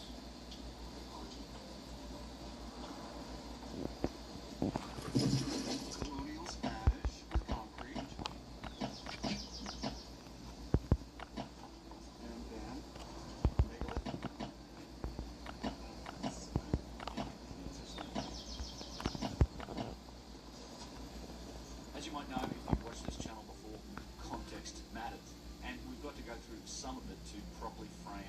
understand what we can see here in the streets of Cusco. The Spanish conquest of the Inca in the 1500s AD, along with what was done to the other cultures of Central and South America, like the Maya and the 2 minutes on it. was an incredibly destructive period. Just one pass. Hyperbole to call it a massive crime against humanity, with Come on, loading screens. cultures, histories, and peoples being erased along with it, all in the name of religious zealotry. The net effect of this, with that we're left with an awful lot of unknowns about the true origins and history of this region. Generally speaking, from the Orthodox perspective, the architecture of Cusco and the Sacred Valley is attributed to the Inca. Exceptions, attributing this site or that or this architecture or that to various cultures. But it's true to say that in this day and age, the quote-unquote official version of history does not credit the idea No of shovel. a potentially vastly ancient existing in this part of South America. Figures like Sir Clements Markham, Hiram Bingham, and even some Spanish accounts coming from the Inca themselves all suggest that indeed there was at least one, potentially even more, advanced, very ancient cultures once extant in this area, and they likely built the megalithic stonework and foundations that are still seen on many sites, and indeed in towns and cities like Cusco. This idea is further reinforced with an open-minded itself, along with against the known tools and capabilities of the Inca Empire. The Inca were a successful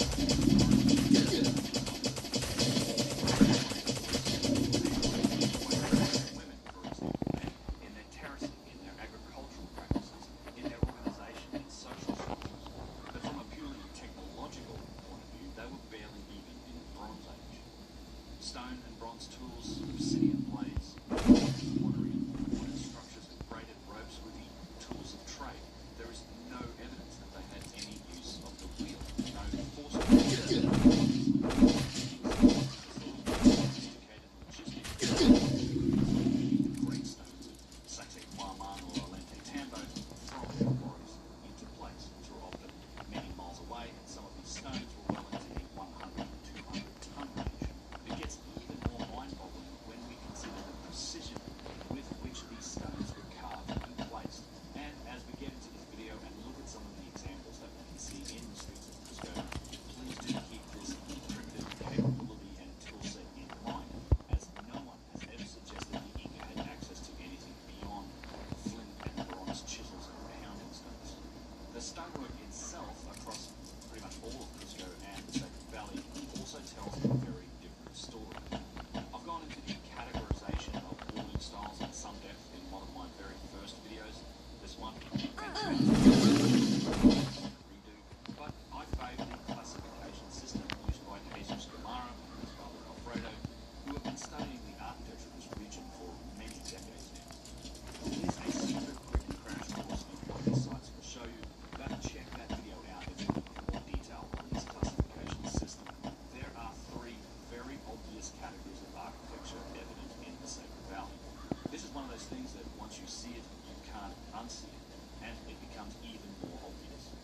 These categories are always in the same layered order, and it's evident that each one was likely done at a different point in time, and each one built upon, in quite a respectful, even protective manner, the layer that preceded it. The bottom, and what is evidently the most ancient layer, is known as Hanan Pacha. This is the monolithic well, carved from the living bedrock of the mountain itself. It's exemplified by a frankly baffling array of carved shapes, steps, terraces, circles, channels, some things that seem to be altars, like this amazing part of Kenko, others that are known as Inca thrones, like these shapes at Sacsayhuaman. Some say that these shapes are all quarries, but they really aren't. That's just frankly an oversimplified excuse to dismiss any intent or design behind it.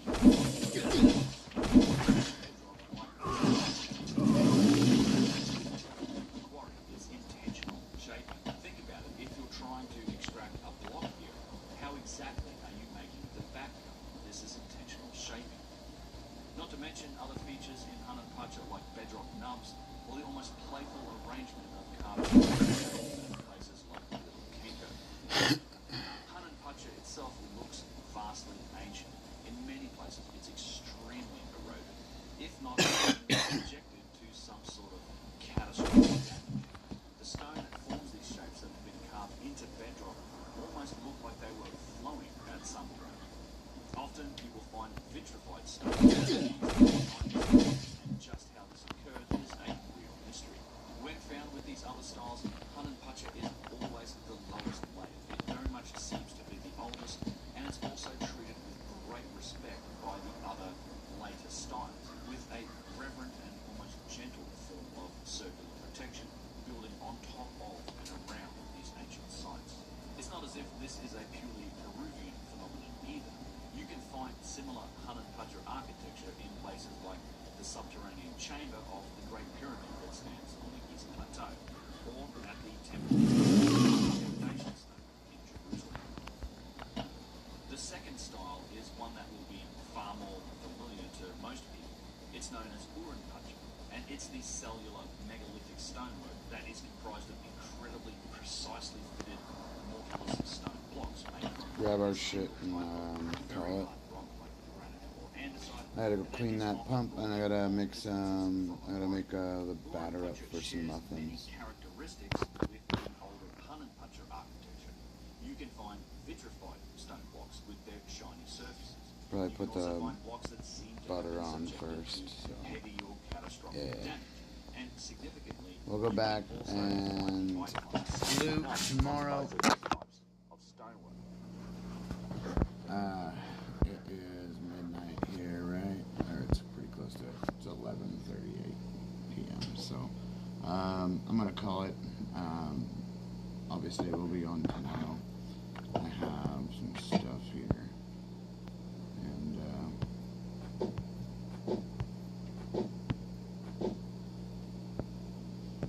also got this.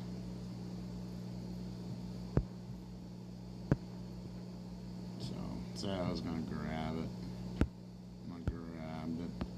But yeah, let's flip this around and just grab that free stuff there. Yeah. I haven't done any fucking crater today.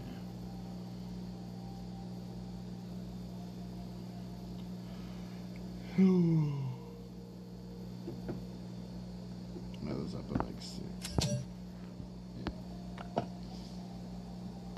Whoa, there's a gold tournament.